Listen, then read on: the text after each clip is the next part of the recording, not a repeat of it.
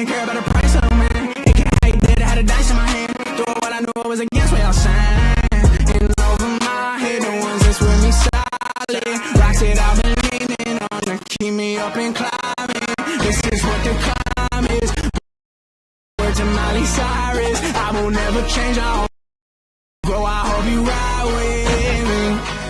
Been too long, but I'm finally sick of giving just a single fuck about anybody that's not with me.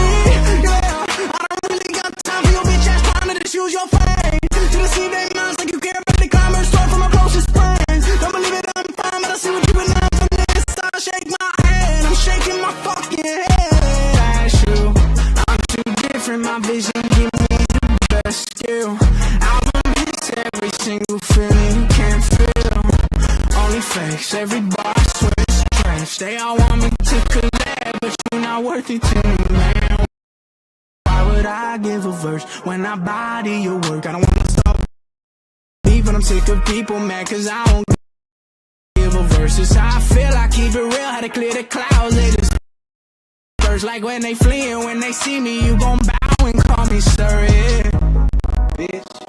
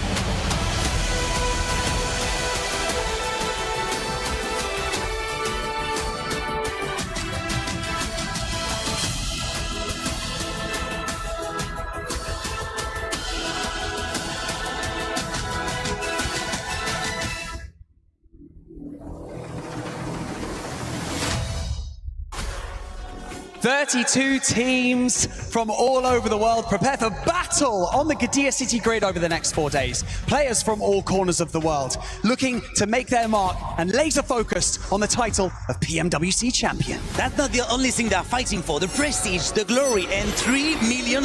But alongside all those incredible rewards comes incredible pressure. That's right, incredible pressure. We've got 2 weeks of competition right here on the main stage, which begs the question, how many of our teams can stay consistently in peak form? So I think it's about time we find out, Lucy. En effet, Barney, c'est l'heure. Ici, à Paris, à Porte de Versailles, it is time to welcome our teams from Group A, starting with Furia!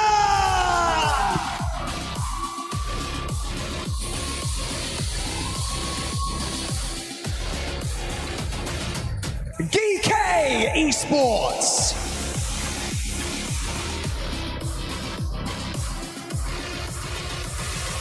Team Flash!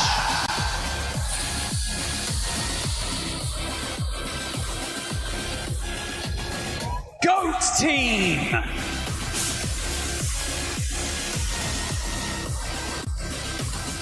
AGL!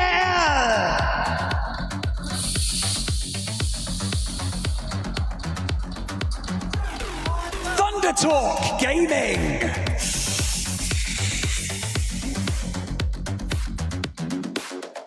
X-Force Rejects.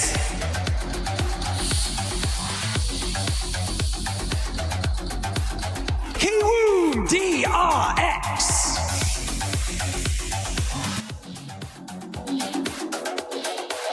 Nigma Galaxy.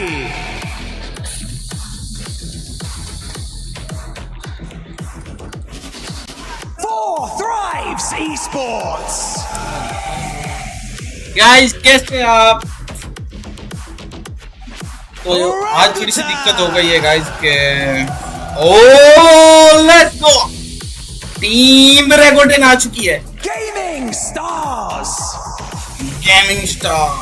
आज थोड़ा ना face cam का दिक्कत है अपना कल से face cam आ जाएगा क्योंकि थोड़ा कनेक्ट नहीं हुआ फेस कैम बाकी सब डन है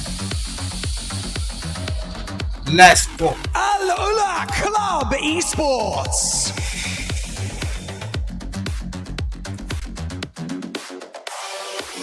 Team RQ.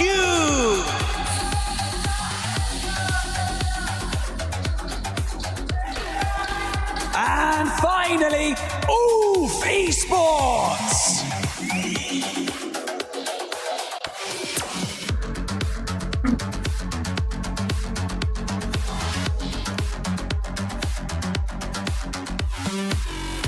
This is the beginning of a lengthy journey to find the most talented team in the world. Our players are at the base of the mountain, faced with an almost impossible climb. So welcome to the PMWC at EWC 2026.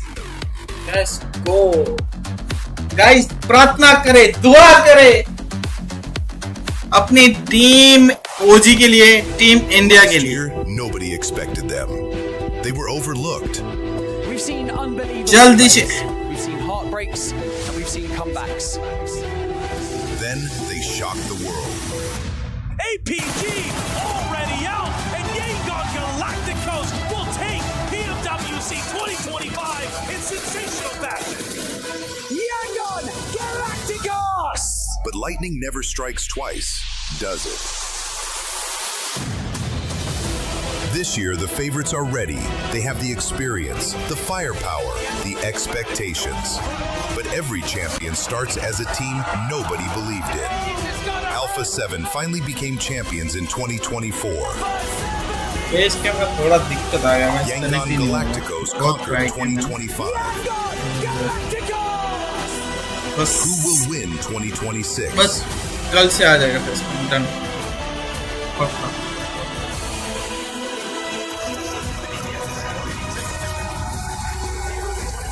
32 teams, one final circle,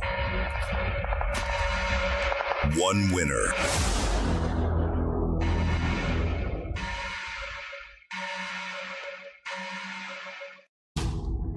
Well, we are ready to get things underway here for the PMWC at the EWC 26. It's time to crush dreams and crown kings here.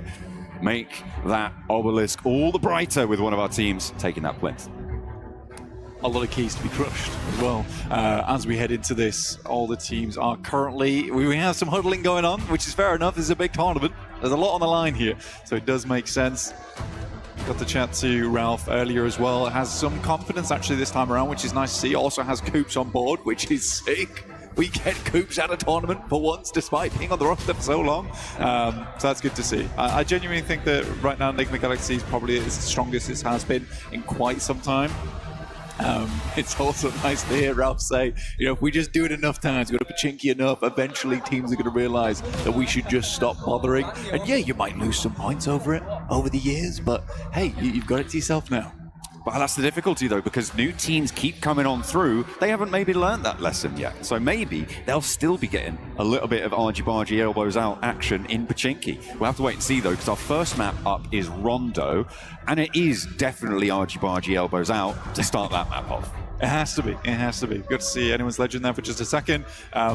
Team actually that's been doing phenomenally well in their current region and hopes to bring that kind of firepower through to now PMWC. It's also super cool. We had PMI recently where a lot of the Chinese players got to get on side, you know, play on this version of the game. And I don't want to say it was scrim practice, but it was some really, really good warm-up for them going into PMWC. So instead of, you know, having those survival stages in the past where China has had to figure things out over 2 days and then slowly claw their way back into the tournament, this time around they should be feeling a little bit more spicy, I would say, coming into day one. Okay, all right. We're going to be keeping an eye out for it. I mean, Tianba has, you know, historically done fairly well and more recently not had that same track record, which is kind of what you're highlighting there.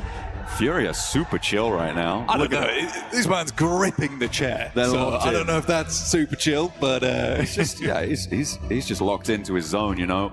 We'll take a look at some of our teams getting ready, gearing up. Geek, putting the hands in the middle, arms around the shoulders. This is a team prepared to take everyone on. Yeah, I mean, Safji there as well, outside. I don't think PK's a terrible team at all. I do think that they may struggle against some of the powerhouses coming into this. Okay. But we'll have to wait and see. They seem confident though, and I like that. They're ready for it. Easy for Bad Boy is kind of an insane player though. To get that. I will say that. Pretty nutty.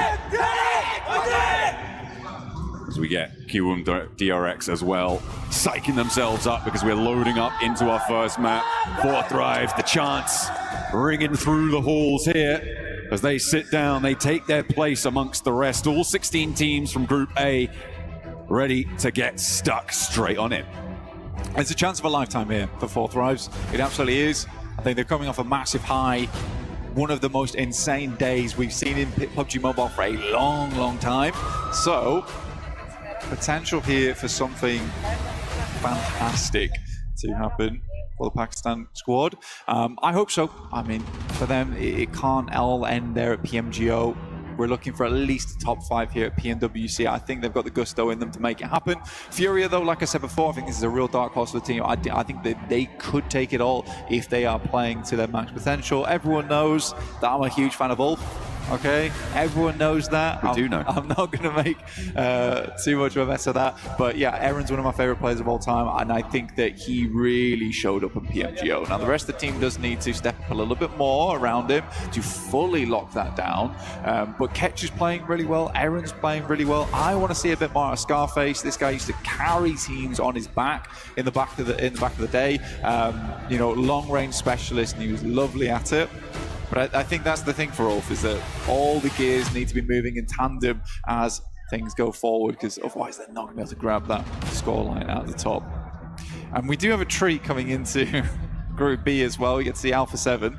We get to see whether, you know, the curtain has closed for that team. So I really hope it hasn't. I hope the show does go on for that squad. Yeah. Prolific team throughout PUBG Mobile history. Absolutely. The only team to have won all 3 major global titles, right? This is a team that has such a long history, such a prestige within the scene. Are they done? but they got eliminated in the first stage of PMGO. It was a massive surprise to everyone, finishing bottom 2 of their group, which was just like out of nobody would have predicted that. People were predicting them to win the whole thing. Yeah. And to get eliminated in such fashion was pretty devastating for them. I think, you know, they probably already shelled out for the hotel rooms for the rest of the tournament, right? So nothing, if not that, that's a loss on itself. So hopefully they can stay here a little bit longer in Paris. Well, the boys look confident this time around at least. I mean, Revo, we know, is one of the best players in the world. And I would go on a limb and say he is the best shotgun player in the world of all time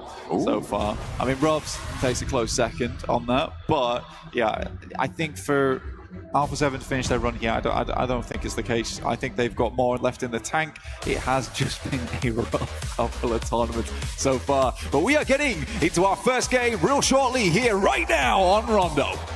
It is time to get on into the plane path. We are loading our players on up, and it is fit to get messy. Remember, Rondo has those recall towers blank, so everybody dropping in, they're going to be going to Neox Factory, they're going to be going to Tinlong Gardens, and they're going to be having it out, sending their solos out to those recall towers to give them that anchor into the rest of the match if things don't go their way.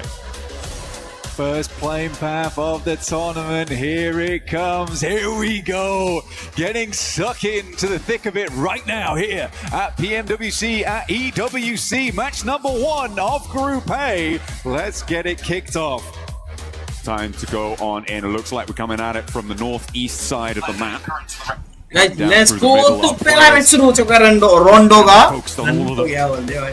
रोंडो का भाई चलो देखते हैं क्या होता है chicken वैसे तो ओजी भाई जैसे ओजी की मैंने मैचेस देखी ना जो स्क्रीम जो नेपाल जाके उन्होंने प्रैक्टिस की और खेला उन्होंने भाई तगड़ा खेल रहे हैं लड़के भाई आज फाड़ देंगे भाई चलो Now we're heading over towards Test Track to start things off. We know the Neox Factory is going to be an absolute slobber knocker over in that direction, but how many teams are going to end up over there? That is the real question as we head on through. There was actually a lot of engagement down towards Danqing during the test matches. We'll see if that's the case here, but it does seem to me that Neox Factory is the place of choice for plenty of these teams. Thunder Talk, though, however, taking a very, very chilled out approach over towards the north side in Bamboo. They've got a 4-man split over here, also towards Stadium.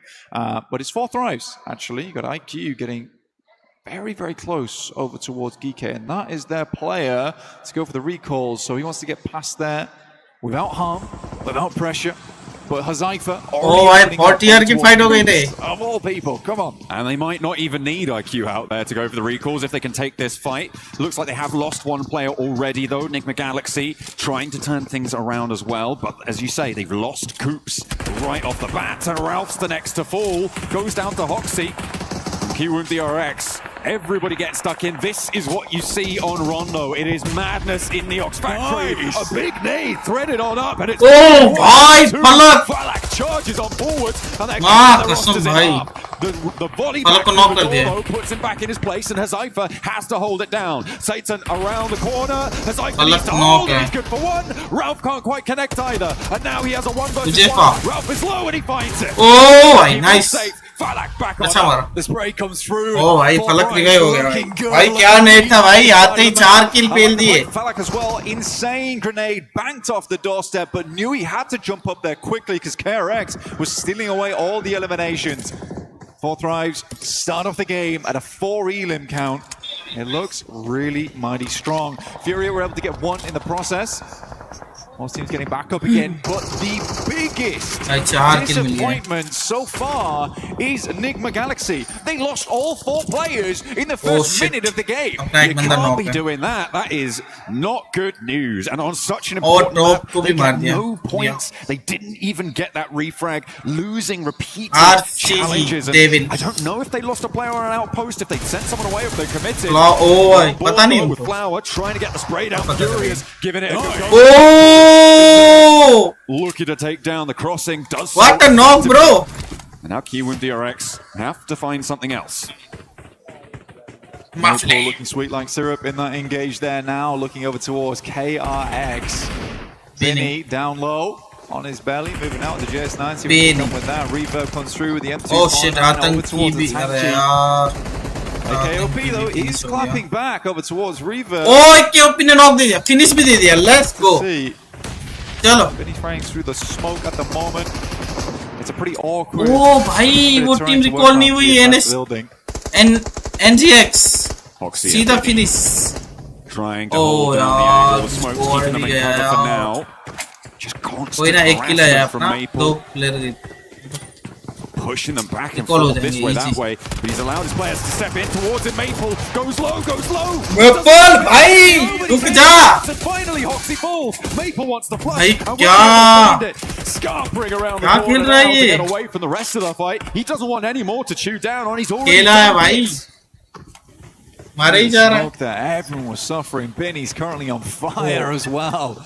This is a nightmarish area to be in with the sidelines available. It's all a bit awkward. Maple will find another. I think he was able to secure that as well, which is nice to see. Hazaifa does go down, but so far, 4th Thrives have been living over on the southwest side of Neox. AKOP pulled back almost immediately by Orangutan there. Oh, predict. Heard the M79 going off and finally just spray on through. He has been a monster inside a Neox factory so far, and he has been producing those eliminations coming straight off the end of the conveyor belt. It is now neck and neck on eliminations from the hot drops, and it looks like the two titans of Neox Factory against each other. Falak Maple looking for the heals. He's allowed to get the first aid kit. In close range could prove to be pivotal though, as Falak opens up for the charge around the corner, goes wide. Oh, what the Falak, bro? About the bunny rabbit. I mean, the S12K versus the JS9. I mean, it's sort of even, but you would probably out the S12K there. Oh man, I mean that's Falak all over though. The guy is criminal. Nice. Looks good though, and finally our observers are like, yeah, let's take a look at the other portion of the map so far, because it has been hectic over towards Neox. Fury's still playing on that south side of it though. We go Flash on screen.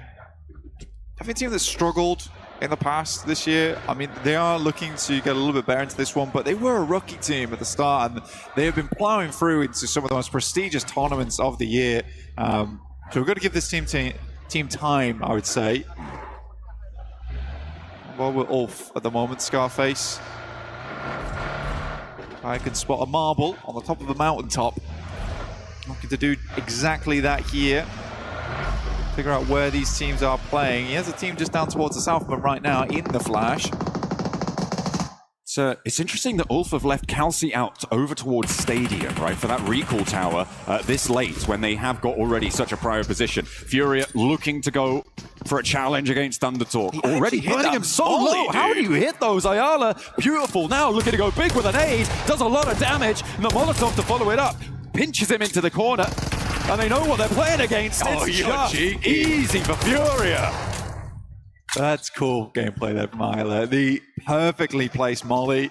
Has to drop down. Doesn't have time to go for the first aid. And notices that the pin had not been pulled for a long time there at all. So he just sends her out the side. So he thinks to himself, you know, I can just step up, go for the shot through the window. It's good awareness. I mean, Ayala played in quite a few different teams. Glad he's found a place here on side with Furia. Main look good as well. So far, 5 elims for them. Only one behind the top squad currently in 4 Thrives. 4 Thrives with that elim over towards everybody else pretty much in Neox Factory do still have this top spot, but it's a question of now getting into the circle for them. The 4 Thrives, they may not have the easiest time of it out on the western side. Goat's team challenging, getting the spray over towards Gaming Stars. Rolex does go down. Not fully flushed just yet, but you imagine it is only a matter of time here.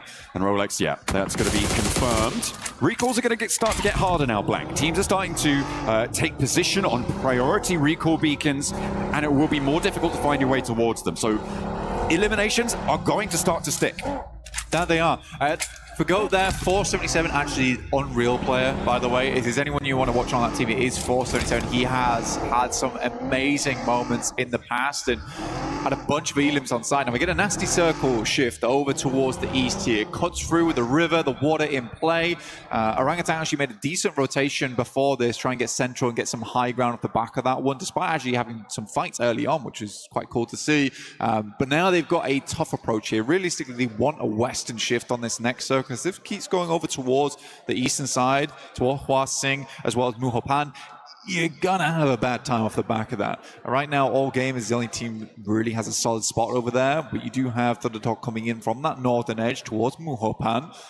But wait and see. This is definitely very much one of those situations where you're looking for stage 3, how you want to play this one out. For KRX, we're going to try and take both sides. It's greedy. I like it, though.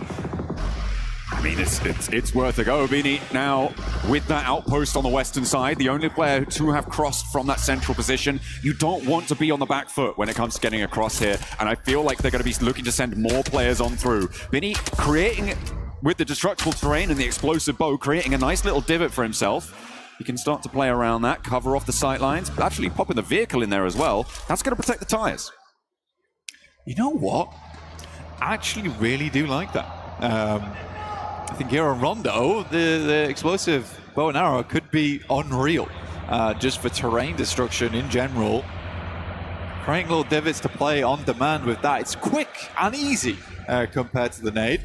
Ayala still continuing on the warpath here for that team. They're fairly central to Igor's moving up now from test track. I think he might have just dipped out to go for a loot crate. I'm not sure. I have to see if he's going to catch that one on the loop. Aurora taking position again, looking to stay fairly central. They're more on the south side of things, but they have got this beautiful high ground on the top of this mountain to overlook over to everybody around them. Will be pretty tricky. I'm also keeping an eye on 4 Thrives, who have yet to really make an entrance.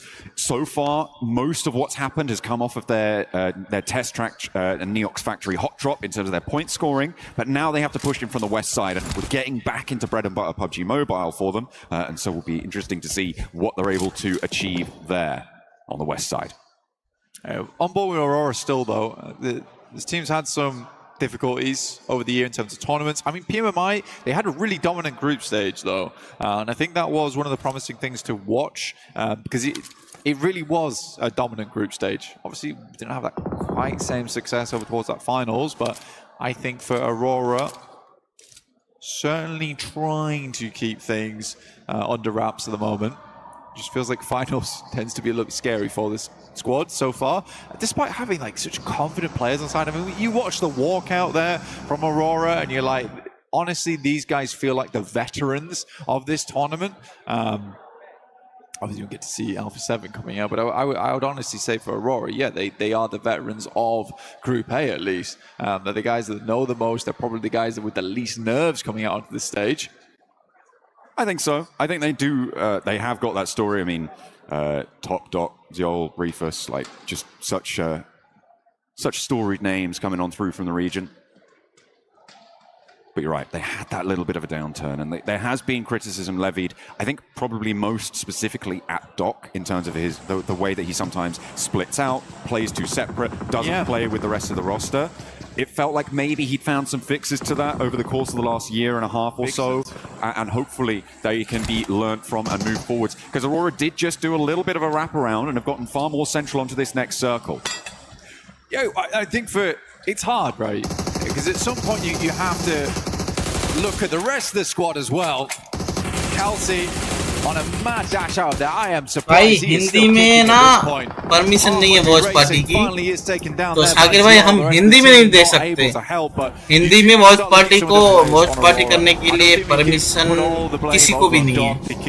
तो जो भी कर रहा है वो सब English में कर रहे हैं. अपने को जो परमिशन आई है वो आई है इंग्लिश में करने की, बस यही है. और बात है फेस कैम के, आज पूरा फेस कैम भी रेडी था, बट एंड टाइम पे वो कुछ कनेक्टिंग का इश्यू आ रहा है. कल से हम मिलेंगे पक्का 110% फेस कैम के साथ मिलेंगे. आज के लिए बस थोड़ा भाई हिंदी में नहीं, भाई हिंदी में नहीं मिल सकता ना, वो कॉपीराइट आ जाए हिंदी में. I mean, हिंदी में permission नहीं है Aurora, and the ones that don't hear, just providing more divots for them to play in towards. So this is actually not. अगर होता तो हम हिंदी में cover player also brought out off the back of this one. Circle did shift back over towards the west. अपनी team कहाँ है फिलहाल? Playing over towards the northwest. Team पे गौर करते हैं. Gaming Stars do lose Rolex. Couple of players brought back into the game though, so we're still at a solid 55 count on players. Yeah, recall we do have a couple more minutes of these recall towers being active, but they are starting to get difficult to find. I mean, RRQ currently sat on top of pretty much, I think, the only one in the zone. The Muho Pan recall tower is technically accessible, and maybe you could get out there, but it's all the way over there. It's much more likely you're going west out to the Bamboo recall tower. But I don't think that the last player for Gaming Stars is going to be able to get anywhere near them, because there's a solo trapped in the middle. Does manage to extract a point against Flash though on the north side. Bro, you want Hindi, but Hindi में real sound effect coming on through. I liked it. It's a sad on, honestly. Bro, I mean, fair enough. I think Galaxy must be devastated off the back of this match. Permission Head down. You know, you just got to pick yourself back up onto that next match. But it's 12 matches, John. It's not a lot of time you have to work with here. You really, really do need to get a move on. So I think for Enigma Galaxy, they realized they just lost out on one of the highest earning maps over these 2 days. And there's only 2 of them. So they're really going to put in the work over the next 11. I said they look confident coming into this one. क्योंकि आज थोड़ा face cam का issue है वो connect नहीं हो रहा था मतलब शायद था पूरा लेकिन टाइम पे कनेक्ट नहीं हुआ It's unfortunate. It's not what you want to see. We did also see X-Force rejects coming in from the west side. 4 Thrives cut across them. I think they took 2 of those players. And now these central divots are going to get really jam-packed. By YouTube, they're going to already before. 4 Thrives taking a lot of ground on the west side, and they're going to put pressure on the back of the players in the middle. But RRQ are trying to weather the storm of nades being sent their way by GOAT Team, and it is not going well. A lot of points taken away as Bootsman moves forward to try and take them down entirely. Not quite fast enough. Bootsman falls, and now it looks like the team are under pressure. They've sent players too far forwards, and they might have just overextended. I think RRQ is actually able to get a res beacon off. Actually, yes, they were. So only Nerf now left alive here. Gemforce is flying in. The rest of the team drops directly back on top of their own bodies. Viren goes down instantaneously. RRQ, the reinforcements arrive, but immediately become cannon fodder. Right. But it's slowing down. Will these reses come on through? देख रहे हो ये camera? इस कैमरे से मैं नहीं कर सकता यार. Waiting to repair top. Black आ रहा है. Super low HP right now. It was a Fury knock, and they're not going to be pushing over just yet. Fury have also जो मेरा phone का कैमरा है ना वो connect नहीं हुआ. But RRQ have been given a little bit of respite to get themselves back together. But the ordnance keeps on pouring through. Doc with a molly in hand. They're burning them up the hill behind the cars now, and the nades displacing them. But the reses just keep on coming, and RRQ are 4 men on their feet. I think they're further behind is because of this nasty little bit of terrain. Some of the nades are bouncing high there, so the air bursts aren't doing quite as much damage as Aurora might hope them to do. But what a play from Nerf. Honestly, really, really well done to RRQ. It's not often you get to see a full squad reset in moments like that and directly back onto your own loot crate, so you lose effectively nothing other than giving points over to a different team. But yeah, incredible stuff. Really, really incredible stuff. A lot of damage done. I mean, RRQ was sat on top of, I think it was a pretty much last second recall coming on through as well. Yeah. Just before things got shut down for RRQ. That's up to him. A really pivotal play coming on through because they are now shut down. So no more recalls. We're stuck with the players we've got, and it's only going to get fewer from here on out. At the moment, Furia, who have been doing a lot of work from their south position, are back on top in terms of Elim points. They're up to 9 now, Blank, and they have still got a really important compound. Yeah, Fury's been doing fantastically well this game. They haven't really slowed down all that much either. For 4 Thrives, you're talking about the early play on that western side, but भाई अच्छा नहीं है भाई बिल्कुल अच्छा है भाई हम ना कल अपना ground to work with. Unfortunately, the circle does move over towards that side. That is awkward ground to play as well. We saw it earlier. Face cam नहीं भाई. Wolf is playing as well as X-Force. देखो इस phone में Pagoda's in play. इस phone से हम करेंगे work off the back of now. Proper face cam कल ठीक है क्योंकि आज जो आ रहा है ना वो थोड़ा ये लैपटॉप के कैमरे से अच्छा नहीं है कल इस हमने ये सेट भी करके रखा था बट कनेक्ट नहीं हो रहा। कल पक्का फेस कैम के साथ मिलेगा, अपना आपको मैं गारंटी देता हूँ भाई। हाँ, अभी के लिए ओजी के लिए प्रार्थना करें, दुआ करें और देखें। They've lost a little bit of momentum there. Hoxie gets a little bit too quick with it. Bo's pulled taut on the top side right now as the nerves run hectic in this team. Bo's drops another nade out, though it's perfect up towards QEZ. It's a bouncer. It almost gets Trey there. One nade goes up and Bo's will fall to it, leaving just one player alive now for the flash inside the building. Vinny is tunneling his way towards the pagoda right now, leveraging that explosive power. क्या कर सकते हैं वो, आज के लिए सब handle कर लो, गाजरा हो या कुछ हो। अभी तो बैठते कर रहे हैं, कल अपना प्रॉपर रूम में जाके प्रॉपर गेमिंग रूम अपना जो सेटअप ऊपर कर लेंगे। बट आज के लिए बस इतना ही, क्योंकि वो फेस कैम हो नहीं रहा है फिलहाल, आज ये कनेक्ट नहीं हो रहा है टाइम पे। कल प्रॉपर फेस कैम के साथ आएंगे अपनी टीम गॉडल को सपोर्ट करने के लिए भाई। To go down and flash full. It's a melee in the middle of the pagoda there, but nobody's set to charge on in, and KRX may be able to keep all three of their players alive on 7 elims on the east side. They've got a deep shot on this game. I'm in for the flash. I love the play. I love the play. I like the confidence.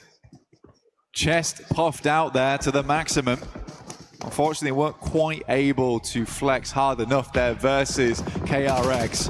Furia moving in. They have a lot of teams to push on through. Chief looking over towards RRQ. Silence not able to make the push as RRQ has weathered a lot of storms so far. They've brought their brollies today. Oh, the mad dash though. It's not going their way. RRQ is suffering. Aurora's starting to step up to the plate and get those points on board. Doc's been spotted but just stays still. Playing dead there. Doesn't want to become it either. Looks like he's staying safe. RRQ still alive just about. See if they can get back to their feet as Furia lose the final player. And they go down. 9 eliminations and no placements. That is going to be their points total for the game. Whole game is creeping up on the south side. They got further to go. They stop off over at this building. This is not in. OG the vehicle's safe at least for the time being. Yol goes down. RRQ, goodness me. OG कितना लग गया है, निकलेगा अभी देखो। The adrenaline is flowing on the side of this squad at the moment. 6 eliminations now, but they need some more points off the back of this game. They've done fantastically well to stay at where they have. GemForce moves forward with the JS9. Right now, Reefus though, he's pulled off bigger clutches than this before.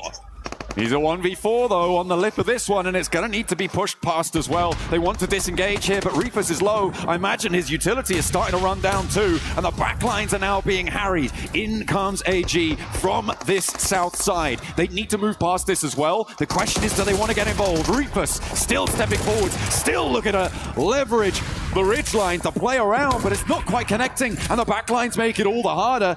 Unfortunately though, for RRQ, they keep getting pressured and into the back lines. They go. Flowers there, and with a full 4 on the back, it's Reefus, but there's off angles. So many off angles chiming in time and time again, and Reefus is still alive for Aurora. Causing problems. Gaming Stars Maniac looking to send a wild grenade over the top here. Through to All Gamers. Maple still on the front line, still looking good for the team. They lost XZZ fully. We can see here Maple currently working with 5 elims so far. How is Reefus still alive? RQ worried to push on through him every single time he steps up. Seems to get some good damage done. Juzaifa finds a nice nade though, and that might be an entry point for them on the southern edge. IQ though again. A big nade barrage coming in on that southwest side, and RRQ still under pressure. What a nade! Flower! They have weathered so much this match. पीछे से 40 आ रही है भाई. Getting out of भाई this 9 kill कर दिए भाई. 40. I think that might be Reefus coming in, but all gamers will go and take down RRQ. क्या nade किया आपने यार. Reefus is still alive. Is he going to go for more? I think so. Stepping up for the spray, looking to do damage, and there is plenty left to do. Reefus, the iron wall. Aurora Gaming, let's go. एक ही बंदा बचा है. Oh, make the connection. Liu Indian, will find nice bro. 11 eliminations right now for all gamers. Oh, अपना एक और किल आया. They're here to play. Oh भाई, अपने पे जॉन भी है. Themselves and 4 players alive. They're looking to sweep on the western अच्छी है, अच्छा है, अपना अच्छा है. GK split. It सब could be कुछ huge. अच्छा है They can take down John भी है, सब Ragnarok. कुछ है. That is a huge opener for them. आ रहा है, पहला चिकन आ रहा है. Let's go. Too much competition on this one, but they need an opener, and that's not how you want to अपनी start टीम it. टॉप 7 में आ चुकी है. And GK look at a regroup. 40 भाई मर जा. Flower Withers versus KRX on the southeast side. We'll look for a res. बहुत मार लिया भाई अब. KRX coming out of the pagoda. 11 kill A bit of भाई. an awkward rotation for them. They have alerted all games to position, but they're dealing with res in the process. Scarface finds KRX. Alpha still going, actually, surprisingly. Just a couple of players, Kedge and Scarface on board, but these guys have played together for a very, very long time. Nades bursting in front of each other's faces at the moment. Balak looks to send away. He's heading over towards X-Force rejects. He's rocking up, gets forced forward. Oh, There's absolutely no way what to make the? this work. Hi. 4 lives, still look phenomenal, still look good. 13 eliminations. Hey, tera kill. Over the top of them. But on the back lines, it's GK who surge over the top. भाई अपना भाई proper zone है अपने पे. Players start to fall though. And it's going to be up on the north side. Chicken. Orangutan may be missing a beat, Guys. not trying to take over the northern hill, whilst GK was super committed to that western edge. And GK can now sidle back on. 40 के 2 I है. think it's GK's game to lose GK here. 4 बंदे हैं. Essentially, but for हाँ Orangutan, भाई. respect this gameplay. You want to भाई get top 4 आ गए अपन. more of these games. This is the way to do it. So far, इनको zone में भी आना है. have always been the thing we've praised them for. And this look good, but it's those eliminations. But यार that ये they are अपने lacking ऊपर on है, guys. right now, down to 2, but they can make up for that later on in this zone in game. पे आ गया रे पूरा. 13 eliminations for 4 thrives, and all पूरा games जोन आ on गया 12 रे. as well. Already up in that 4th place. Upon It is नीचे हैं, great वो ऊपर matches है. for these two ID teams चल रहा है. already. But Falak under pressure from Liu, doesn't quite Falak, finish the spray भाई down क्या there, बचा है has Falak? to go for the reload, and actually over the heads. भाई comes क्या back खेली up है from bay GK, 40. keeping 4 thrives in it for just a moment longer as 40, Falak gets 40. the heal off. 40 A really क्या हुआ? prescient push out coming on through, but sidesteps those as Indian well. team The के spray's just नाम not याद connecting आए on it. होते हैं यार. Oh, Balak is cheeky, man. I mean, the run out और there, ये trying to nade. get some more information Oh, on it. भाई. It's a good nade. Burst between the two of them, though. Not enough damage done right there. पलक का net जाएगा. It goes behind. Oh. Quite do enough damage there towards Flower. Sent Oh. towards the side too. That one bounces far enough, I would भाई say. फलक. You. Sadly, Falak will फलक go भी down knock to हो गया. Ragnarok in the back lines. Gives time potentially. भाई अरुण ने knock दे दिया उसको. Kevin को. Disgusting Molotov though. A double. Nice. और 40 भी शायद गई. Pulls out the extinguisher though. गई. नहीं बच Puts गया them bay in the clear pressure उनका. cooker. And IQ just भाई. about stays alive. Falak did fall. in क्या the लगता है? process. अपना chicken Flower आ रहा है. moves forwards, but GK have side वैसे lights onto the उनका एक angle, finish and हो जाए IQ बस वो keeps knock shimmying हुआ away है from वो. this one. He's got a Molotov too. Where's it going? Over to the structure, over to the building, and Flowers caught in it. अपने को ये flowers वाली team भी दे सकती है Burn does बस. come on in and confirms the flush. Flower steps out wide. IQ. It's not going to make it. Top 3 for IQ. भाई top 3 में आ चुके हैं अपन. I mean, for GK, I said at the start of the game, they look 3v4 v1 है. Maybe wasn't a lot of people अगर expecting too much out of this squad, but they have stick to हाँ, score. John, हाँ, 3v4 like I upon said, ऊपर. easy for bad boy. That Let's guy is go. a rising star. भाई दुआएं करें. Now it's GK versus Salute है भाई team Orangutan. को. At the end of the game here, IQ still in, and 4 thrives at least guaranteed at 3rd place. And with 14 eliminations, they have had a fantastic run Let's go. here on Rondo. Max might need to eat his words a little bit, saying that this is not their favorite map, because it definitely feels like it. Or if it's not their favorite map, I am scared for everyone else moving on to Erigel and on to Miramar as well. Because if they outplay themselves, Chalo, right. Let's there is go. no chance for anyone else. GK looking to marshal their positions on this north side, getting that loot crate up there as well. They are chilling right now. They're waiting for the circle to start to push them in. Orangutan, But अब very उन पे quiet. यार 2 idea eliminations advantage only है. so far, Blank. But वो IQ वाला Over it out. 40 वाला Give IQ it some play.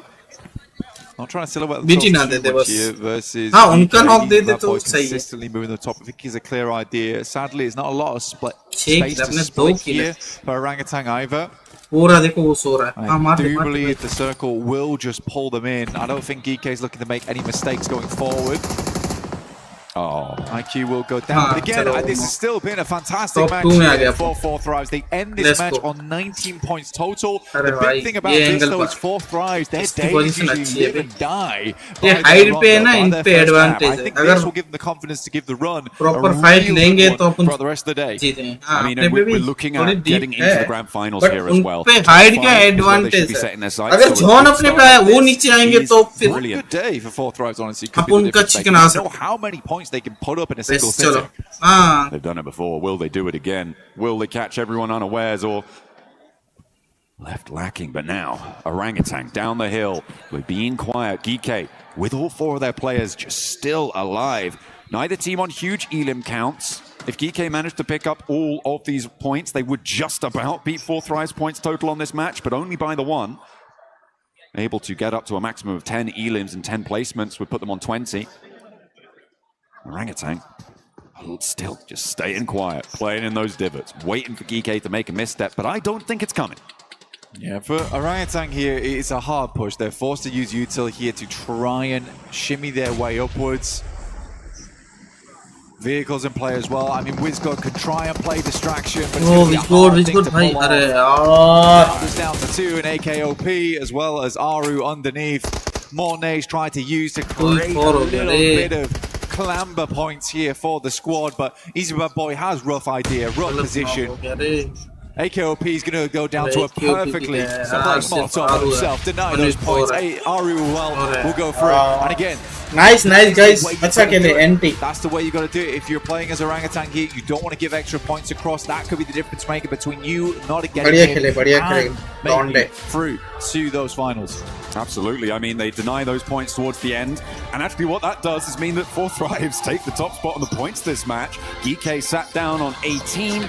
They weren't able to claim everything there, but a great start for a lot of our teams, getting some pretty hefty elimination counts there. 4 teams looking to breach into those double-digit points from this game. It is a fast start. When you're playing on a 12-match set in order to qualify, that is brilliant news, right? Because each of our teams over these stages looking to play those 12 matches. And it will be the same lobby forwards over these next few game days. Very happy to see them go on through with those 12. Guys. And for all gamers, though, this is a really impressive run for them. I think it was very well played, and Flower looked very good in those situations. Liu had some real standout moments, but my goodness me, Maple, what a guy. That Neox Factory start there was lovely to see. Sadly, couldn't quite tango with Falak. That was our final moment there. It was a little bit anticlimactic. Why you are denying the points, but Geeke was the first win here on Rondo. Brilliant to see. That's exactly how you want to kick things off. And again, not to rub salt in the wound, but we did see a little bit of difficulty coming off the bat for Enigma Galaxy. But the story really now is focused on the chase for the top 5. We'll see you guys in a few minutes. We'll be back and ready for the next match.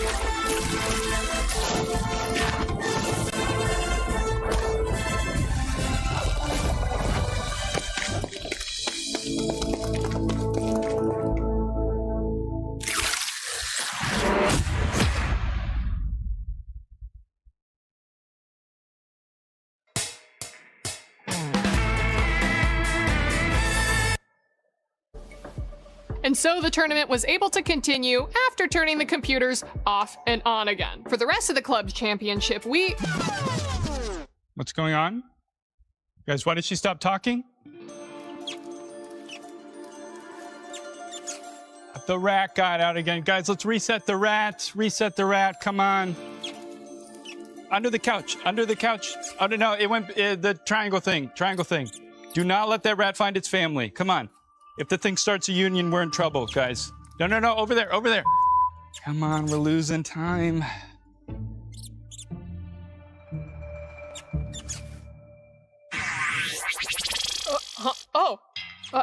How long have I been out? Just a couple of seconds. The rat got out again. Oh, he's been doing that more and more recently. We're gonna get you a better hat. I think he may have peed a little bit. Oh yeah, there's a lot of pee right here if we can clean that up. Obviously, unless you can read the prompter without it. Well, are you crazy? I don't do my own stunts. Just give me some cheese or something. Okay, hey, cheese. Let's go.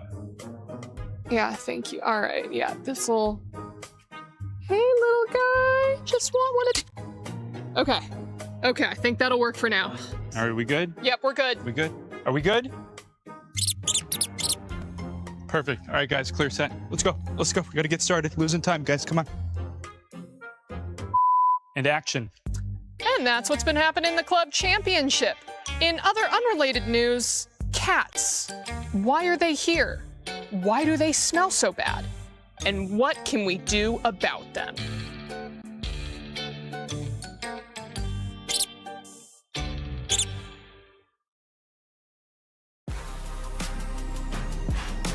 I'm going behind that tree. He's here, he's here.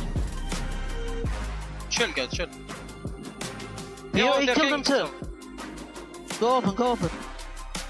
Nice, guys. Let's go! GG. The pressure was too much for OG there at the end. They decided to just not even give them points for GK Esports as they come off with the first win of PMWC at EWC 26. What a performance, GK. Congratulations. But we got to talk about a team that was playing that so well right up until the end, and it was none other than 4 Thrives. They were putting up the numbers, ladies. By the way, thanks for joining us. Thank you. It's great to be here, guys. Thank you for having me on the desk. But goddamn, someone needs to study for like these nades ain't it.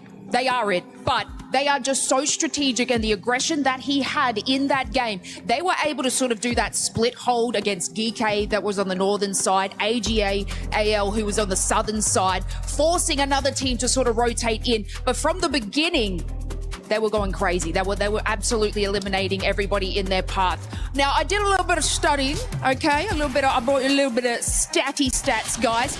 Now, from the Global Open, they actually had a 13.7 average across their 6 matches. And why I bring that into this conversation is because from that game, they are following along that same average to be able to get those points. They had about a 33 lead against GOAT in Global Open, so they are kicking things off incredibly strong. And if we were to sort of talk about maybe their rivalries, you think it might be GOAT coming out of the Global Opens, but no, I reckon their rivalry right now might be AGAL.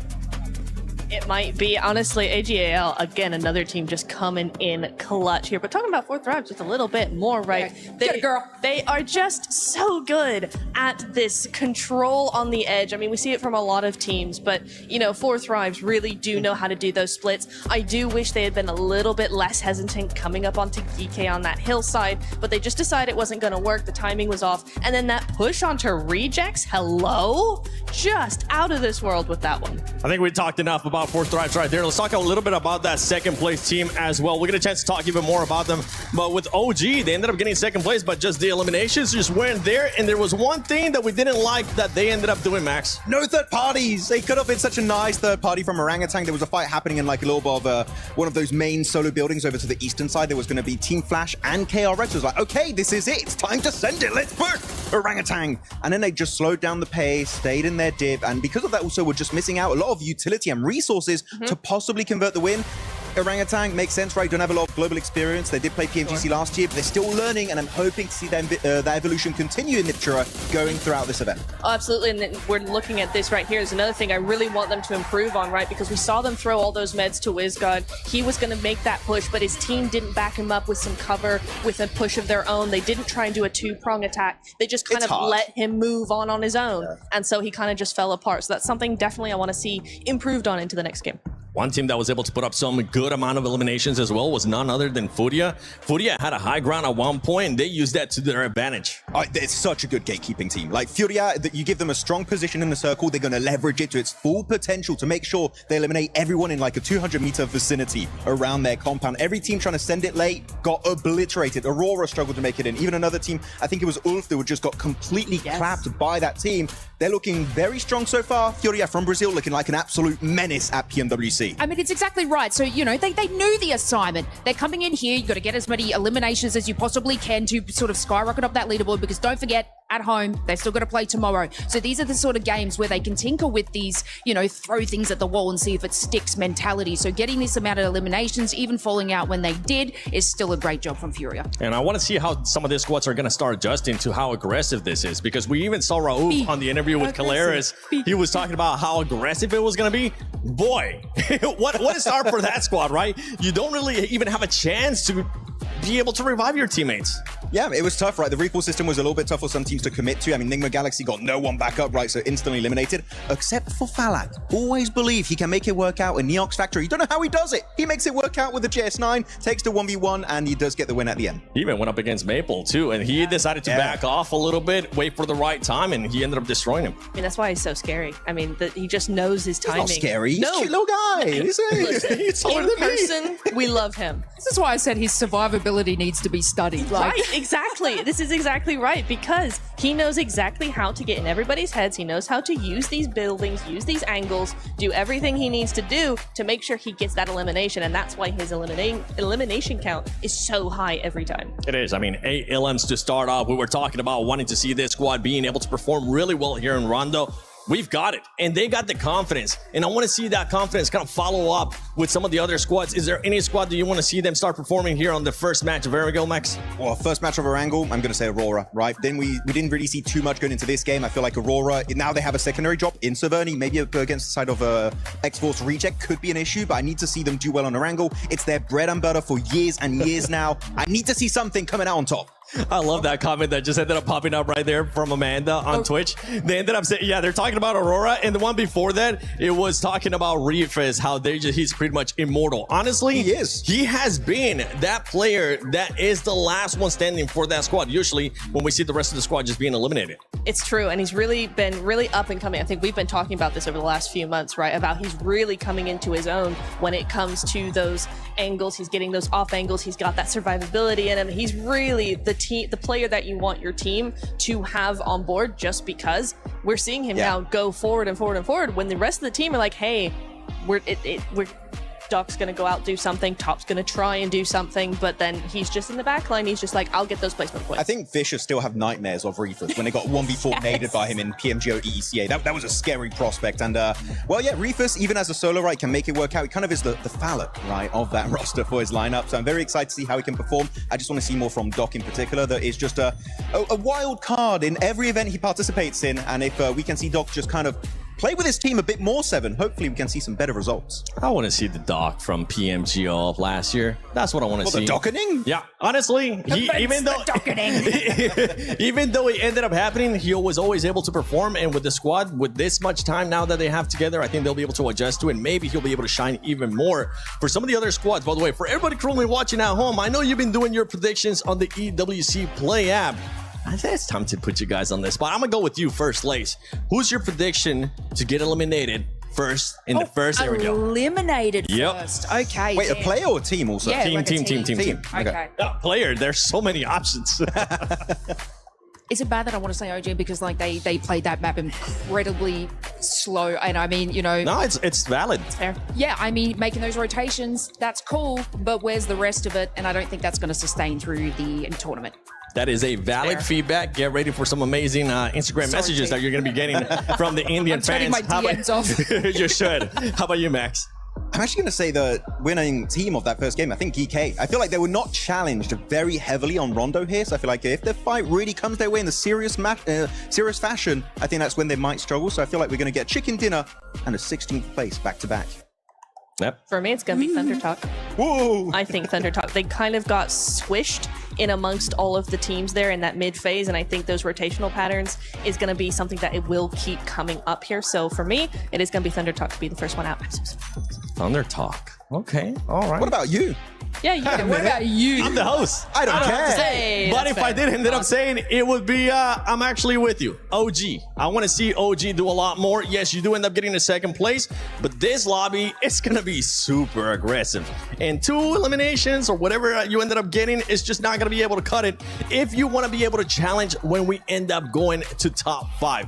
Right there. I mean, second place and you end up in 6th place it's a good first start, Max. But it's not where you want to be with the second place finish. Yeah, especially in Rondo. Especially on Rondo, right? You want to get way more elimination, so we need to see a massive step up from them. And they've shown it. They can win fights. In San Martin during the scrims I've seen just a few weeks ago, right? In Survivor's Rumble, they were fighting constantly. And we saw actually some decent plays from AKOP and Atanki specifically. So I feel like it's more an issue of like, not about their fragging power, but because it clearly exists, right, Nipcho? We know they can take fights. It's about confidence. And I understand that can be a bit of a slow burner on a global stage tournament. Yeah, it is going to be difficult for them, and that's what the first day in most situations is all about, is getting out those first day jitters, you know, doing that sort of thing. Rondo is very forgiving for that sort of thing as well, because you got that recall. It's the first game of the day before you get into the more serious maps. But yeah, I think for them, serious, yeah. No, but I do think that it is going to be a little bit of a problem if they don't step up more, especially because, right, we got Group A back-to-back, day 1, day 2 back-to-back like that. That's going to be really big for the mentality aspect of all of these teams. That's one thing we were actually talking about yesterday during our rehearsal, how we wanted to see some of this, maybe end up switching it up, whether it was Group A, then B, Group A, then B, to give these teams an extra day to go back in VOD review. That extra day is not available, Lace. They're going to have to go back-to-back and make sure they perform. And they're going to have to make sure they perform here in the first airing of PMWC at EWC 26 as we're about to get started. None other than Blank and the one, the only, John Allen. Oh yeah, let's get ready to rumble on Erangel. The grassy pastures await. We've got a triple billing of it coming up right now, and we're waiting for our No, we're swapping with some other illustrious casters later on during the day. But for now, you guys are going to get 3 in a row. We'll be watching the third one with you. But our plane path to kick things off is from Kameshki down towards the quarry and the west coast of the mainland. A pretty chill plane path. Yeah, I'm kind of curious whether Aurora's going to go for Severny on this one. I mean, there's a lot of talk about this overall. Aurora with their new drop spot over towards Severny. It's not entirely new. They had been dropping there before, but it's never been like a fully confirmed thing on their side of it. So guys, हमारे साथ एक OG player जुड़ चुके हैं live पे. They could still drop तो आपको उनका आवाज सुनाते हैं. So we'll see what they end up doing here. अरे कारों बोलने यार. Can't see him. Oh no, there they are. Okay. तो फिर से दूसरा मैच स्टार्ट हो गया तो हम पूछेंगे एक OG प्लेयर की प्रोडक्शन क्या लगती है रोकला भाई? I mean, the southeast side of the mainland is probably a little bit more tricky. कौन जीतेगा? The other areas for the plane path specifically. But again, just grab those vehicles, get onto your drop spot, get away with it. When you look at the chink here, looks like nobody's going to try and bother Nick McGarry. On the drop anyway. It's quite nice to see this So 10 साल के लिए ban होता. Damage numbers. Flower up there in third place with 965. I mean, there was a lot of love we were giving over towards Maple, as well as Liu. But it's good to see that Flower actually had a massive impact on that game as well. As we head down towards the southwest side of the map. And man, this circle is far over towards the western side. We're cutting out a lot of space very quickly. We also have a ton of water down towards that southern edge. We are squeezing our players in. It's also a weird rotational path for a lot of our teams on that north side because they've got to come past Everest, decide how they want to play around with that. Do you want to pose? Do you want to try head down towards that south side? However, you can join Mr. Uzumaki himself. Jump in over with the Naruto event. पहली match में 8 point आए ना you head on into the game, draw for the Naruto character, the 9 पहली match में 8 point आए. NUG looks mighty impressive. Some of the game mode has been brilliant to play around with as well, so I hope you guys are enjoying that and leveling up your ninja skills. Honestly, it's been good. It's been good. Some of the best skins we've seen in a long time. I can't tell if that's because I'm a big Naruto fan or not, but probably is. A little cute Kurama pet as well, which you can get your hands on, which I really want badly. Max keeps teasing me with it every time he pulls. Do you have a favorite? Do you have a favorite jutsu? Rasen Shuriken, probably. Okay. Just because that is the most. When it was Iconic. first, I think it was like the most brutal jutsu ever used on the show. Yeah. It was like, wow, that's actually really ruined that guy. He's had a bad day. And then Naruto had to go to hospital because of using it. Oh, that's yeah. That's a lot of power. It was That's a lot of hardcore. cheat. It was hardcore, much like the boss in game right now, which is also very hardcore. Not easy to defeat. You really do have to come together as a group. So get in game, take part in the event. It's fantastic. It is. It is. We are enjoying it, as we are enjoying unveiling these teams in this arena here at the PMWC at the EWC 26. Ragnarok getting his, maybe उधर आना चाहता था, but cardio visa on the push bike. ने धोखा दिया. I imagine that will be traded out as soon as it can for a motorized vehicle. Pedal power. Coach Connor. Oh, yeah. तो गारो न बोलने यार, stream ऊपर जाएगा. Coming on it. Hello, boys. Please. Oh, he did wave. Did they wave? He pre-waved. गारो न बोल. Peace sign.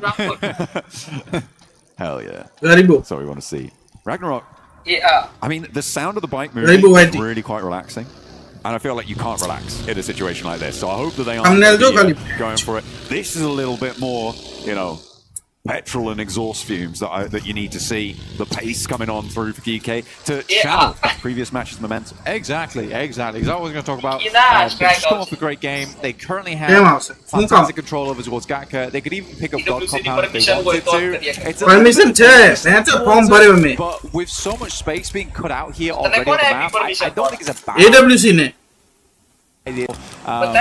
permission towards that south side to figure out where else to play, but you do have prio on this, so why don't you just go for it? Fourth Rise, they'd like to start over towards Yellows, which is Yellows between Yellows and Ferry Pier, which I always thought was quite a weird drop spot for Fourth Rise. So I think they used to fully commit over towards Yellows. They didn't really step into Ferry Pier as much, and now because they've got a lot more tenure underneath their belt, they're like, hey guys, you stay out of Ferry Pier from now on. That's our corner. But for them, this is also a fairly easy rotate, sweeping underneath. Not a single team over towards Sosnovka though, John. No, nobody went all the way down south. I mean, the plane path didn't really promote that sort of rotation. And I mean, as you say that, actually 2 players from Fourth Rise have gone down to the military island to, I assume, get a little bit more loot on board. Maybe protect a little bit of a rotation from that east bridge, which is maybe accessible. I feel like that's a bit of a long shot in terms of like what they're maybe trying to do. It feels like a looting mission, but they're going to waste time. They're going to lose pressure against teams like Furia pushing in from the east side and teams from the north, as we're on board with Ulf, maybe pushing into the hills on their north side. Yeah, hey, you can grab more loot down towards Sosnovka. There's nothing wrong with that. I think for Fourth Rise as well, they're going to be coming into this game looting and booted. They know that when you get up towards these fielded areas, you really do need the util. You need the smokes to make your way up through. Like I said, we're on board with Ulf currently. We have swung over towards that eastern edge of Gatka. I think Galaxy had a fantastic start in this game. Pachinki is a lovely spot to start from on this type of circle. They already sent 2 players down towards that south side though, and they're left behind Satan as well as Ralph inside of Pachinki to continue looting up. Bring the rest on through later. Hopefully they don't get split off. Finding one of those quarry mouth compounds could be really important on a circle like this. But the regroup is necessary. Ulf defending their patch brutally. Maniac gets clocked out in the open, and Scarface picks up the point for Eren with that flush coming on through. So Ulf opening the bidding now. First blood has been drawn. Kelsey for the pickup. Scarface on his way. Clambers back through the window. That's a pretty ridiculous spray, though. We did kind of gloss over it very quickly, but that was lovely coming through from Eren. Atanki. OG. They just came through on the southwest side of Pachinki. Just trying to find a place to stay right now. a lot of times you're picking some awkward areas of the map when you're coming in late to this type of circle. It's not exactly where you'd want to stay. Yeah, thank you. Yeah. Thank you, observers. Take a look at this this. was a nasty spread. I mean, perfectly lined up as he passes by the tree. Just chomping away at that health bar. Looks like they're on for more long-range engagements as Orangutan falter out in the open. Losing a player, and that's Ulf now up to 2. The open ground looks like they're good for the hunting. And as we saw, that spray from Eren was pretty beautiful. Looking good with it. Players are starting to find out all about it. 2 teams now have lost a player to them. And a good start. Fury on the eastern side, pushing in. Trying to get past X-Force rejects who have managed to wend their way on through. 4 Thrives have regrouped beyond that out to the west, just north of Ferry Pier. And Goat team on the east near Pachinki. Yeah, the thing for Orangutan there is it's an awkward push for them, right? It is an awkward push, but when you're coming in that late, I think what would be better to do there was probably to try and play out on those outrages. There's still compounds to play up towards the eastern side of Gatka. You're slightly forcing center off the back of this one. There's a lot of sight lines around that area as well. But they make it fairly safely. I mean, only losing 1 player is actually quite a good result for them, and they get a decently central position. But they're going to go further now as we head over on towards that western side. DK extremely happy with the 2 positions they have locked down, but they will regroup off the back of this one. I think for Easy for Bad Boy, as well as the other play in that location, this might be a little bit bold to be holding 2 areas at once, because Thunder Talk is rocking up towards their second duo on the west. Some pretty difficult terrain here, playing around that swamp, as you can see on that western side, teams starting to move in from the north edge. Enigma Galaxy actually full wrapping Quarry here as well, moving in on this western side. RRQ may be a little bit on the back foot here, Blank. They were on that western coast fairly early on. They haven't pushed more inland, but that might play into their favor later on, depending on how much conflict unfolds in the fields to their east. Yeah, 4 Thrives, they completely realize that, oh my god, it is probably massively chock-a-block over towards Quarry. So let's just swing round onto the western side. For RRQ, I don't terribly mind it playing on that western coast. Not really many areas that wouldn't have been taken up already. It depends how early they got to the circle. I'd love to watch that back later on. Just taking their time. Taking their time out on the western side. AGAL playing the long game all the way up on the north side, just near Crates right now, South Georgia Pole. Now we'll be playing quite late into the circle from the north side. Fortunately, there's not really too much to stop them moving in on the west coast road, maybe even crossing the fields to the west of Everest. Enigma Galaxy, they run into a little bit of a roadblock, or rather the roadblock is into them. As 4 Thrives find the backlines of Enigma Galaxy, and I don't think you're getting him back up there. With the forwards position already established for Enigma Galaxy, they may lose even more if they're not careful. Coops realizes he has to leave now. He can stop off slightly, but has to get a move on. Will regroup. There's not a horrible compound to play either, but it does become a horrible compound with only 3 players. It's a area to hold here. They can't really afford to go for a 2-2 split between the buildings. So I think Enigma Galaxy might be tough, especially with this becoming quite a prominent area of the map. On the north side, AGAL still playing it slow as 4 Thrives continue to sweep on the western edge. RRQ potentially next up on the menu for them. And AGAL may actually crunch in from the northern side. Spanning the south expanses of this field to potentially be a stopper for this rotation. A split up as well. There are open angles for Aurora to try and exploit, but it looks like AGAL content to play it slow again.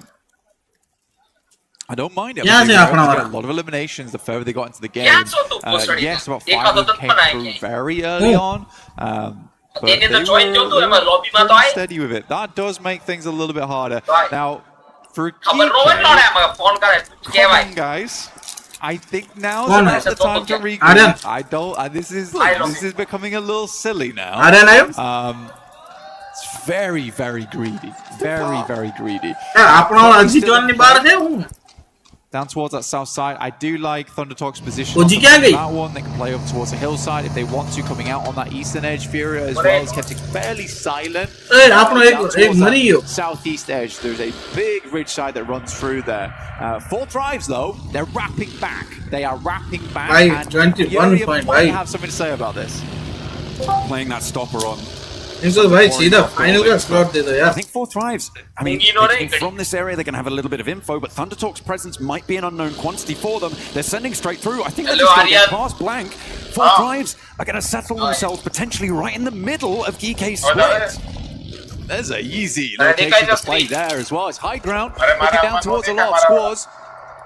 Furia, I question how much they saw of that, because they are playing with little information because the terrain area doesn't provide the sight line towards Four Thrives.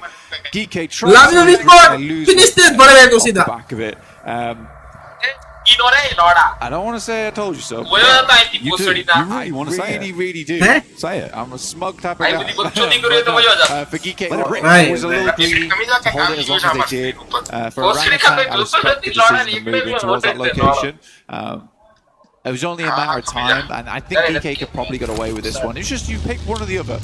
We're late in the game. There isn't a huge amount of fantastic compounds left anymore. And DK's trying to Orangutan have actually taken that eastern point now. So through with the river. Play. Orangutan actually made a decent. Vulnerable, but also potentially the most profitable. Sorry guys, the point scoring capabilities on that south edge. You've got Goat Team, Furia, going to be forcing teams to position for a long time. So we'll see how Four Thrives can manage that. The north side, a little bit more messy though. Teams are a little bit more spread out, trying to win their way on through. Looks like it's plenty messy on the east though, as Goat are stopping AGL. I mean, for all gamers, they have had a slow approach into this game. They've been in the blue for a very long time. They have very little information going forward into this one. Goat's currently playing on a 2-2 split. Curious to see how all gamers want to play this now, because even Kedge is now having a little peek down towards that south side. He wants to check in on what's happening. And all gamers are like, okay, this looks real rough going on towards the west. Let's try the north. He's going to bang straight into. So I think for all gamers, it has just been a very slow game, which has led to little information. They're going to have to bank on having some strong games going forward to try and cut a hole in the side of this circle. That's a fast road. Splitting the difference and not really running into too much competition on that move. Maybe slamming straight into GK's position. We've got DRX trying to hold their northwestern side. Trying to keep themselves alive, and it's going pretty well. Push. AGL tried to move in the wake of Ulf, but it's not good. They have to stall, they have to falter, and OG are all too ready to hit those points. So back on the coming into the windows here. All up wanting to hold out, not quite connecting on either front. KRX hopping Binny back, moving him into a more favourable position to try and go for those assists. And no nades are really connecting here, Black. Okay, there they connect. Yeah, it's good. आपने कहा था यार एक जन जो तो यही पर आपने बीजा पंच. Kubash has got most of the brunt of the damage so far. The nade right underneath his belly. Yeah, for all gamers, they're heading down over towards that high ground, only to find themselves up against Four Thrives. Funnily enough, after all these nades are spent, it's actually the M4 that does the most damage through these windows. Oh, two back-to-back coming from QXZ as well as Hoxie. Okay, take it back. I take it back, guys. All right, I didn't mean it. I did not mean it. For third party in time. In the meantime, on the southeast side, well, we're on board with AGAL there, but further out, you've still got Four Thrives suppressing Fury and Gold, forcing them into a fight with one another. You can see they're popping up in the feed, उड़ो है नोडे ऊपर थी नीचे खाली चोक ऊपर जाने मारना a fairly isolated fight. एक लगा ही ना पॉइंट मारना I mean, for Aurora, you sort of ए कपे ले जाने ना प्लेन में मारना know of this one, you use it because it's very easy to defend your vehicles in the ditch. Slightly maybe, but for Aurora, they slow them down and try and just pass on by, but they are directly heading over towards Ulf. Oh, Scarface just got that initial shot, which is great to see from Scarface. That long-range capability comes into play, finally.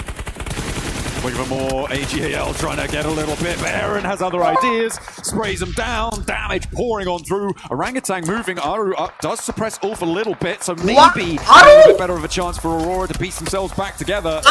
But it is really difficult now to find any semblance of safety in the middle. Ulf for their players back up to their feet in their very Aru bhai ne finally एक और kill लेके आया कहीं से चुरा के. Able to take them down from this one. Aurora step in two with 4 Thrives, who are now up to 4 eliminations. They get that res. Now they're holding off against Top and Ziol on the offense. Right, they're surrounded. If he gets themselves out of this situation, will be big news for them. Pull out the side of the vehicle. Ayala is down. Moxie moves up. Furia desperately fighting back here. Igor's behind the tree, looking to knock back. This team finally finds the first with the help of Chief from the back lines. Oh, 4 Thrives are here to and it's a shooting gallery. And they're racking up the points now. They Aurora maybe cause problems here. The far side. Nowhere is safe. Furia down to 1. Nobody is going to escape this compound. Finally अपने को 2 और अच्छा वो 2 ही kill मिले. Finish नहीं मिला. Spots the enemy off in the distance. The danger coming through. Sheeran backing up the vehicle into the wall, giving a little bit of makeshift cover as we go forward. Aru, love you! Doing some wonderful work over towards the side. Sadly, just down to 2 there, but still. Holding off on his own. I think a lot of people had questions about Aru, but he's proving them wrong right now in terms of the gun skill. Very, very smart play overall, though. Cypher's getting stuck in. Just going toe-to-toe with Chief. This is dangerous. There are nades in hand. Cypher able to snap 1v2. Mark, oh bhai. Leave Cypher 1v3 with a nade. With 3 players from RQ bearing down upon him. The backup is Mark, कसम भाई. team. He needs some oversight. He needs some assistance, but it's not there in time. And they have to deal with Aurora on the backline. Oh, T24 is quite low there. Took a bit of a tick from the blue. Short Malak hits the deck, but from underneath. Oh, Falak. Oh, Falak there. Back here coming through from IQ, but it's not enough. As 4 Thrives are falling underneath the presence of RRQ. They come in from the sidelines as a third party, and Viren will hit a nasty spray down. What a play, bro! RRQ on the second game of the day. That was an overcommitment from 4 Thrives to this compound, to this third-party engagement. There was so much going on there, and Aurora, the duo from Ziol on top, forced them to stay in that third-party position. They didn't want to push back up.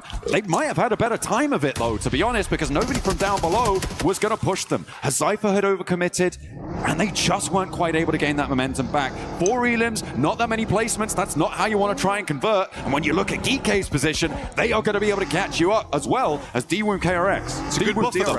It's a good buffer, though. 23 points right now so far. I think it's decent over 2 matches. You're looking at roughly 11.5, right?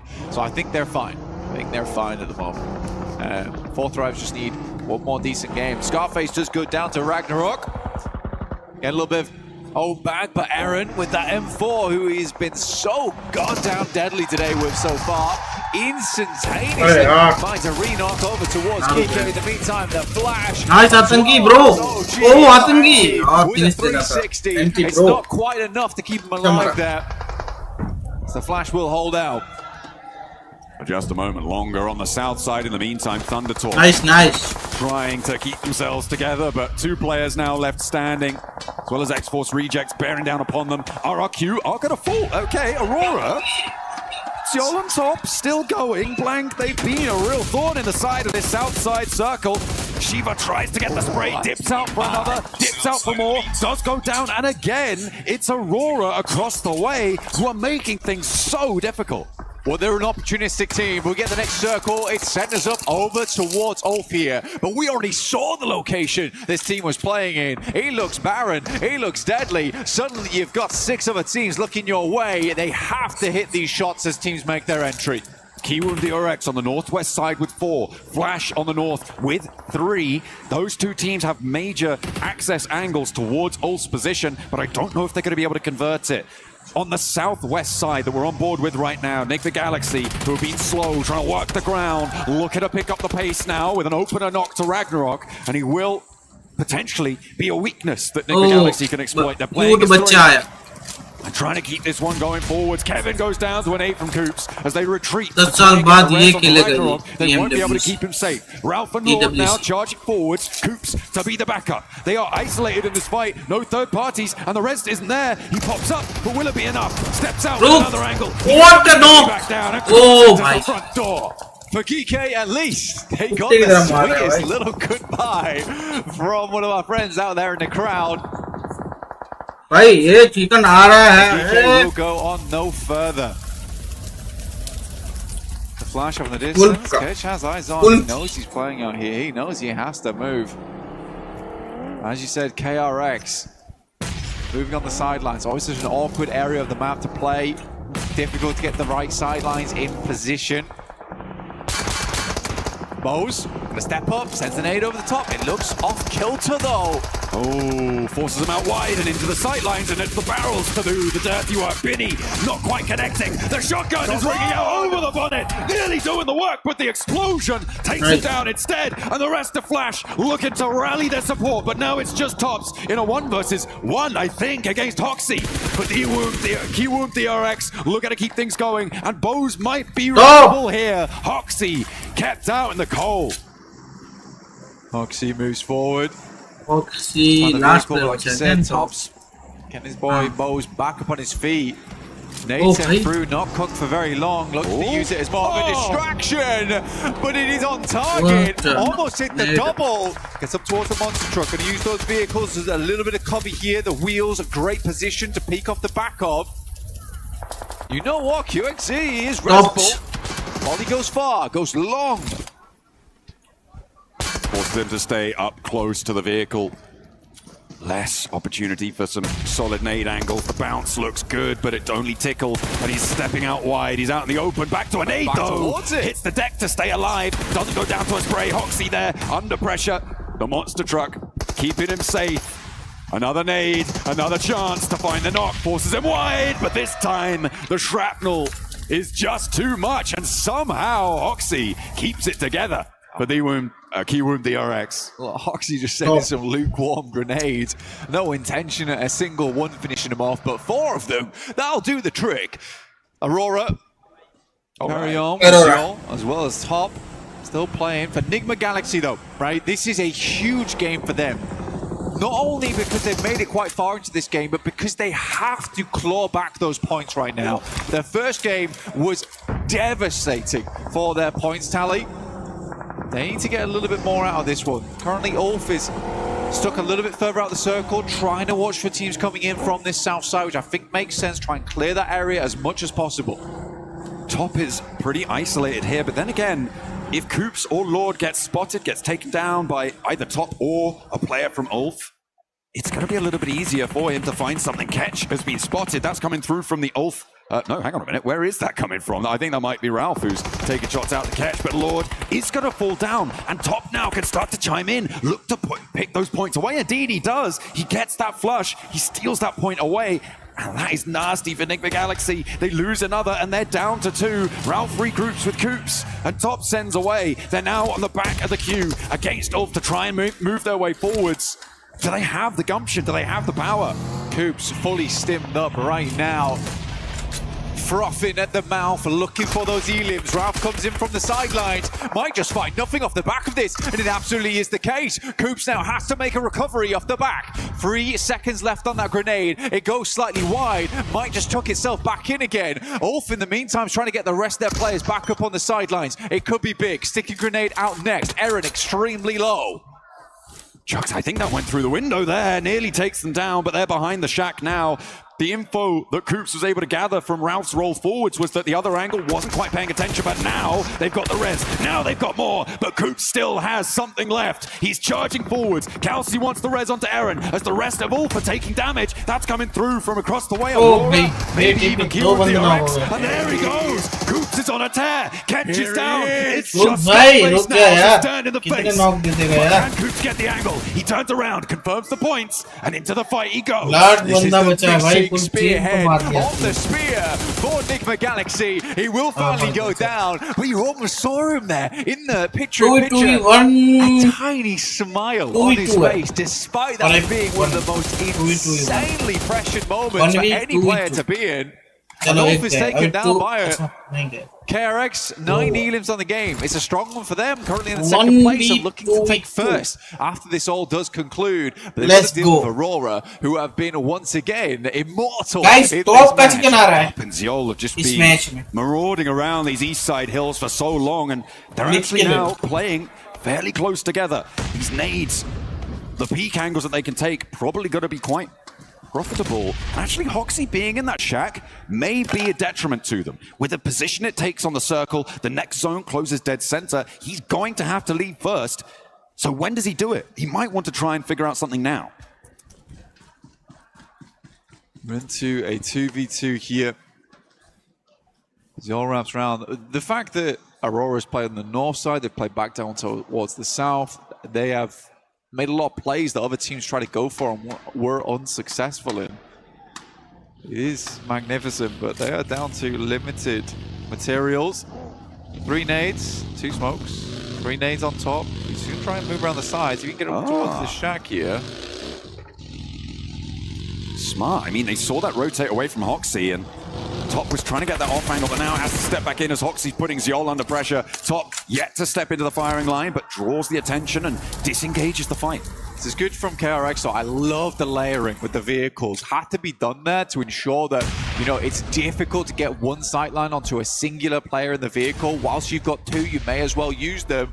These nades are starting to come through now, trying to get some damage done. Hoxie's back up to 70%. That nade's on target. It's beautiful here. QXC now has to deal with the other players. Another one right up in his face. They go wide. Top's moving around the side. Aurora, a difficult beast to handle. This is what Top wanted to do originally. The pressure onto Ziol made it too hard. Another nade, and Ziol nearly takes it down there, but Top now has the angle. He got them on the broadside. Insult to him. Take down the down player first, but it is a duo chicken dinner coming through from Aurora. Aurora after that, they take second place. KRX obviously shut themselves up into one. It's a really good game so far for KRX over the 2 matches. I think what we've got to take from this is the consistency these boys have been able to put out compared to other teams, but Aurora certainly shows that these guys are here to play. Goodness me, such a problem on the east side. Their crowning moment was the pressure that they put on 4 Thrives on their eastern side, moving down towards the hills and forcing 4 Thrives into an unfavorable position. Really nothing that they could do about it at that stage, but what a pressure that those 2 players have. Oh yeah, I think it's scary to play against. It really is. It's that fear factor sometimes that can be awkward to play around. Not a single moment was there where we didn't see KRX under basically the hydraulic press of those 2 players, constantly switching positions, constantly making it very, very difficult to work with. Even when they layered the vehicles, instantaneously Ziol's ready and waiting to back them off those angles. Cool stuff. Very, very cool stuff. And instantly after they backed off, the boys just instantly went elsewhere. So you immediately had no information once again. Again, that's that veteranship coming through from Aurora. They've played a lot of these moments before. Absolutely. They know what they're doing. I mean, it was, you could see how aware of exactly what pieces need to be where when Top regrouped back over after that flex out, and then he was like, oh, we got to knock. Now I can do that exact same play. They knew what they wanted to do. They delivered, they executed, and as a duo, they are still a terrifying force to behold over on Erangel and on many, many other maps as well yet to come. That was really, really great stuff towards the end. I really enjoyed that finish. I think it was pretty classy. It was very, very classy indeed. And for Ulf to go down to Coops, I mean, again, I'm super happy that Coops is here. He's an awesome player. It's great to see him at PMWC. 4 Thrives, I liked the gameplay. It felt like there was a little tiny itsy bitsy bit of overconfidence there from Huzaifa as he went down towards that south side. I mean, fair enough to them. They're feeling themselves. I would much rather a team was feeling overconfident and pulled that back a little bit. But yeah, let's head over to an interview with Falak to see how he is doing today, which honestly has been fairly good. All right, thank you very much, Kalaris here for PMWC for EWC 26. I'm with Falak, the man himself, and I want to talk about game one here for that Rondo match as a whole. Because Erangel wasn't too impactful. Let's talk about Rondo. You guys were on the west side for quite a while. GK was north of you, and you were a little bit stuck in there, but you kind of made a good meal of it. So what was the game plan for Four Thrives in those moments? Our game plan was pretty simple from the start, that we have to hot drop, take kills, and just scout, like whichever places are free, we are just scouting and rotating according to that. Okay, so, I mean, in that game, 9 eliminations for Falak here, looking for an MVP already by the looks of things. Do you think that it's going to be, there's going to be challenges from other players if you're able to put up those kinds of performances, or is it going to be the Falak show alongside Four Thrives? Yeah, I mean, it will be a problem for other players if I be consistent, then yeah. Absolutely. Well, thank you very much, Falak, for joining us here. I'll let you get back to your team. Obviously, plenty more games to come here at PMWC at EWC 26. That is Falak here from Four Thrives.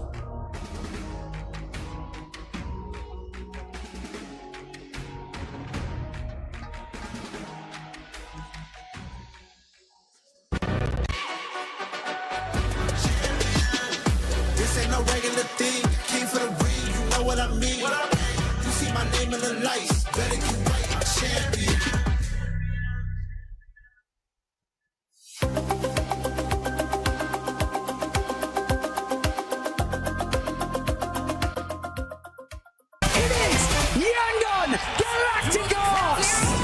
Chasing the sunrise, boots hit the ground, hear the battle call.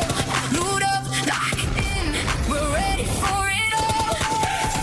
Every street, every door, searching for a little more. One squad, one dream, nothing's ever what it seems. The circle's closing in, can you feel it on your skin? Heartbeat, like the drum, the final fight has come. Fight till you make it, never gonna break it. Stand your ground and take it, right into the fire. Fight till you make it, every move can change it. Higher and higher, we're reaching for the winner, chicken dinner. Fight till you make it, fight till you make it. As if there was any doubt, Aurora will end up showing up. It doesn't matter if it's Refis, it doesn't matter if it's Top, Seoul, or Doc. As Top and Seoul were able to finish off that match right there. They get their first win. Actually, it feels like in a long time, unless we go back to PMMI. But for this squad, this is what I wanted to see out of day one, Max. Yeah, I mean, it's a good win, right? Of course, making it as a duo. Top and Seoul making it happen. I feel like everyone on that team could have made a duo win happen eventually, but really happy with the overall performance from that squad. But you know what? I feel like the reason why they got that chicken dinner genuinely, and I don't know if you would agree, Nipch, on this one, is because a few teams did do a few fumbles here and there, especially Flash. I feel like if Flash take up that hill top, no way Aurora come out on top and get that chicken dinner. But so many fumbles were made throughout the entirety of that game. Aurora, as a duo, come out of nowhere and snatch away that chicken dinner for themselves. They did indeed. I really liked how they were playing as a duo, right? So many teams we see, if they're a duo, they keep very much themselves, very compact, don't want to make too much noise, don't want to be seen. Aurora went and took it the other opposite direction, right? We had Zeol on that anchor point in the middle of zone, then you had Top running around, fending off Nigma Galaxy, going, hey, you don't want to come up here, I promise it's going to be bad news for you if you do. He did the exact same thing with KRX, and in the end, that is what won them 17 points in game number 2. And that was a team that was also able to put up a good amount of points. Honestly, KRX with 9 eliminations, 15 points total, Lace. And you know what I have to say to that?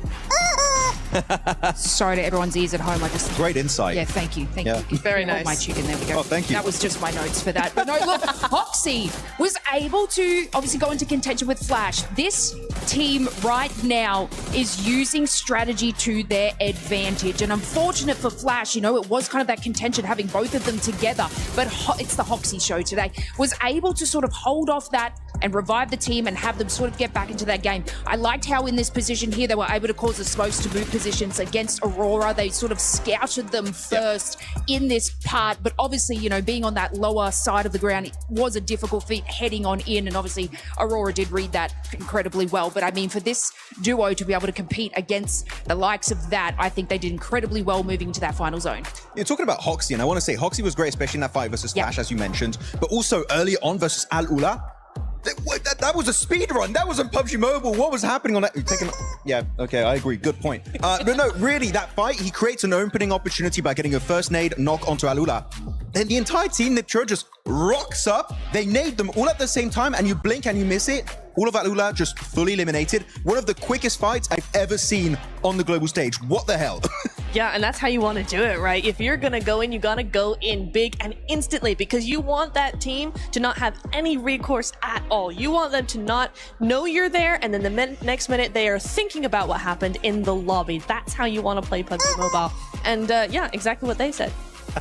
That's exactly what they said. I want to actually rewind a little bit to some team that wasn't there towards the final, but they did improve on their performance in regards to eliminations. And that was none other than OG. OG being a little bit more aggressive, kind of what I want to see out of this squad. Ended up with 6 eliminations.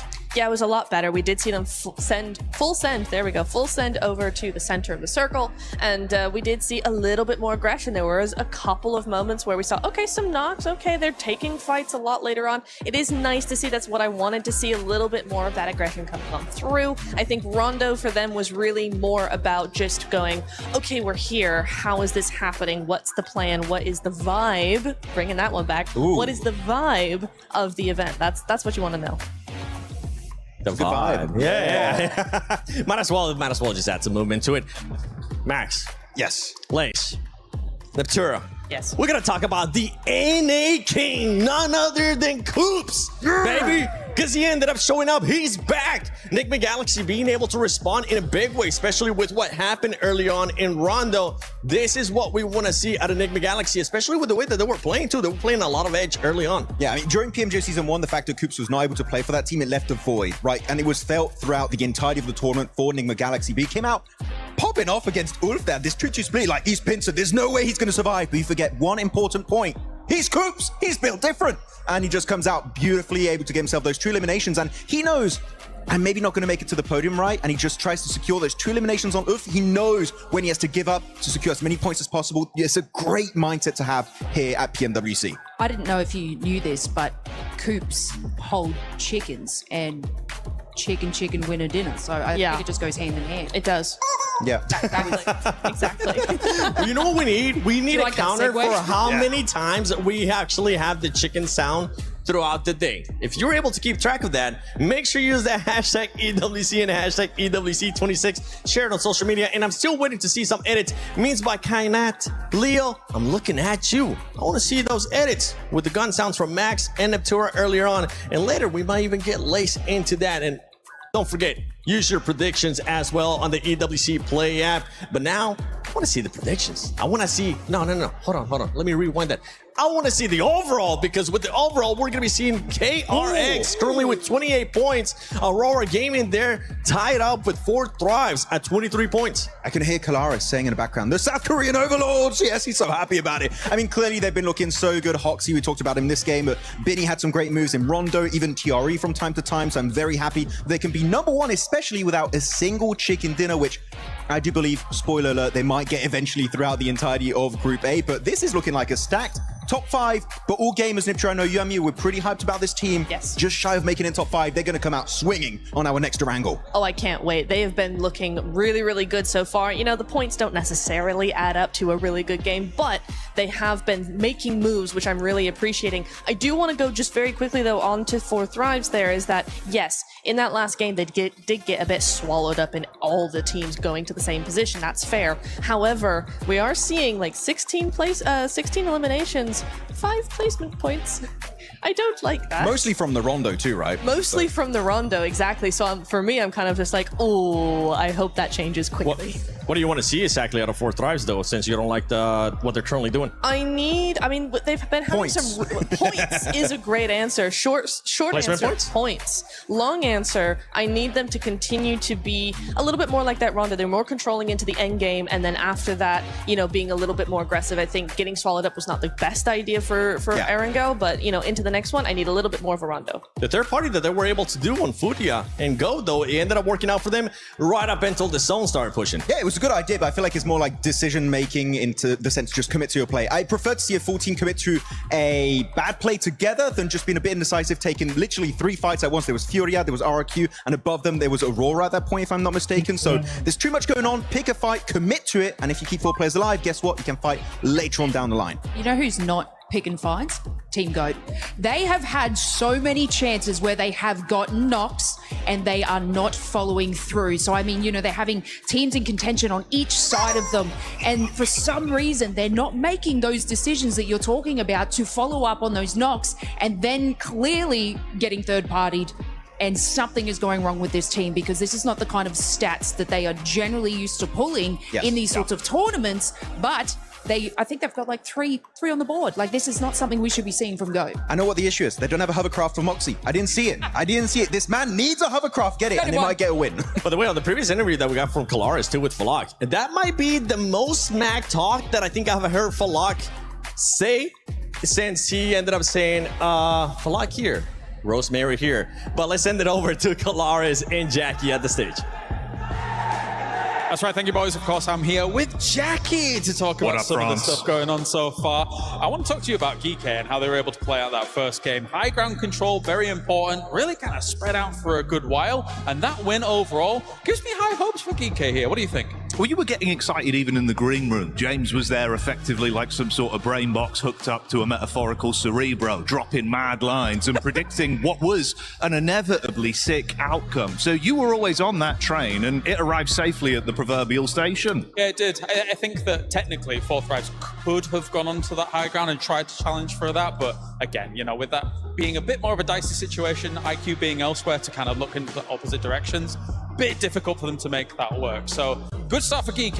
Obviously going down to 3 in this last one, bit of a tough time to really make it work on Erangel, right? Yeah, that's true. It's, one of those big pivoting points. And the good thing about G's is if you have 2 of them, that's a good game. And there is another team with a G in the name that impresses me, but we've had some disagreements, James. I think disagreements is the right way to describe it, right? Because I think that they replaced 4 Thrives at PMMI, kind of got 23rd place, but you think the GOAT team is on the ramp, Look, all I'm saying is, much like skateboarding, you got to start, get the gravity, hit that ramp, and you got to go up for a bit. Takes a bit of time, right? You ever been on a roller coaster? Yeah. Yeah, when you get to the top, you can't drop if you ain't got height, bud. So you got to ramp. And Maxman's been saying they are ramping for some time, and I'd be inclined to agree. GOAT, that spells GOAT.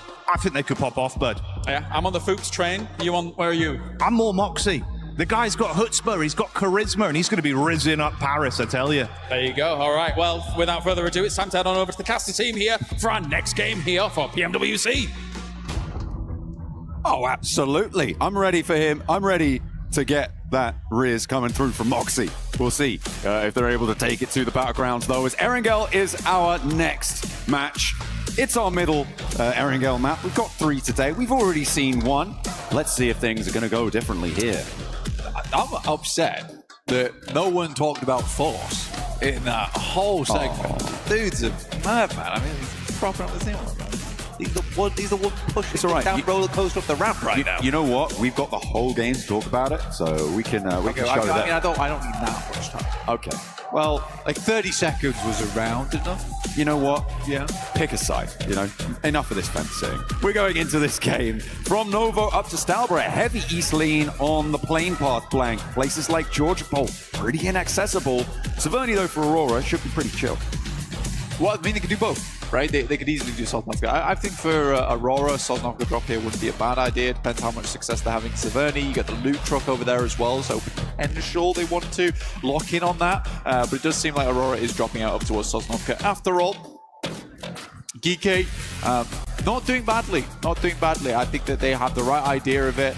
There was that game we just saw where the greed did come through, right? We saw the eyes turn gold for a second, and then quickly they met their demise soon afterwards, the old misers of those locations. But I do think that for Geeky, there was right maneuvers being made. It's just some of that inexperience here and there is coming to bite them in those situations. I 100% know some of those teams would have regrouped a lot sooner on that spot.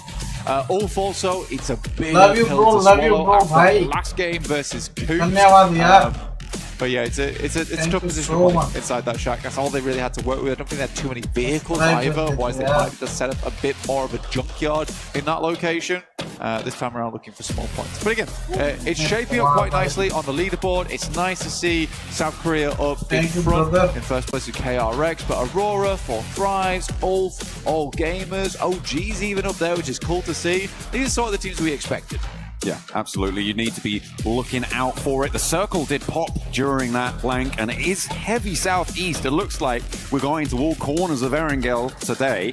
It does cut in a majority of, well, all of Novo, a little bit of that military island as well. So access is potentially there. Could potentially see some hovercraft rotations. Uh-oh. Uh-oh. Oh, what a hop. He's mad with it. Looking good, but the bullets now ringing out from the high ground. Well, the jet force not hitting for quite a while there. We'll finally be able to put that one to bed. Yeah, gets him eventually, but might have had an easier time if he had the Ninetales Fury AUG skin, which you can grab in-game today. Make your rolls, make your pulls, try and get that skin, because it does look mighty nice. One of my favourite ones to come to the game so far. Everyone knows I'm sort of biased towards anime skins. Okay, it genuinely is a really good one. But RRQ is on the send-out. Guys, you do have Thundertalk down towards the south side. They're currently playing Milter, a good spot to start off with here. You have a lot of Sosnovka actually pulled into this one, but it's the amount. Hello! We are live from Paris currently. A lot of fans here with us, which is nice to see. जल्दी से like and joining right from the beginning here. And share कीजिए. Real mix of support from lots of different teams. और OG के लिए love to see it. Getting in and amongst WOG कर दे chat में. Taking down the loot truck. NGX. Some goodies from the back. Making sure they've got everything that they need, and they will be able to burst those doors wide open. Plenty of ordnance to send down range. And in they go. Coop's going to be taking on the center there. Is Max going to be happy? Is he going to get an MG3? I mean, Ralph's just got a shotgun right now, which is ideal, but did get the level 3 vest, which might help him live for a little bit longer when he makes those crazy crashes like he did versus Ulf. Definitely a good distraction, though, to allow Coops to explode onto the scene there. But yeah, what I was talking about is a huge amount of water that's involved here. He's a gargantuan amount. And I think for a lot of players, they're quite salty about it, just like the sea, because this is giving very few areas to play. And as you move over towards that southeast side, you're on that slope down towards Mills Power. You have the Deadwoods. This is not a very fun area of the map to play in terms of when you've got 16 teams all in play right now, which is why you're seeing a very slow rollout. Most teams realize that they're going to be playing Edge for a long time off the back of this one. Long enough to maybe see those two of our youngest fans in the crowd grow old enough maybe to play in these tournaments themselves. It's going to be a little bit of a slow one, but all for making their way. Liquid Galaxy is starting to break away from Potato Hill now as well, looking to try and get away from Pachinki. On the north side, Flasher pushing in past that mansion prison area, looking to send on towards the top of the hill, towards that yard position potentially, or might just draw short on the south side of prison, around those shelter entrances. I mean, we got some loud fans in the crowd today. We got some chanting of 4T, which is always good to see. I mean, they've got some good fans as well, and they deserve it for some of the performances they've been putting up so far. 23 points currently. Again, we got to back it off a little bit, though, coming into this game. Pull back on the gas, right? I don't think they need to go too hard just yet. They have some strong players on that team, and they have the consistency to work with. And I agree with Seven. It's probably the most smack talk I've ever heard from Falak before. He's a very respectful guy at the end of the day, despite being such a menacing game. OG, guys, OG. It is funny that for Falak, Smack Talk consists of, yeah, guys, थोड़ी देर में chat नहीं देख पाऊंगा क्योंकि थोड़ा एक second ना I think that's, to be fair though, I kind of think that's true of अगर आप लोग any player in this lobby. chat कर रहे हो मैं थोड़ी देर chat But नहीं देख that पाऊंगा depends what consistency is so crucial, right? Well, it depends what your consistency is. If Yeah, you're okay. consistently Yeah, okay. bad. I'll say at least 50% of the lobby, if they are on a consistently performing day at their sort of peak, yeah, absolutely. Anybody on their best day could sweep a lobby like this. Hey, but okay, let me pitch you this. Okay. Let me throw you a curveball right now. All right. Take Doc. Okay. Put Doc on his best day. How many other players really live up to that hype? Well, that's what I'm saying, right? If Doc's on his best day, nobody stands a chance. How many, if we say everyone else is on their best day, still how many players live up to Doc on his best day? Okay, yeah, fair. Do you see what I'm saying? Yeah. You picking up what I'm putting there are levels to this. There Absolutely. are levels to You know, this. there's Doc, then there's maybe Balak, sure. Maybe Coops could potentially step up there. He's been a long while, but I liked the little rev of the engine in that last match towards the end. शेतार भाई को मार रहा है भाई ओ killer जो भाई छोड़ दे भाई कितना मारेगा यार I feel like this is something that happens with बेचारा यार जाने दे यार is that they just split 2 and 2 and they're opposite sides of the map. You have to give these guys a little bit of credit right now. This is a horrendous rotation to be making. Everyone knows it's really difficult to play out here. This is a fair इस game में 110% अपना chicken आ रहा है guys as possible. Nick Galaxy, and then you just आरू भाई का दिमाग देखो भाई बस देखो चिकन आ रहा है guys This has worked out ridiculously. इस मैच में अपने 15 यहाँ 17 पॉइंट आ रहे Over on the हैं let's coastal go side down towards Mills Park, if this continues to move southeast, this is not a bad spot to play. And now you have an anchor point to play off the back of. So Enigma Galaxy here. Upon top 5 के अंदर आ जाएंगे But again, for them, gambles are required considering that first game they Top had the day, 4 which yeah. was so terrible. But they managed to get 10 on their second match. And with this, they might be able to pump that up a little bit further. So I actually don't mind this. I don't mind this. Push up those points, get a little bit more amongst it on the tables. Lord. Backstop for Enigma Galaxy, look at a regroup. They've got about 3 kilometers to go before they find their other duo. So a long road ahead of them on the south side, potentially fraught with danger. Step 2, yeah. Yeah, this is nasty. Then maybe we can get to profit, but yeah, step 2's got to come through first. Yeah, and they've got Aurora behind them as well. This is a pretty nasty spot, I think it's safe to say, for the backstop. The circle does go a little bit more land-based, but it still cuts in maybe 20% water here, Blank. Keeps that prison position in. The hills to the north of Milt are up towards that lumberyard, the Deadwood as well. Teams are going to have to try and find their place amongst the trees. It is going to be quite close for all of these teams. A bit too close, I think, for most of their liking.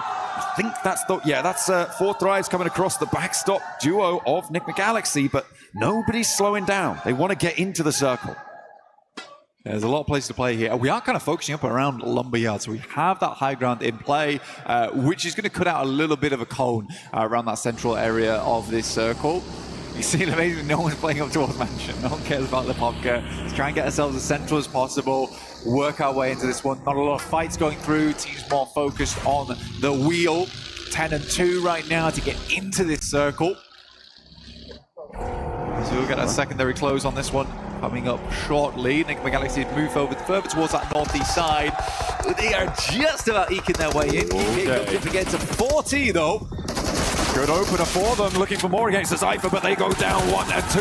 Heavy blows dealt towards Geeky, but there is an answer, and it's Falak and Cypher now looking to try and take on Sapji and Kevin from down below, moving that hovercraft into position with that control grenade in with them. Cypher in danger, has to step in. Oh, nice. Out. Can he go for the rest? No, there's another nade. Yeah. And T24 is a goner.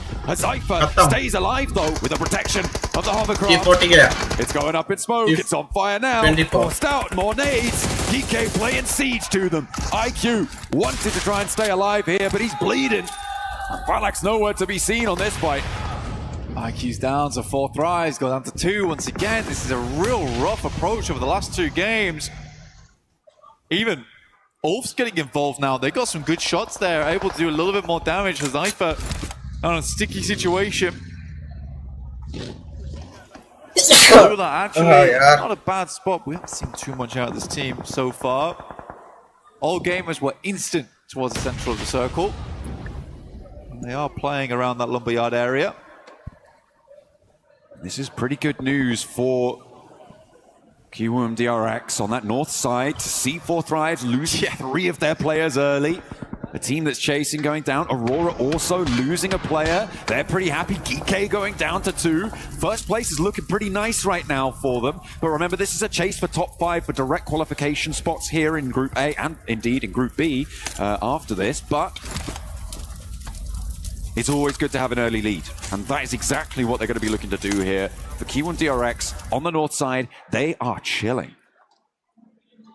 Yeah, KRX fighting right now. They are having a good time with it. Looking to push that points count a bit further upwards. Circle does move back down again. You know what, Enigma Galaxy, again, this is a massive gamble. I completely agree with you, right? They've hit 7s across the board, though. And it's worked out. It has worked out for them. They even got themselves a loot crate. I mean, that is lucky. That is a little bit lucky. But we'll see what they can get done with it. Because, again, Enigma Galaxy has thrown away a lot of endgames in the past, even though they get themselves there.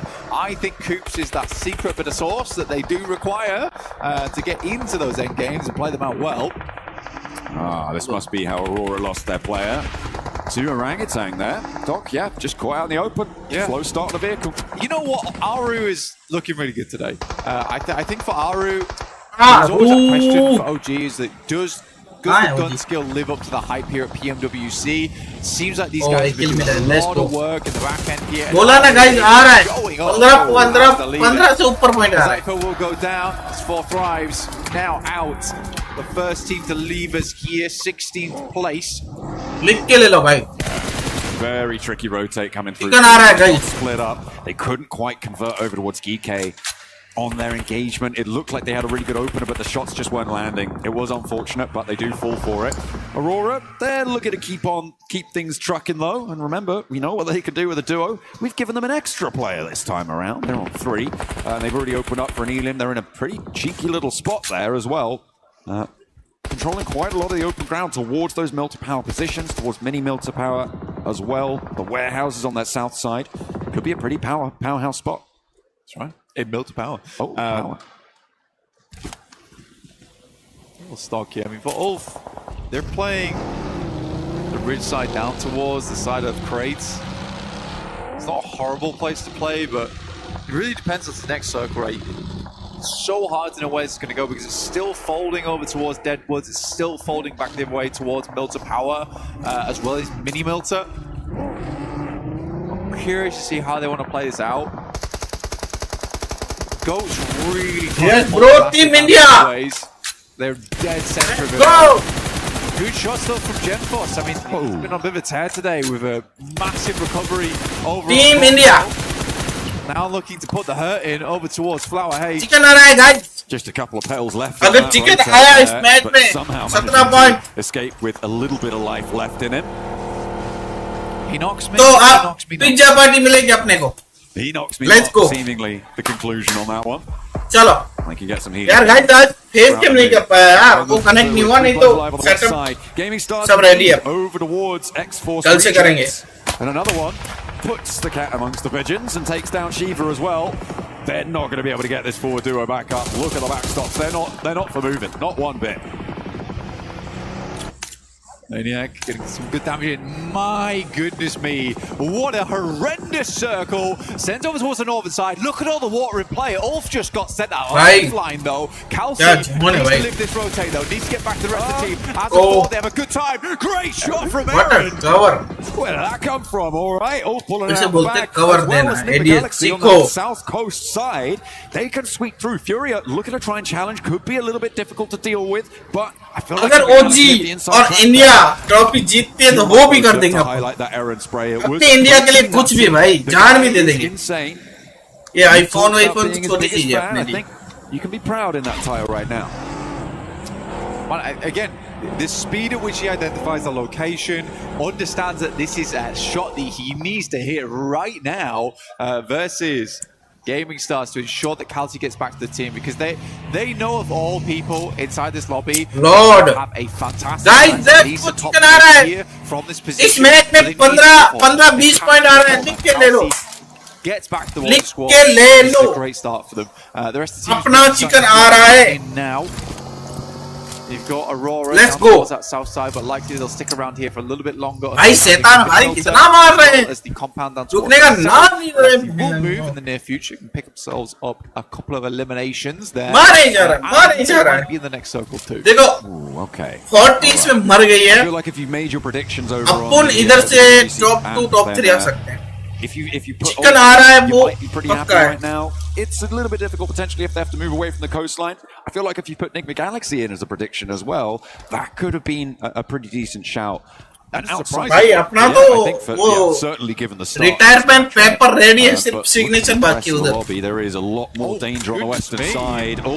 Taken down with a long range. मैं जा रहा हूँ 14 Mumbai boot camp पे आएगा down to 2 active though. Yeah. अपना वो जो tournament हो रहा है ना अभी शोडाउन वाला उधर लेन पे 4-5-6 को है I think maybe the 2-2 split was just unfortunate. Alula also get involved, and this is a 4v2 if it comes down to it. Scarface and Ketch got a big old task ahead of them. October and actually X-Force Rejects got a slow gaming stars potentially from getting involved as a third party on the north side. October में players out, Maniac 4-5-6 you got Q and DRX on that north side as well, who have yet to fully regroup and make their way forwards. A lot of pressure is going to be felt by the positions on the coastline. We're on board with now does need to conclude as Flash are rolling around the ridgelines but not quite able to find the opener. They only have 3 players and RRQ are waiting. They are ready to see who emerges from this one and how many points they can earn from it. Maro Aurora ko, Maro! To make the move out here. Bows are running in alongside with a blue. I mean, respect to XZ. I would 100% feel like that was the knock as well. Looked away in that moment. More pressing matches ahead of him. Azias backs down. Thundertalk also shot. हाँ चलना अपन दोनों कर लेते हैं absolutely उधर ही करते चल तू बनाना मैं pull out from चल पक्का चल चलते मुंबई चल उधर ही रेस्टोरेंट खोलते उधर गेम खेलेंगे Trying to move parallel to Flash, AGAL as well, but nobody's looking happy as everybody's losing players. 2 players on the backline may be resible if they're quick about it. As Flower looking to pull a player back to his feet, but they won't care. DRX on that north side. They should just be able to tear this one through if RRQ don't get to them first, because they are slamming straight into the south flank. पक्का चल मुंबई कर ले Yeah, you're right, they are. अगर आप मुंबई जाके तेरे restaurant smoke will take down for your end. Let's go squad! Hoxie also took an unfortunate. अरे यार अपने 2 बंदे कब मर गए अरे यार अपनी पूरी टीम चली गई यार alive, but it's just down to Aru now. Molotov off towards the right hand side. It's not quite on target. Immediately Aru's going to break has to win this. We'll find Aru. Naraku lives to see another day. ये आ गया देखने नजर लग गई इसकी. It is going to be him as the wanderer inside of the circle. It's going to be close, but should get the first aid. Looking for more loot as well. Stage 5 is just about survivable for long enough. Hops in. Pops the bandage as well. Doesn't have any stims ticking him up just yet, and actually he's going to go straight towards Aurora. Not in the zone either, so has to take. ये दौड़ के यार मुक्के भी मार सकते हैं इनकी बात नहीं हो सकती. Try and find an opener, and it is just Ruthless in this location for the time being. The rest of Aurora look at a regroup. दौड़ के पेन भी उधर तक फेंक सकते हैं. Fall apart in the next 20 seconds. Hell, you know what? Enigma Galaxy could go all the way on this one. And it really could be a Galaxy big brain move Guys, in the early game to go for that rotate so early. हम इधर जा सकते हैं. अपना visa नहीं आया, बहुत थोड़ा सीन हो गया मेरा ओएस का. Didn't feel dismayed after that first game. Watching Satan with his head on the pillow was pretty crushing to me, honestly. I know how that must have felt. I can try and understand it.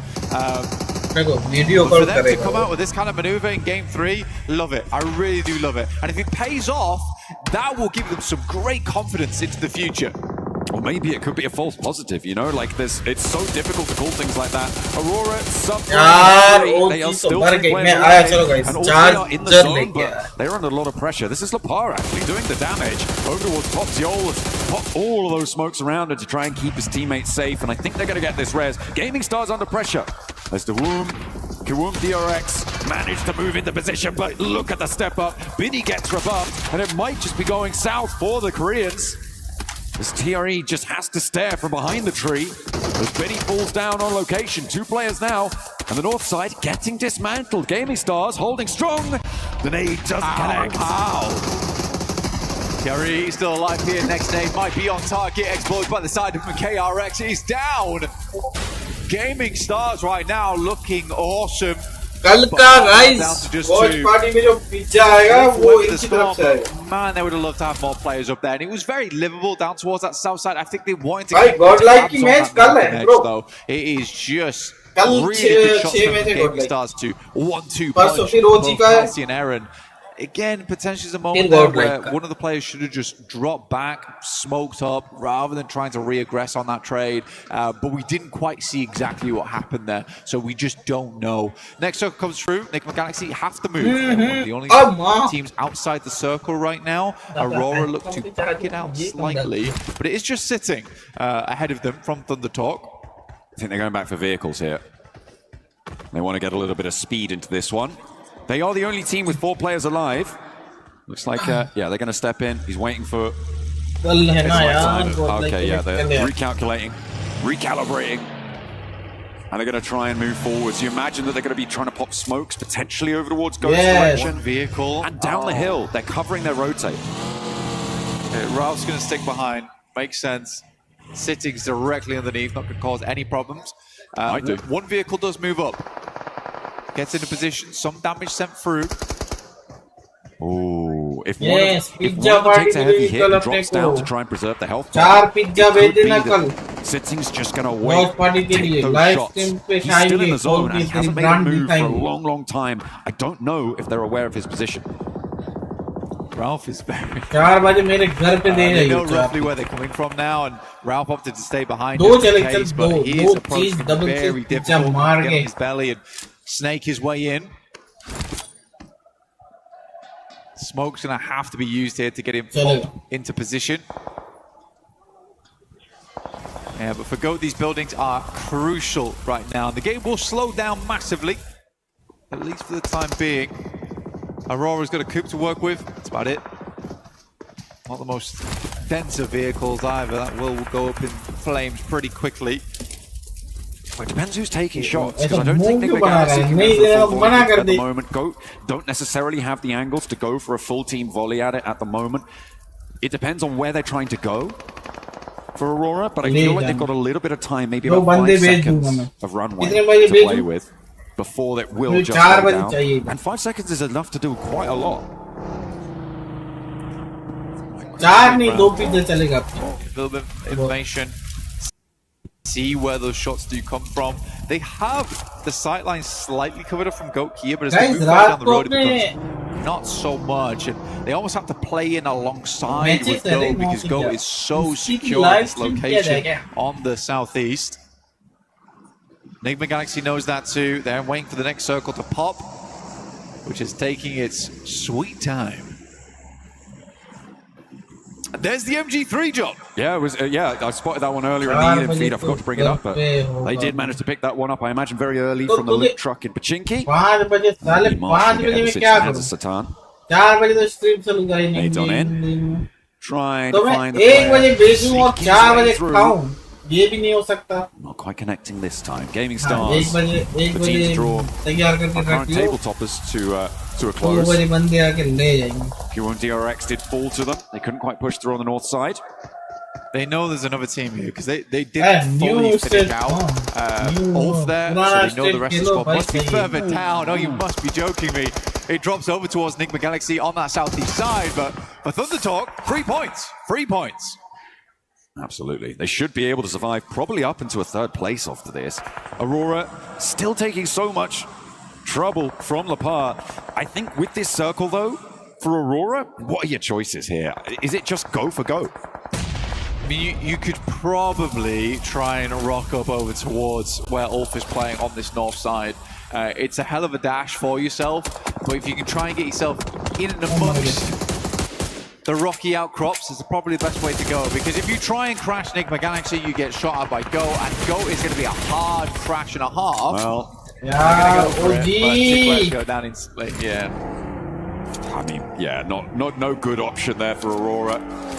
But QM DRX going to be pretty happy with 8 teams still alive. It's only a single placement point that they would find, so they may just be able to maintain their spot at the top. It really doesn't feel like there's 8 teams alive in this circle. Like, there's so many stragglers, and only one team with 4. Of course, Nigma Galaxy, with their mad dash earlier, able to do a lot of work from this cliff top. 4 aliens they found. Reefus is crawling forwards. The bar finally goes down. That allows Reefus a lot more latitude for movement. Yeah, it does, but also it's not giving away their position. Where they are. Good shot again. I mean, Ulf's spotting him. Ulf is spotting him. Said he could see a marble from a mountain top, just as easily. Find the marble in the grass as well. Looking down over towards them. Reefus is the last to fall, and from 8 to go down to 4. Very quick, and remember, there is still that solo, so it's pretty much 3.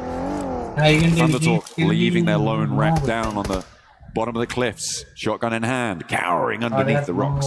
Yeah, I like how I gave a little bit low into his force, and he's been offed early on in this game. Okay, shots coming through from Kedge. I mean, what else can you do really? I mean, Nigma Galaxy has a lot of control here. Go's gonna have to push out, and Nigma Galaxy is fairly easily covered. It is wild the amount of water that's still in this circle, and finally we pull back to the benefit of Go. They're gonna be very happy with this one. They keep one of their buildings in, although not all of them looking super happy. However, they're really not in any danger right now. They can just put their players around this building, not really worry too much, because they know everybody else is over on this cliffside. It's an impossible game for everyone but Nigma Galaxy. I'm not gonna lie to you. You think? Yeah.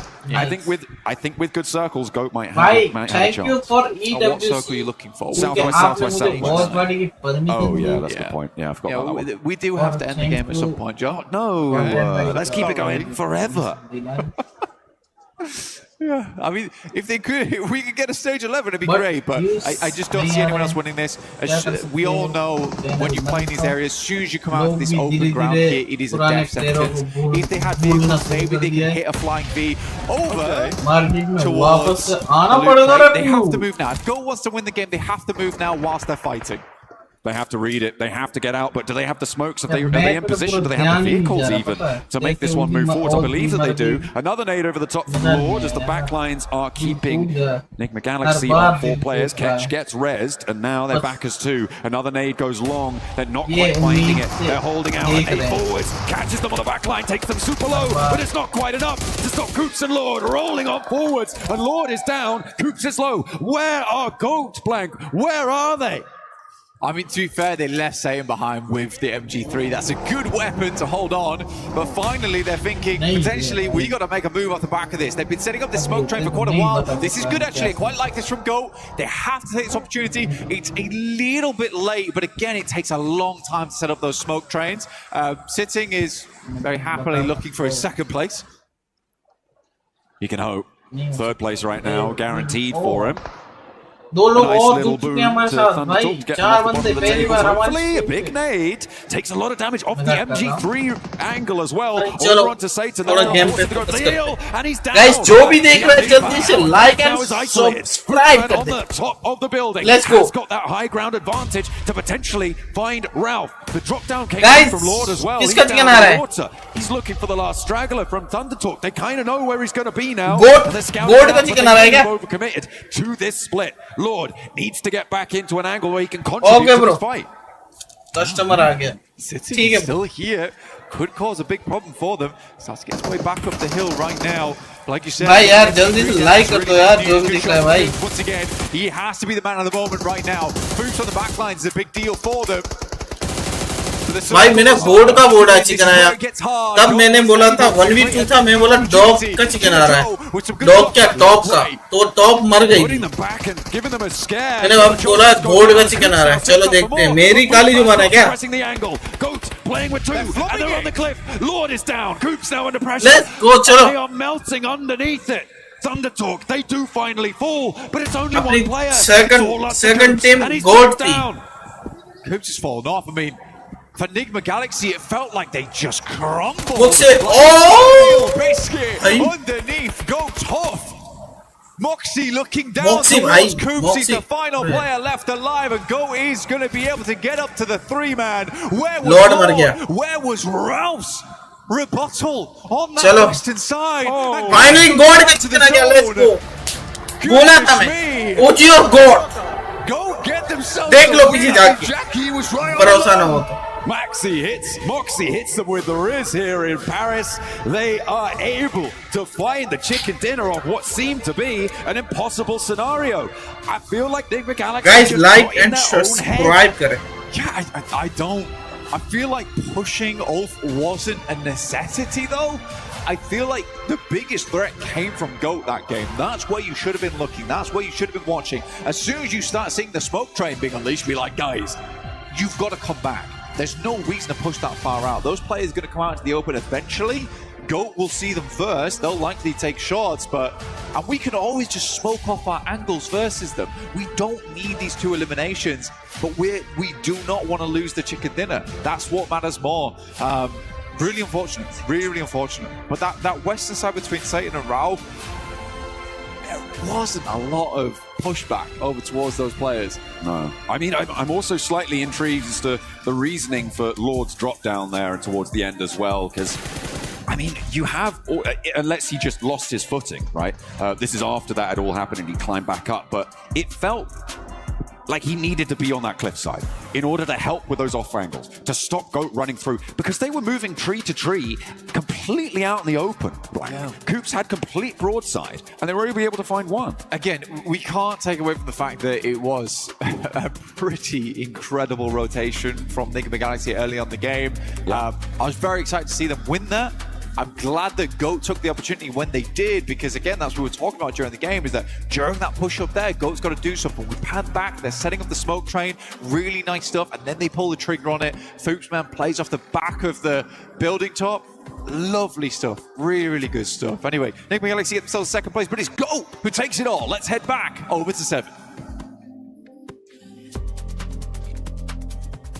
Welcome back, ladies and gentlemen, to PMWC at PMWC. And I'm joined by none other than one of the GOATs. The GOATs of PUBG Mobile Esports, Scout. Scout, how are you enjoying Paris so far? It's lovely, to be honest. I think it's my second time here, and I'm pretty much loving it. Again, watching PUBG Mobile Esports at international stage, nothing gets better than this. Does this make you want to come back? Because I know you're currently wanting to, right? Yeah, 100%. Would love to be back on the stage competing. Hey, maybe next year we'll see you playing here. That'll be amazing to see. How are you enjoying so far what you're seeing out of PUBG Mobile Esports? How it has progressed through the years as well?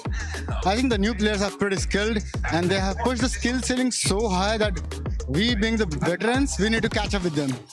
Honestly. But yeah, we did it back in the days. We can do it again. How about any words of encouragement for the Indian players here?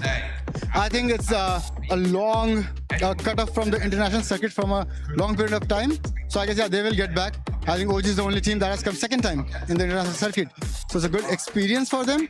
And I think looking at the team right now, they're taking fights, looking pretty confident. So yeah, hope for a positive result out there. I'm going to put you on the spot real quick. Who is the GOAT of PUBG Mobile Esports? Come on, I think everyone would agree with me. That's Paraboy. There's no second thought. All right. Let us know in the social media using the hashtag EWC and hashtag PUBG Mobile what you guys think, because I would have to agree with you as well. And you're one of my GOATs, brother. I'm so glad I had to do this with you. Any words that you got for your fans? I'm glad you guys supported me all through my journey, and thank you so much for showing me so much love and support. And we'll be back on the international circuit for sure. Shukriya, bye. Shukriya. Back to y'all.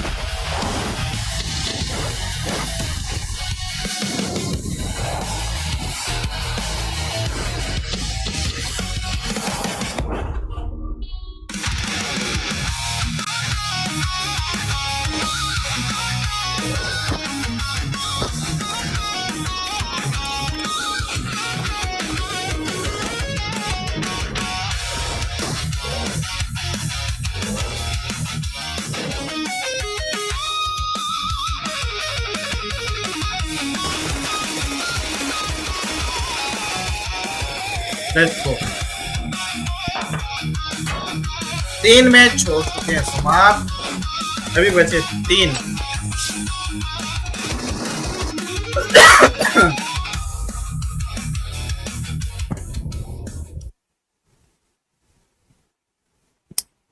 Tribes arrived at the PUBG Mobile World Cup with an entire country behind them. As the first Pakistani team to qualify for PMWC, reaching the world stage was already history. But once the matches began, they proved they had not traveled there just to participate. He's found Mafioso, he's got the flush. Gareebo as well. Nucky, no! How can you do it to him? They want that first place where you're gonna have to prize it from his cold, dead hands. Squashed with a chance now, and he's able to close it down. 4 Thrives finished second in the group stage, going directly into the grand finals and eventually securing 7th place in the world. Last year, PMWC taught us to be more aggressive and more consistent to win this championship. Their journey began at the PMGO Season 1 South Asia Finals, where they handled the pressure of playing at home and claimed the regional championship. Now sending shots around the corner, so much damage done, and it's ending. 4 Thrives get themselves a chicken dinner and secure an unbelievably good position. That victory sent them to Jakarta for the PMGO Season 1 main event, where they would face teams from across the world. And on the opening day of the grand finals, 4 Thrives took complete control. Possible, but IQ's down, and T24, we're 1 versus 1. Weapon swap with the shotgun around his teammate. He finds it! He gets it done, and 4 Thrives! After 6 matches, they had collected 3 wins and 82 points, building a commanding lead at the top of the leaderboard. After the 3 chickens on PMGO finals day 1, our confidence boosted a lot. Like, we didn't felt any pressure and we knew we are going to win because we had a big lead. The second day brought a different challenge. Every team in the lobby was chasing them, and every mistake could reopen the championship race. They finished with 122 points, 77 eliminations, and 3 wins to become the PMGO Season 1 champions, securing their return to PMWC. Last year, they arrived as history makers. This year, they arrive as global champions. Nothing has changed for us. Our hunger is still the same. Even you can say we are more hungry for this PMWC trophy. We are even more confident than before. We have more experience. We believe that we can be the team who can win this back-to-back global trophy. 4 Thrives have already shown that a Pakistani team can reach the world stage. Now, 4 Thrives head to the PMWC at EWC 26. Ready to prove that PMGO was not the end of their rise. It was only the beginning. Тапай, нормально все. Окей, тапаю. Я пойду убивать его. Нет, не надо сейчас. Мы ресимся, справа ног добей, маскалат добей. Дачок, класс. Все, он под нами. Не дайте, пусть он не умрет от зоны. Да, значит, я закидываюсь и упадем. Все, да нет, надо было сразу. Все, норм. Тапай. GOAT team coming out with the win on that one. Even earlier on, Foopsman was able to stop Aurora from making a push towards them. It was so nice to see. Great shot as well, right from the observer, going through that doorway, just seeing that double knock coming on through was very, very nice indeed from Foopsman. But yeah, a really good, win coming in from them. They did the right thing. They stayed in that compound. It was a really tough circle to be in that side of zone on, and they just came in, waited their time, and then were able to surround Nigma Galaxy and get the job done. Yeah, I mean, it was just a really good execution overall from GOAT. They were getting pincered at some point between Aurora and also the side of Nigma Galaxy. They're like, you know what? We don't want to take the fight. We're just going to regroup in a center, just wait the hell out of this game, and eventually we're going to come out with the numbers to just overwhelm the competition. And eventually, Nigma Galaxy couldn't do anything, right? They get pushed over the cliff, down in the waters, like you can't do anything about it. I thought genuinely that was going to be a Nigma Galaxy win, but it was stolen away by GOAT team in an absolute flashy fashion. As much as we're giving props there to GOAT, we got to give props to Nigma Galaxy. Once again, a great bounce back from what we saw in Rondo, and the synergy that we have seen out of this squad, Max. That's what we're going to be talking about, because when they were going up against Ulf, it was none other than Coops and Lore just working wonderful together. Beautiful. I mean, especially, of course, as you say, the highlight is Koops and Lord pushing up on those two players of Ulf, getting those nades, while one player's trying to get in CQC range. They do beat out Ulf in that fight. Execution-wise, 10 out of 10. But also keeping two players in the backside, Niptura, making sure that Go Team can't third-party you as you're getting involved in that discussion was literally the play that kept them relevant until the very end of that game. If they don't do that 2-2 split and fully come out to Ulf, I think they instantly lose that fight. No, I agree. I think it was very well played on those cliff sides. I think Nigma are a team that do that a lot. If the zone goes over there, they're right on those cliffs. So they definitely have a lot of practice with that, but you are really able to see how much that practice has been influencing them and making sure they're able to actually win those fights, win those games. So second place, I mean, it should have been a win in my opinion. It should have been a win, but second place is going to be really good, especially after the day they've had. They just wanted to join sitting in the water. He told them, it's pretty nice, okay? The temperature's decent, join me, we're going to have a good swim. I mean, Sitting was there for so long, too. That man was sitting under a rock. Shout out to Barney. He actually told me that. Dad jokes. But for some of the other squad that has been kind of quiet, but they have been consistent today, is none other than Ulf. Ulf has been able to put up some great numbers today. 6th place, 3 eliminations. You might think that's actually not that great, 7. But slow down. Let me actually finish what I was going to talk about. Because they ended up with a 3rd place, 7 eliminations, 4th place, 5 eliminations. So not a super pop-off performance out of this squad, but they are putting up the numbers and they are being consistent. That's exactly what we want to see from the group stage. You know, you don't want to see a team go all out in day one, then you're going to have nothing left for the finals. A lot of teams do this. Aurora do this. For Thrives do this. We need to see teams stagger what they're doing, get that strategy, you know, bit by bit, day by day, add a little bit more as the competition gets more fierce. But for group stage, this is exactly what we want to see, just a few consistent points. I'm a little bit annoyed at Ulf usually at the start of tournaments, especially during PMGO Season 1. They play so split, they lose players every once in a while. They kind of did it this game, right, Niptura, with an off-angle of gaming stars behind them coming in outside of Lipovka. I feel like if they don't lose those 2 players, maybe we'd be looking at an Ulf win here, but they are a slow starting team, so the fact that they still get decent points here, actually, 7, at this early on in the tournament, literally day 1 of PMWC, I'm not that annoyed, and I feel like they're still going to keep improving day after day going into this event. That's the scary part with the team of Ulf, because we know that they can usually end up showing up when we go to the final day of group stages, and especially if they make it through, whether it's survival or whether they're straight to the finals, depending on where they end up here in Group A. Another team that has been able to be consistent and is currently in 2nd place is none other than Aurora. Aurora has been able to put up those numbers, Max. It's a team that it's usually a bit of hit and miss, right? For that squad, we can either see a pop-up performance and just absolutely destroying the lobby, or just at the bottom. Right now, we're seeing a different Aurora that we actually haven't seen before. It's working out. It's not the confident Aurora that's got like 4 players just steamrolling the entire lobby. So you know what? People are going to say I keep hating on Aurora, and I like the players, right? But fairly so sometimes. She's just posing on me. Your side here, SMH. Yeah, I think that they can do a lot more going into these games. I feel like they are able to capitalize on positions because teams do slight mistakes, or maybe not as aggressive as they should be.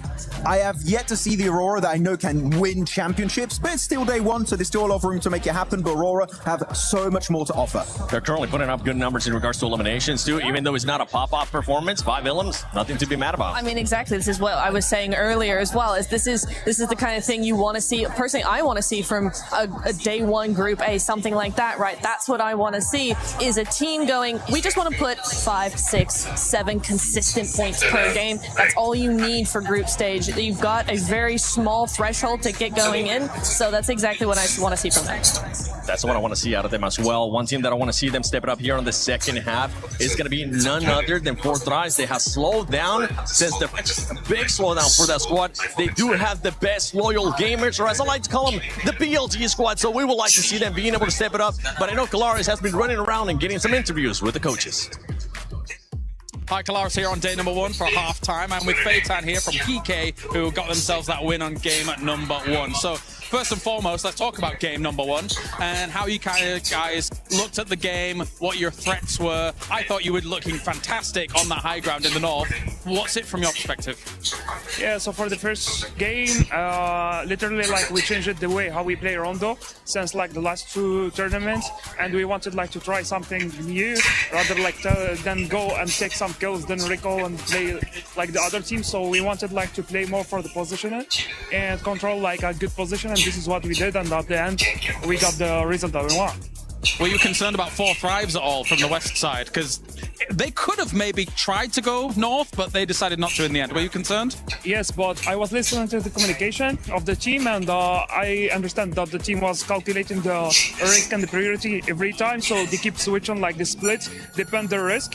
So whenever like we see that 40 are trying like to be aggressive on us, we change to 1-3, and whenever we see that they are going back, we go to original side. I love it. Awesome insight, awesome insight. So 3 games down so far here today. What's your overall outlook for how it's gone here for GK? For us, as I told you before, like we have like different play styles. So in the second game, if you notice, we changed our play style since like the first game in Rondo, because in Rondo we tried more to control in the edge on something, and in the second game we did some mistakes that we need like to improve for the first the next like 3 games. And I think like now we understand how we need like to play the last 3 games, because the idea of the mid of the lobby is more like clear for us right now. Thank you very much, Paytan, for joining me here. Good luck in the next 3 games. And here we go. The first 3 matches of the group of death are now in the books. Now to reach that second half. I'm Hot Jukes, and next to me I got my man Jackie. Hey, big shout out to, of course, John and Blake leading the charge there in the first 3 matches. But you know what? It's our turn to take over the mic. Yeah, they've let us in. We've got upstairs. We've got in position. We got the overlook of the stage, the exciting arena, the plays that have been made already to get us hyped up, Jukes. And honestly, I think the best is yet to come for day 1. Let's get it going. We are here in Paris, France. I love to say that the love is in the air. Oh, yeah. But while we were walking backstage, I didn't feel very much love. I'll tell you that right now, because these guys are intense. I can hear the players talking to the coaches, figuring out what did we do wrong? How are we going to correct it? They got to start making those corrections right here, right now, as we get into the final air game of the day.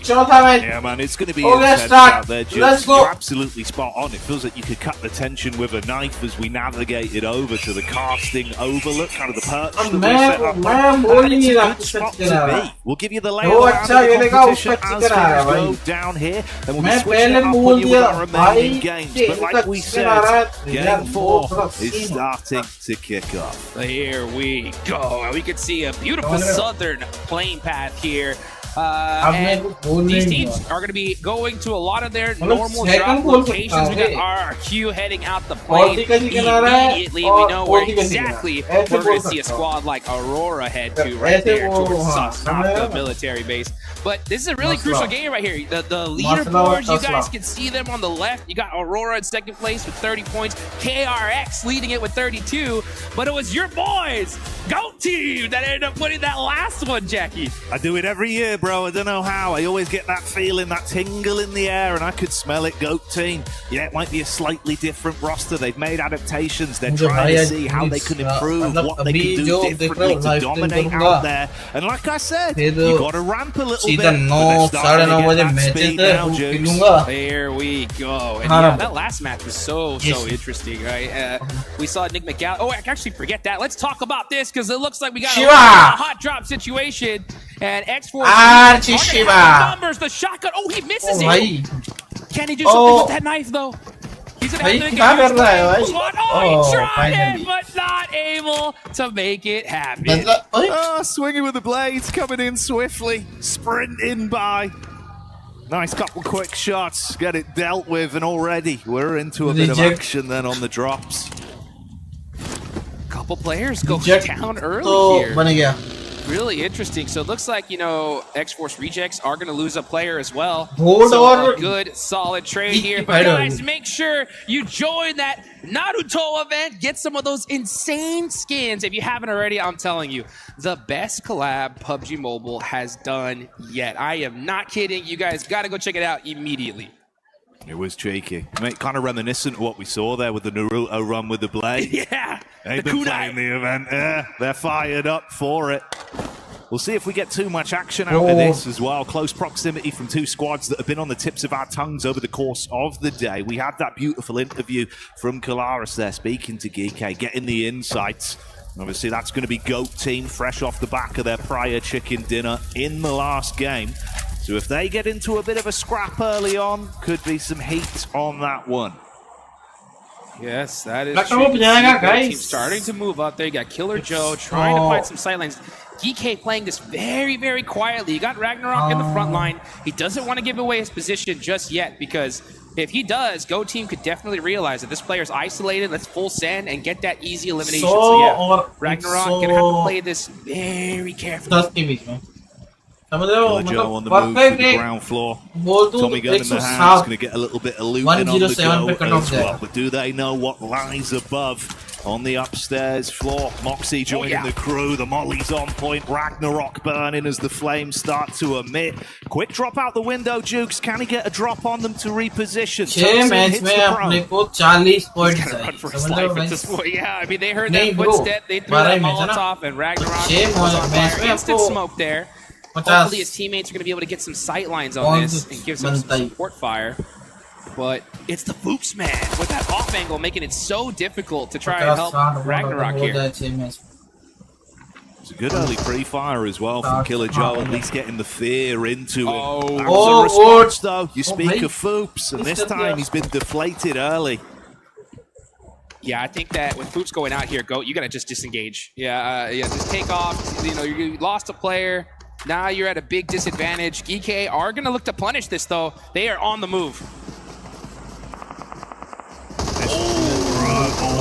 Bad boy coming in swift. That's another knock as Force falls. Moxie just looking to get away and be the sole survivor. Like you said, though, Jukes, this is worst case scenario. It's not only one player gone, it's effectively the whole squad, bar the solo of Moxie, if he's given the benefit of survival here. देखो guys, देखो इधर से survival, but for how long? I mean, इससे पहले वाली तीसरी match में इनका चिकन आया था. और स्टार्टिंग में भी 3 बंदे इनके मर गए. Get a nice chicken dinner and then go into a rough game immediately after. You hate to see it, but that just goes to show, right? Just one mistake can instantly just be a domino effect to you going back to the lobby. Yeah, we're in constant flux today as well. Things are going to be changing, right? Day one, start to get the jitters out of the way for some of the squads, and especially for a team like GOAT, historically, it's felt like they've played much slower on those early games. They don't like to force fights if they can avoid it till late, mid-game circles. So obviously running into an uncomfortable team to start there. That pick on Ragnarok and Bill? Maybe, but that's not the timeline we're living in. Yeah. Hey, great disengage from Ragnarok, though, right? I mean, he immediately put himself in a good position to get supported, and it was really that anchor, right? Foops. Like, if he was able to get a knock there, it would have went the entire other direction. But hey, hindsight is 20/20. Right now we got Aurora on the move with 30 points in second place, trying to get into that northern side. This is a tough circle considering that it could still hard shift on over to military, but I think if you're Aurora, you definitely want to put yourself in a good position just in case. Little cut over there to the Moxie POV behind the wheel, just trying to keep his individual life going. Meanwhile, you can see some of the establishment of our other squads, like you say, Aurora on the move, getting themselves back down into a position to build on this one. There's your Ulf cameo as well, monster truck in the back. There they go, yeah, Ulf on the move here. Everybody trying to center up. You got 4 Thrives already taking that beautiful bridge position, so they're going to be the anchor beings here for this one. If that zone goes south, they'll have a great position for it. I like what I saw from Aurora there. They went to that edge of that circle, just trying to catch maybe a sneaky player on rotation, try to soak up some points, but when they didn't find anything, all right, let's go ahead and prioritize circle here. Smart plays, the talented squads that I think a lot of us want to see really get into that stride that we know they have. High skill ceiling, Jukes, so maybe they can build on this one. Yeah, things definitely slowing down here, for sure. And it definitely should. I mean, it was kind of tough to see a couple players go out so early, but with the Southern Plane Path, sometimes you got some players just trying to do some split loot, and one little bad drop could definitely punish you. Still 58 remaining here, so still plenty of time. A lot of action to be had. Unfortunate for the side of GOAT. Yeah, we got X-Force Rejects losing a couple players as well. But we're still getting things going here. And you can see Alula Club right in the coastline with a super safe rotation. Yeah, playing it close to their chest. Going to bide their time on this one, stay in a very safe area. That feed boding well for their timeline that's yet to come. Bit of a cut over as well. We can see what the setup is here. KRX caught a whiff of the back line. Few shots. The info goes both ways. Yeah, RRQ just put some shots down range. Just saying, hey, stay away. You know, we'll fight a little bit later as we get into those later stages. But this position has been taken. Next zone does pop, and it goes dead center. All right, so yeah, military definitely out of play at this point. We are going to go to that northern island. You can see Aurora down south. Going to have to make that bridge cross. Guys, John ऊपर की side आ रहा है ओजी की तरफ. घाट का वाला थोड़ा Yeah, a lot of वो हिल और ये कंपाउंड गार्ड का वाले जो 5 कंपाउंड अभी खाली है. 5-6 इधर जॉन आ रहा है. Over the bridge could get a bit messy as this develops. निक नोट कर दो भाई. जॉन तो उधर ही जा रहा है. Into a solid position. Wolf are going to be looking for one here. A lot of open fields in this northern spot. Maybe they're going to be hoping that for a northern shift. But for right now, Fourth Thrives are going to be holding this hillside, and that is the dominant position in this zone. Furia just forced to take the warehouse. Still a great spot as well. And we'll see just how this decides to play out in the next couple minutes. Yeah, see if Falak can run it straight back as well with the incredible performance that he's had today. As an individual, been absolutely out there hulking out, mate. Some of the connections he's had have been brutal scenes, so... Falak, will it be happening once again? Read from the distance. He's got an idea of the two squads that are in close proximity here. Put a bit of fear over towards Furia, but doesn't overcommit. Got the backup coming in now as well. Yeah, here they go. Just everybody just playing some pop shots over, playing a little game of keep away. And Fourth Thrives are going to have, I'd say, the best position in this circle so far. Let's see where the next zone goes. And yeah, Falak just putting some shots onto those vehicles. Going to make it very difficult for a team like Thunder Talk to rotate away from this. And I'm surprised we're seeing Thunder Talk take that little, actually just an open air. I mean, yeah, they just got busted out on rotate. That's tough.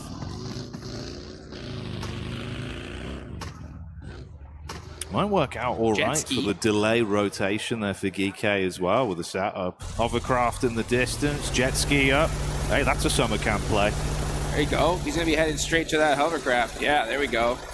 Yeah, I guess Geeky just abandoned that bridge play. They're like, you know what? Let's just try to cross the water here. And a hovercraft's definitely going to help do that. Meanwhile, Aurora gonna hold on to this bridge, so they're gonna be just edging through that circle little by little. Did see a little bit of action though in that elimination view. I believe that was Orangutan getting some shots down range. Aurora hovercraft in play here. It's flying over towards the bridge side. Instantly visually confirmed by Aurora. They won't play their card yet though, trying to catch you if you do go for the wrap over. Bit of a stagger there, Duke. Start to dump the magazines off the back of it. Dude, this just goes to show you the level these guys are playing at. The tiniest mistake, just punish. Ragnarok, you know, still has that hovercraft there, but a lot of damage went into it. That's pretty much the meta at this point. Like, you see a hovercraft, shoot hovercraft. Yeah. Just try to take it out as soon as possible. Guys, John कहाँ गया वो देखना है. Uh-oh. तेरे भाई के product भाई. Playing it very close here to Fourth Thrives. Fourth Thrives are going to go ahead and give up the hillside and take the buildings just up that hill. But now, yeah, AGAL going to hold this spot for now, and Aurora are pushing up on that bridge little by little. Awkward setup on the bridge as well with the hovercraft. GK pulled the plug on it, back off towards Knocker there and get a bit of looting on by the base. That is where Moxie was last spotted as well. So could be a free pick onto him there and then convert off the back of that if they're a bit unfortunate in terms of their placing. And like you say, Aurora do complete their rotate over, find a little bit of hard cover to get set up with a relatively acceptable split from them thus far. And Fury is still hunkered down, just listening out. With Four Thrives just commanding a bit of respect from their set. Good damage done, disarming some vehicles as well to make any escape plays far harder, Duke. From them. Yeah, I mean, it's a smart play. These guys are in 4th place right now, 25 points on the board. Just get a good central position and just reach that end game. So they're hunkered down in the main coverage of these buildings. but those buildings are a little bit weak to that hillside. But for now, nobody's going to be making that push, because if you do, that's instant third-party city. So good decision for these teams just to kind of just wait things out, all right? Let's just kind of move little by little, inch by inch, and then let the zone decide when this fight's going to start. And we love to party as much as the next person, Jukes, but a third party just don't hit the same, does it? It does not. It does not. 2's a party, 3's a crowd. And right now you're going to see Aru! vehicle there. Nice. Why, Maru? Oh, bhai, I think he knock ho gaya, matlab dono ko knock diya. What? Yeah, the doubling. ballistic already as the damage. मार finish कर रहे हैं क्या? अरे यार आरू को गिरा दिया. But वो कहाँ गया? This squad AKOP मारो ना. 2 knocks on the side. घुमाओ. They got space. Prelox डालो को. With the vehicles. Nice AKOP. भाग जा. नेड आया. Nice. Though, and it is getting a bit. यार आतंकी अरे यार. And Gaming Stars with the third party punishing it. Yeah, I think Orangutan had to really commit to that just a little bit quicker. But then you got Nigma Galaxy on the other side. This is what I'm talking about. You try to take that fight a little too early, and you're gonna get punished as Ragnarok gets naded, and Aurora Gaming are pushing into the zone. Okay, Doc up close as well, cooking this one. Let's see if the shrapnel will be able to blow him away. Oh, Marani! How on earth has he been able to prevent damage from that divine intervention, but still slain with the same result at the end? So Aurora taking away space, locking down their safe area for now. Meanwhile, GOAT lose their last representative as Moxie is out. Next zone just pop, and it does head on over to that northeast side, and it is hitting the edge of that circle there. So pretty big hardship, especially for a team like RRQ that was sitting over there in Ferry Pier. They're gonna have a tough one moving into this next zone. KRX are gonna have to do the same. We'll see how things start to play out. Those squads that are holding a great position so far, you got 4 Thrives sitting pretty, AGAL, Furia. Pretty much everybody else is gonna have to move on in as Maniac gets knocked to Alula. Yeah, Maniac not dancing on this one. No smooth moves on the dance floor as Alula start to build off the back of it and see if there's anyone else they need to remove from the equation as they do flush through onto him. There we go. Now we're starting to see that elimination feed light up. Nigma Galaxy, hey, putting in some work here. 5 eliminations to start things off. The most in this lobby so far. So they're cranking up the heat. Getting some points on the board. Definitely needed. Claws has eyes on Satan though, and Satan, woo!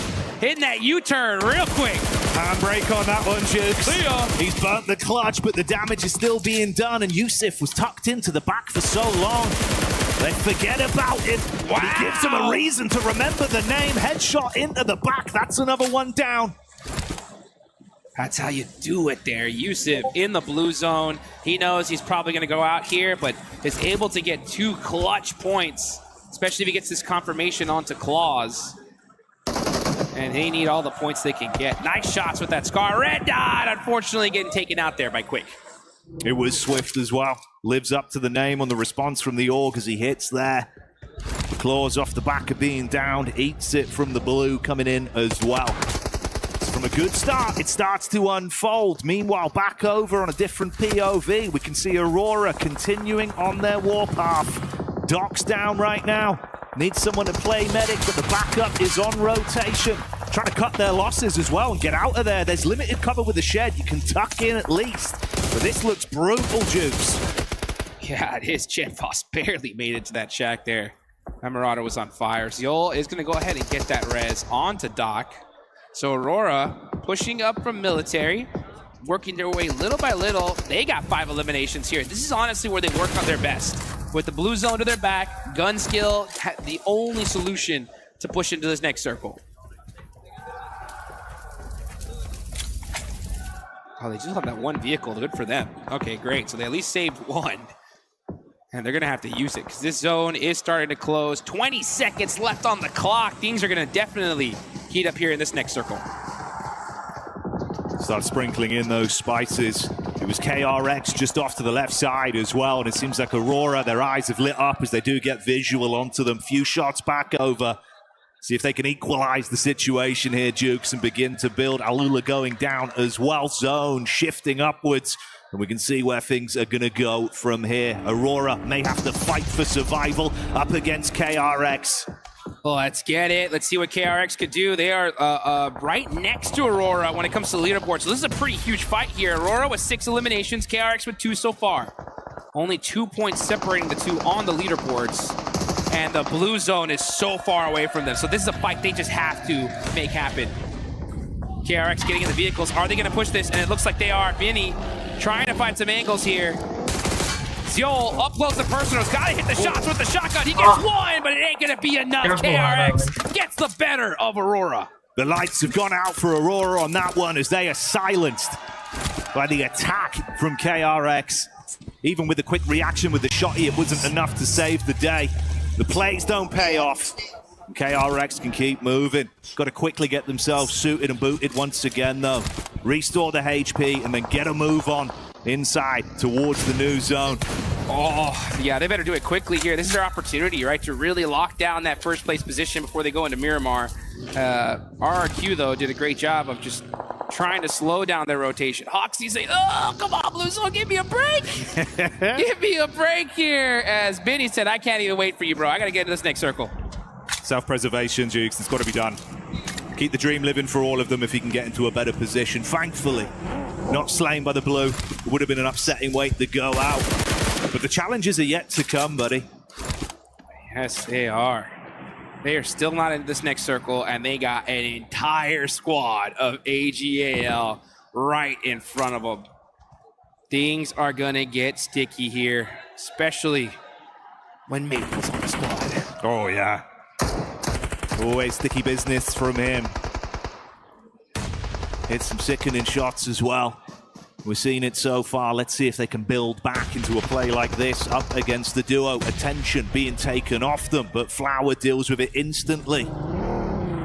Super annoying circle here for these teams. This is a lot of open field, very little coverage here to work with. That's why we're seeing so many teams out in stage 5. Usually at this level, we'll see a whole lobby with Flower H. Oh, Vinny spinning out, and he's taking out the vehicle. Now it's Hoxie left for the squad of KRX, just trying to survive. Smooth tracking on that. It was like first-class postmate. And it wasn't enough.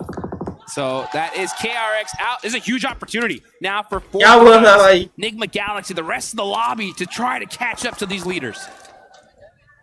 And this is 4 Thrives going in. Overheart in the back line. T24 trying to close the gaps. The shots are coming through. AGAL already dropping 2 players. Flower H has been popping off. But what can you do? Man versus machine as the hovercraft is in their face. Falak looking to assist with the nade plays once again as they're getting blown down. Backline's good. Maple removed. And that's how you wave goodbye. What a play from 4 Thrives. Not hesitating, saying, you know what? We need to take this hill. Let's take this fight, and they get it done. So 5 eliminations for them. They move up to 3rd place, but Furia applying so much pressure. They know if we're going to take them out, this is the time to do so. The detonation from the hovercraft as well, leaving IQ low, but he can top himself back up. And 4 Thrives certainly living up to the name, Jukes. They've been thriving in the lobby as individuals, but as a unit as well. The crowd is going crazy here. We can hear the 4 Thrive chants happening just right behind us. Let's see if they can make everybody proud here and make a pretty much of a miracle play. These guys have no coverage. They're going to have to run in the wide open. Their best shot, honestly, is going to be if 2 other teams in the circle just happen to fight and they're able to sneak on in. Other than that, though, this is going to be a very, very difficult time for them. The mechanical prowess would have to be on point, bro. And like you say, maybe they can smell blood in the water, set themselves up for something special here. Bit of a scout with the 2-2 split, keeping their eyes open for info. Flash taking pot shots onto Furia as well, huddling together for any kind of cover. Man, 4 Thrives really are happy with this one because Team Flash just completely stopped Furia from being able to push on them. Flash making that big push. Furia trying to make a play from the shack here. Bose trying to get the heal off, and now Tops with the shotgun should be able to get it done here. He runs on in, and Team Flash punish Furia. Just like that, the flash in the pan is put out as they clean up. See you later, Furia, but the response back on. Shots coming towards them. 4-5's advancing up as well. So we've broken off into this 2-2 fight effectively, Jukes. This is the perfect scenario for 4 Thrives. Literally, this is the only way they move up is if those two teams fought each other. They did, and now 4 Thrives have a beautiful open angle to this side of the map. They got a good couple of hay bales to work with. You gotta watch out, though, because I see Raouf there with that MG3. That's the weapon to have here in this situation. Oh, yeah. He's going to be Raoufless. Absolutely giving it with the heavy artillery if they get in front of him, Jukes. So 4 Thrives want to play this smart. They need to be decisive with the attacks. Right now, tucked in, looking for that window of opportunity. Scouting jump spot from Lord, just trying to get a read.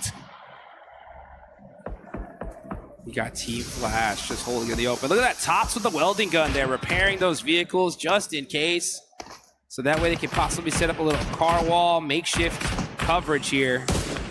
No terraforming here in Erangel. You got to use what you got. And right now, I think Enigma Galaxy definitely learned their lesson after that last game. Look at them, just single tapping, making sure they conserve onto all that ammunition because they could have definitely won that last one, but just did not have it in the bags. Every bullet worth its weight in gold right now. Little bit of a tag in the back as well from the pot shots they've taken on the vehicle. Disarm, a quick rotate for 4 Thrives, make it a bit more uncomfortable. It's a good split to at least have hard cover if they go for this rotation through the open. And Furia starting to get some of the same medicine sent their way. You can't hold the wide peak anymore. Slow things down. That is going to be the name of the game here. Oh, San getting picked off from Chief. Nice shots there, catches him underneath the buggy. And yeah, he's 100% getting thirsted here. That's filthy. It was the angle he was playing for so long, forced off it, goes back out. That Elim will be stolen over by Flash. Guarantee that one. And rip an extra point away from Furia. The play itself was nice, but amounts to naught. Paris getting excited tonight as well. Day one, Jukes, and already it's starting to get a bit of energy in the building. Let's hear it! Let's get it going, baby! Here we go! Oh, look at that. These guys are looking good here as Enigma Galaxy is gonna try and do their best to stop 4 Thrives in this situation. 4 Thrives looking very, very set up. Team Flash are gonna have that edge side for now. But with Tops getting knocked here, that's gonna make things very difficult for them. 40. यार 40 का मैंने बोला था. Look at this, Enigma Galaxy inching up little by little, using their utility, using that vehicle. Here come the nades now, trying to throw a red zone onto 4 Thrives. 4 Thrives in big trouble. Here come all the nades. Lord gets a knock on the Haizava. Oh भाई big fan, भाई comment बहुत अच्छी हो रही है. IQ in the back line. ओ भाई 40 के 2 बंदे नॉक कर दिए हैं. लॉर्ड के नेट पे नेट जा रहा है, गोला मार रहा है जैसे. और फलक बचे हैं, फलक का नेट, ये क्या नॉक मिलेगा? नहीं, फलक भी बहुत लो हो चुके हैं. देखते हैं फलक फिर से और आईकू को फिनिश कर दिया गया. फलक का फिर से नेट है और रूप को नॉक कर दिया उधर से जस्यू ने. और उसेफा गया, आईकू गया, फलक गया. एक लोड का सारी टीम को लेके गया भाई. निकमा गैलेक्सी. अब चीफ डीबीएस से इतना दूर मार रहा है भाई. चलो चलते हैं. किसका चिकन आ रहा है गाइस? Let's go. जाकिर भाई आपकी दुकान में से एक थम्स अप, 1 लीटर वाला, एक दूसरी बाटली और एक 4 सिंगदाना लेके गए हम. उसके स्पॉन्सर हो आज आप. पूरिया high low. Hey, Bowles, the only cover you've got to play with here. Oops. This is Enigma Galaxy's game to win. They have the circle here. Nobody is in this zone except for Furia. And you can see Chief trying to get to that rock, maybe even possibly that crate. But this is going to be a tough rotation because Team Flash are staring exactly at them. But Team Flash, what are you going to do in this spot? You got no coverage.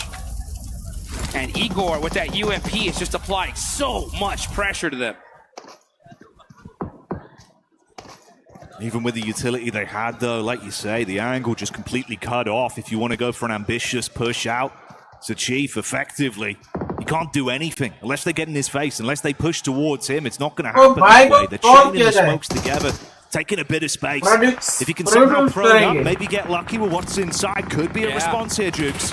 Let's see, Top's trying to hit those jump nades. Chief gets knocked, and that's going to cut off that angle completely. Down Flash versus Nick McGalaxy. Nick McGalaxy trying to make some plays. Top hits the lay down real quick, barely dodging those bullets. I can't believe he survived that. The stand up, sit down, keeping him guessing with the moves. He's able to top himself back up as well. The heels coming in. Rauf paranoid on the peak, looking for the angle. Extends to the left, Jukes barely survives the contact zone, coming in quick. Oh, and now they're forced to run out on the wide open. They gotta make some shots, gotta have to make some plays. They hit the lay down, but down goes Lord. Tops running in the wide open, but where's Coops? When is he gonna hit that shot? It's all up to him. Coops down on the deck, Rauf moments away from death. Coops getting lit up. And that's Flash. As they come in with a chicken dinner. There we go. The last Eric Gale here of day one. And it's Team Flash getting that victory at the last second. That's one they definitely needed. They were pretty down. You can see it's our time to shine, baby. Hey, we're loving the energy, Paris. Let's keep that up. That's what we want to see here. That's what PUBG Mobile World Cup's all about. Let's get it going. Hey, a great game, though. Nick McGalaxy to these guys, putting up some great solid points, especially considering that our leaders ended up going down pretty early here. So we're going to definitely see some movement on these leaderboards. Man, it's crazy how sick of a day we've already had, Jukes. Some of the storylines, some of the plays, right? It's been getting us enticing, but it feels like it still is a true day one where you're never really sure. You never know if there's going to be another twist in the narrative, another squad that might actually have a pop-off run. It's been one of the biggest things about the World Cup every year. Because by the time we get here, that skill level just hits its peak. And this is the place to be, guys. Honestly, if you're a PUBG Mobile player and you want to feel what it's like to be at the pinnacle of esports, here at EWC is the place to be. I am not even kidding in the slightest. Everybody here is so excited. And now you can see and feel that tension, though, as it rises little by little. Just a quick reminder, it is going to be Group A tomorrow, right? So we still got 8 matches left to go for this group. Top 5 moving straight into the finals. And honestly, with all these squads, how well they're playing, I don't even want to be thinking about the survival stage. No, man, that's something for Max Man to worry about. Yeah. We don't put our necks on the line with that one, Jukes. It's too hard to call. The competition's been spicy. And it's crazy as well, having that human element in the body language. You can see some of the squads we expected big things from. Some of those egg-on-your-face moments where you got to reset. Big crowd, big stage, gigantic arena. So much noise. It's going to get deeper. Yes, it is. And we can see we got James down in the field. Looks like we might get a little interview here soon. That'd be nice to see on the side of KRX. But all these guys, man, just having to prep because, yeah, things have been pretty hot so far. But they're going to heat up even more as we're going to be heading into Miramar. Intense action. Those final 2 games of the day should be absolute bangers. But I'm glad we're here for it, Jukes. Already, it's been an exciting event. And you can only imagine it's going to get better from here. That is a fact here. So now we're going to see how these teams are going to be able to adapt. And they're going to have to adapt pretty quickly. But I think it's time. We do hear from James and KRX. Let's go बढ़ते हैं 4 match complete हो चुके हैं guys 2 match बाकी है क्या 2 match में India का चिकन आ रहा है So my first question is for Hoxie. You guys at the beginning of the year had a very heavy roster shakeup in Korea. How do you think KRX came out of that, considering Nongshin Red Force looks very strong at the moment as well? So what do you think?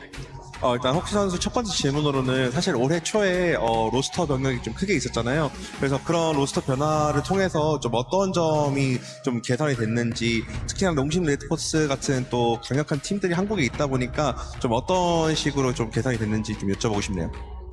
일단 저희가 뭘 해야 되고 게임 내에서 어떤 게 중요한지를 잘 파악한 것 같고, 로스터 변화에는 오히려 제가 생각하기로는 좀 더 좋다고 생각해서 로스터 변화에는 문제가 없는 것 같고, 저희가 이번에 뭘 해야 될지를 잘 정한 것 같습니다. 이번에 Yeah, coming this year, their roster change, but I think the roster change actually went in our favor. I think we had a really good teammates. But that being said, I think we mostly focused on what we should do in game, what we should focus in the team play. So I think all the way we could make a cohesive team play overall. So I think that went pretty well so far.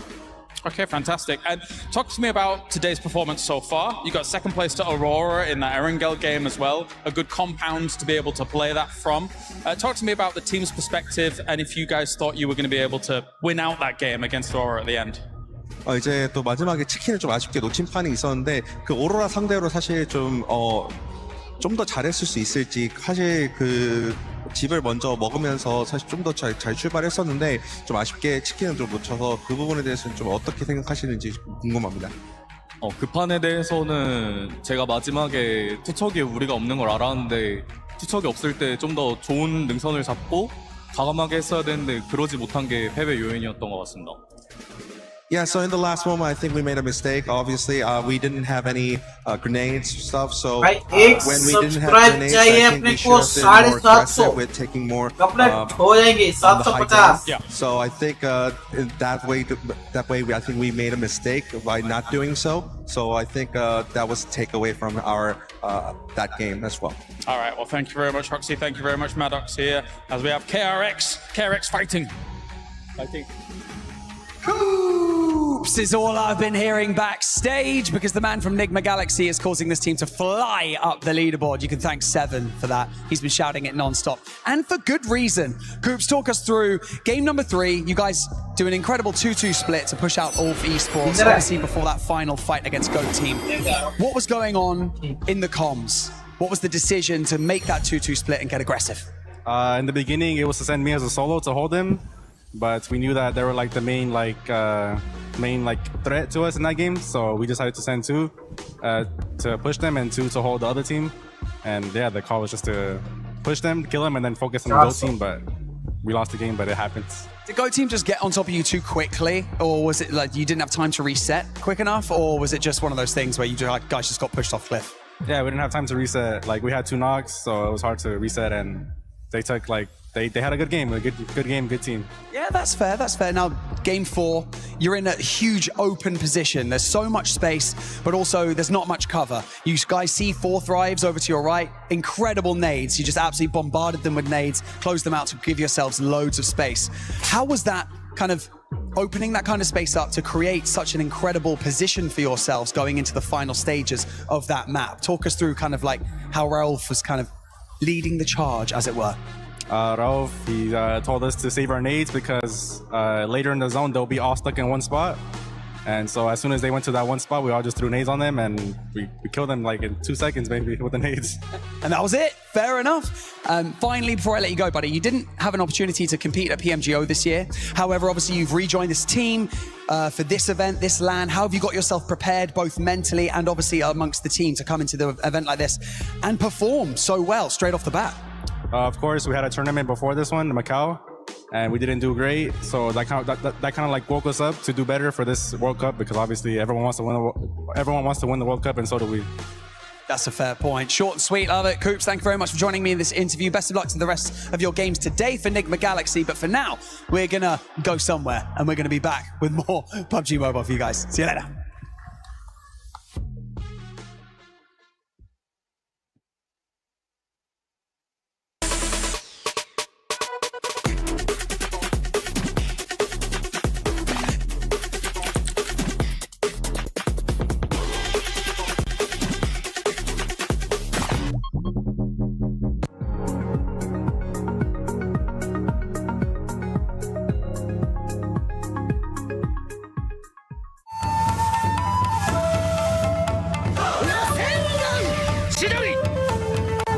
얘들이 오케이.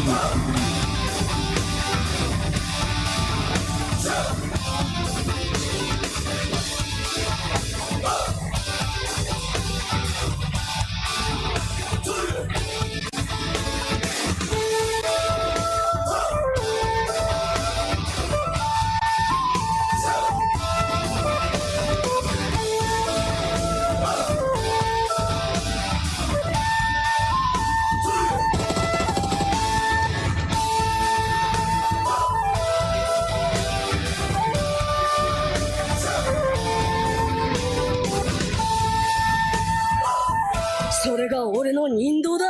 雷鳴と共に散れ。しっかり見ててください。俺は畑かかしって名前だ。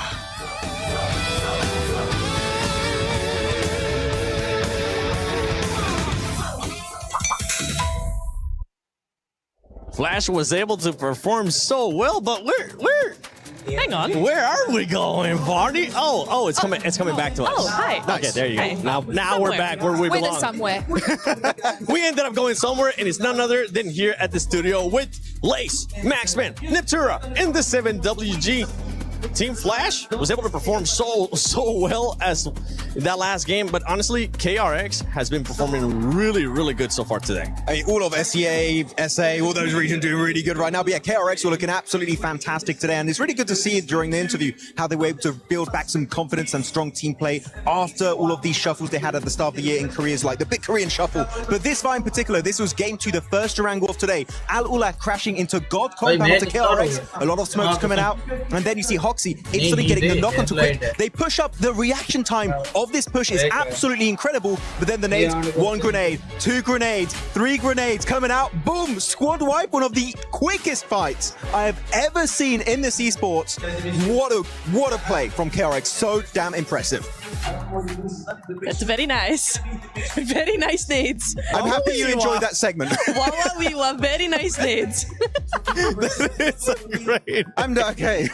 Great nades there from KRX. Yeah. But Team Flash, I'm gonna have to send it back to you, Max, because with this squad, I mean, we finally saw what I feel like you've been wanting to see out of Team Flash. That they can frag out, and not only that, they can also win games, because it has been a bit of a hit and miss as well at the start of the day. They ended up securing the top 5, but besides that, they were really not performing that well. I have one thing to say about Team Flash, right? Wow, no, okay, moving on. More serious, no, they get 20 points here, and as you said, right, a little bit of a slower start, especially that first Durang off today. I feel like a lot of indecision being made. But the way they control the eastern side of that field, which I was a bit skeptic, if their circle doesn't favor them, how are they going to make use of that field? And you know what? I was actually slightly wrong of that play, because they put Win on top of that shed in particular, Niptura. And one very crucial point of this game for Team Flash, he was not spraying Niptura. He was one-tapping to make sure he saves as much ammo as possible for that final push onto Enigma Galaxy to get the win. The small, minute details are what makes these winning moments possible for teams such as Flash. No, it's so good. It's a great point you bring up. This team loves to do these massive splits across one side of zone exactly for this reason. You know, if a zone is going to go their way or go in a direction that favors them, they will always be in zone no matter where it goes. So it's a really good setup play from them in the mid game, and then they're able to just play off of that. That Shack play was really good for them, and they're just able to use, you know, this momentum pushing forward with these hay bales, just trying to get anywhere at all times. And, you know, Nigma, they know exactly where Nigma is at this point, because they just had that massive fight with 4 Thrives, and so they're able to use the terrain to their advantage. A very good game from Flash, I think. Yeah, and I mean, touching on 4 Thrives, I mean, from the beginning, they had that, you know, the defense in the building. They weren't sort of putting on the eliminations that they had from those previous games, but that's okay. They could have worked on their placement there, obviously getting into that final zone.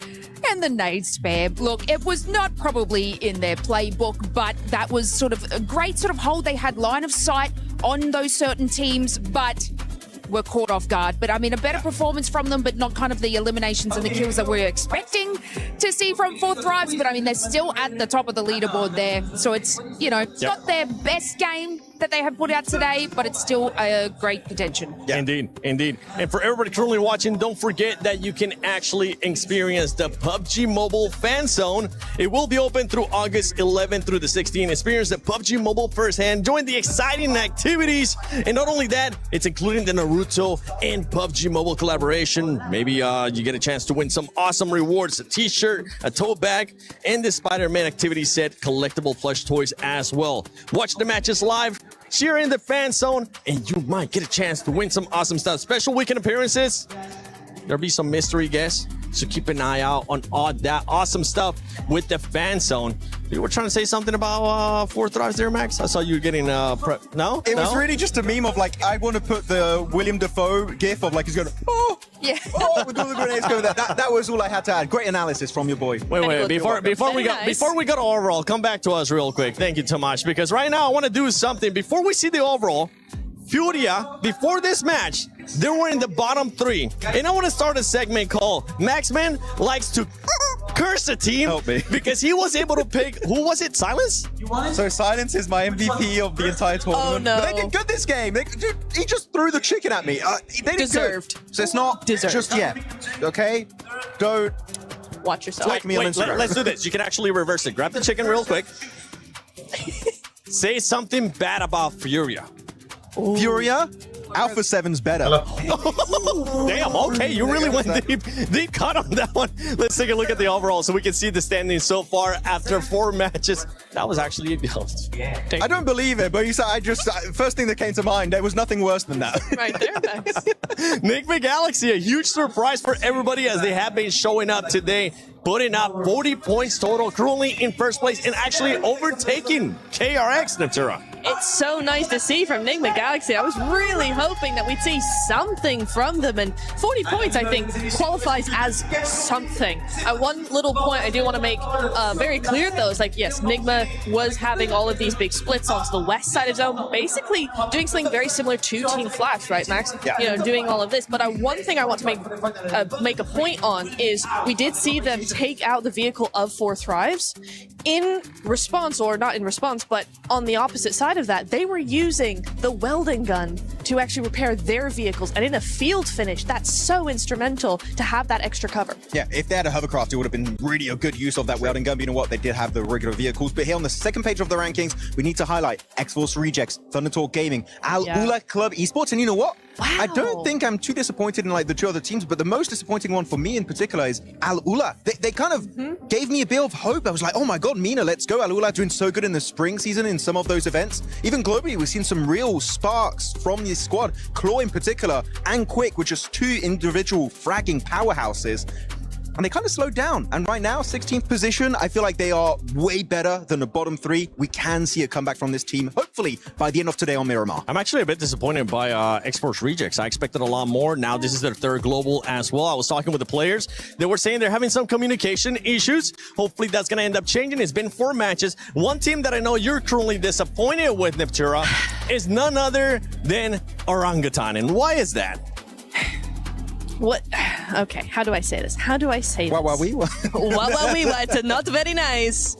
No, honestly, why? Why in a global are we taking a fight, getting a knock, and then going, hey, the guy that's already knocked and can't do anything, let's just focus on him. And then just leaving it all open for the rest of the team to go, actually, while you were focused on a knocked player, we're actually going to be able to come in, backstab you, get rid of you, you have 1 point. Congratulations, it's going to get you real far. Yeah, by the way, she's talking about none other than OG versus Ulf in the last match. That is true.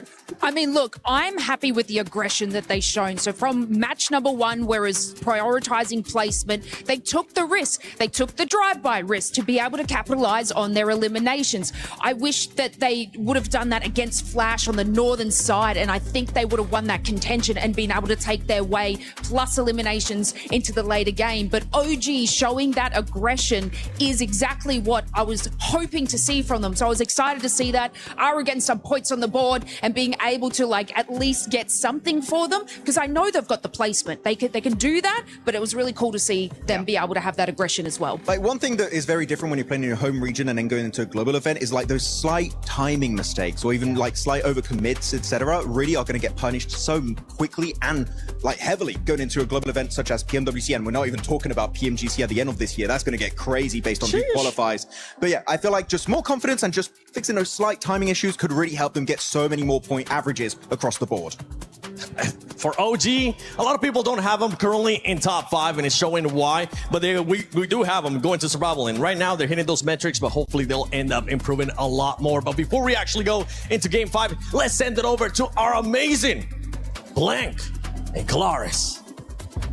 That's right. Thank you very much, guys. Of course, we want to reminisce and go back to game number 3. We do. And talk about a theoretical notion. Could Nigma Galaxy have won that game? Talk to me, Blank. What do you think? It's some real philosophical notes going on right now. Yeah, I feel like there was a moment where if they didn't push Ulf, potentially there was a big win there. We got to hear from Coops actually in terms of his knowledge about it, how they wanted to go down. He said it all just fell a little bit apart. And I mean, as soon as that smoke train came through, there was a big issue, right, for when GOAT started to push. But I feel like Enigma Galaxy could have absolutely won that game. But so far, they've come very close twice now in second place, which is huge. And the last game as well, I just briefly kind of had a small chat with Ralph there, and he was saying that he thought on the left side it was only a solo. So actually getting that little bit of an insight as to how they kind of looked at that field position and that field play is quite insightful. But 2 second place, nothing to sniff at. I think that they're kind of on the track here to do very well in this group. They are, sorry. I mean, the bounce back from essentially what is an unheard of position in Rondo, where you go out as a full 4-man in the first 2 minutes of the game, to now being up there on the top 5. It's a fantastic result. They've been gambling, they've been taking risks, and now is the time to be greedy, to take those risks, Kalaris. You were casting. Do you think that Coops being here now properly with the roster, he's been kind of a bit of a game changer? Obviously, it's always nice to see Coops here alongside the roster. Yeah. He did miss out on 1 or 2 of the internationals. He always knocks it out the park. He's a good lad. He's a good lad. I think Coops is genuinely a very, very good player. I think he brings the team together. I think Lord bounces off him very well. Satan and Ralph play very well as a 2-man, but you do sort of need a player for Lord to bounce off of as well. And I think Coops is that guy. In the past, he used to be the lad as well. For Enigma Galaxy, they were always received as quite a passive team, but I think that Coops applies a bit that more aggression that they need to follow up on, which has got them to these really, really high heights today. All right, well, thank you very much, Blank. I need you to do the bat again as we knock that ball straight on over to the commentator team. Oh, and it's a home run from Blank. A beautiful connection there with a microphone back, caught perfectly by Jukes as we set ourselves back up for another spectacular game of PUBG Mobile. Back in the building, the lights are changing. You know what that means, Jukes? It's PUBG time. That is right, and not just any kind. It's Miramar, baby. Let's get it going.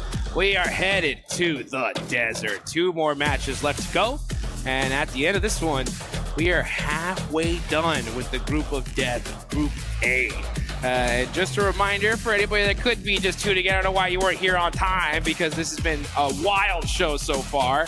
But remember, it is top 5. Top 5 move straight to the finals. Bottom 3 are done. Their keys will be crushed tomorrow. And the rest of those teams are going to have to make it happen in the survival stage. But it ain't over yet. Let's get into match number 5. Oh yeah, baby. Another plane path on the go. We start to change the scenery, like you said, moving into Miramar. Hopefully should be another exciting game as well.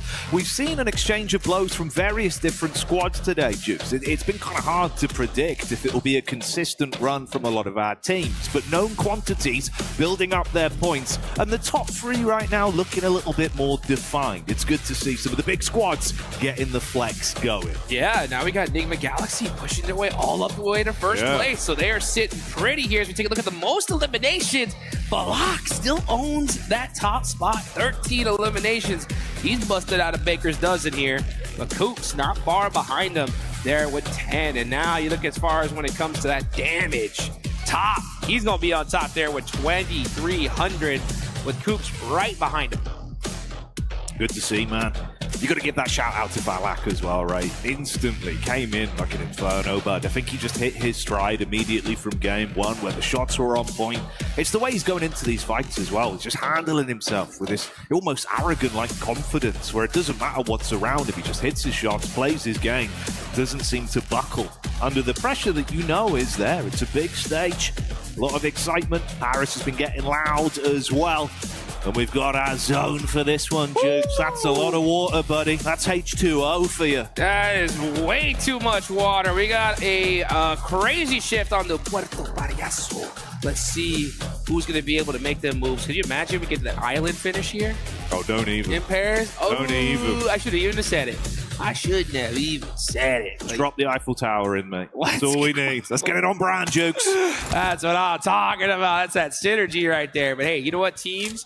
Drop it safely here. That's what I like to see, you know, because every time we go into a different map, especially on day 1, you never know if we're going to reach one of those hot drops here. But hey, take there a look at the bottom left. Go ahead and join that Uzumaki event.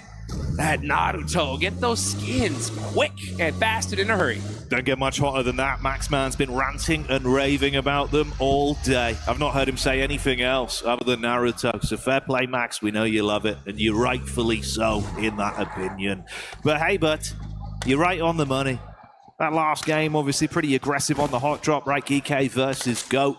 Didn't really work out too well for Goat, did it? Moxie barely limped away, tail tucked between his legs, resulted in him falling relatively middle of the game, but gets nothing from it, just the solo. So goodbye to any points being earned on that one.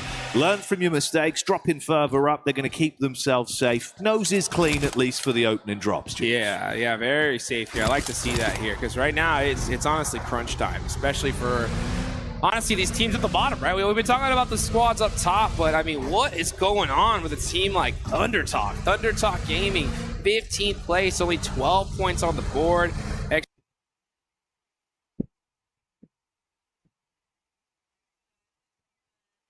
Force Rejects right next to him. Aula in really big trouble with only 10. Honestly, if they really want to extend their tournament life here, now's the time, right? Get a good Miramar game here and now, and that could be just enough to at least extend that tournament just a little bit longer. You need to give yourself some sort of confidence as well. Like you say, right, getting towards the end of day one here, it starts to sink in, the reality of the situation. If you're down those bottom two spots, by the time you get back to the hotel, but it's the fear that creeps in. You never want to leave your fate in the hands of another team. Definitely do not. Huge prize pool here for the group stage by itself. Over $1 million on the line just for this stage. Survival stage is going to have 152,000. But as we get to the finals, that's 1.7 million, man. That's some serious cheddar. And that's what everybody's going to be hunting down right here. Aurora going to be one of those squads for sure. They're sitting pretty in third place. This could be a good game for these top squads, though, to make that gap, right? Just in case tomorrow doesn't go their way fully, at least it'll lock them in position to hopefully make it straight into those finals. It's where you want to be, the best of the competition. The tournament here only going to get more and more enticing. It's like you say, life-changing money in reality that's on the line there, but it's not only the cheddar, you got the bread on either side. That's a sandwich prize pool. Oof. And we are in Paris. They got phenomenal bread here. Hey, but get that up right now, boy. Let's go. Let's go. Turn up. As we're going to look at Ulf on the move here. They're getting into zone very, very quickly, so they're already in the circle. We're starting to see a lot of teams head on over to Los Leones. We got quite a few teams still far out from the zone. One of them I'm going to be looking at is those teams in my hot seat right now. Aula, you're going to be one of them. They're all the way up in La Correria. That's going to be on the complete opposite side of this circle. They got to get moving here pretty quick. For the pedal to the metal, starts to get a bit of movement on the go. A fan favorite right now here in Paris as well, and a team that's so dominant, it's easy to understand why. 4 Thrives looking absolutely delicious out there today, Jukes. It's been big plays from the roster, and of course, the one man in Falak that's been really flying the organization's banner high. Yeah, he's making it happen here, man. Hey, big shout outs to 4 Thrives. I mean, they end up winning PMGO Season 1, something that honestly a lot of people didn't predict. Their fans went wild, brought home a global trophy on the side of Pakistan, but now we're going to see X-Force Rejects getting into a battle with Geekay, and this is a loss they just can't afford. Well, our opening elim of the game then going the way of Ragnarok as he slams down early. Gets that first pick hammered through. So Reject, probably feeling a bit rejected on that one, but got to give up any space they got. Fragment out. It's tough, especially considering that they were already in the circle, so losing a player that early is not good. Unfortunate on the side of X-Force Rejects, just everything going wrong. But still 3 players up. They could bounce back. We'll see if they're going to be able to do that. As a lot of the teams that were outside of the circle are finally starting to make that great rotation and find their little place in this zone. But where do you think this next zone is going to go, Jackie? Huh? You think we're going to be heading to that water after all? I wouldn't mind. Let's do it. You know what? Play devil's advocate, bro. Let's do it. Let's make this as awkward as humanly possible, Jukes. Let's go. I want to see some swimming action here. We've already had a bit of treading water today. We'll see if it happens once again. On your point as well, though, man, it's uncomfortable. A squad like Reject, right? We're talking about squads at the bottom of our overall standing right now. They're down there.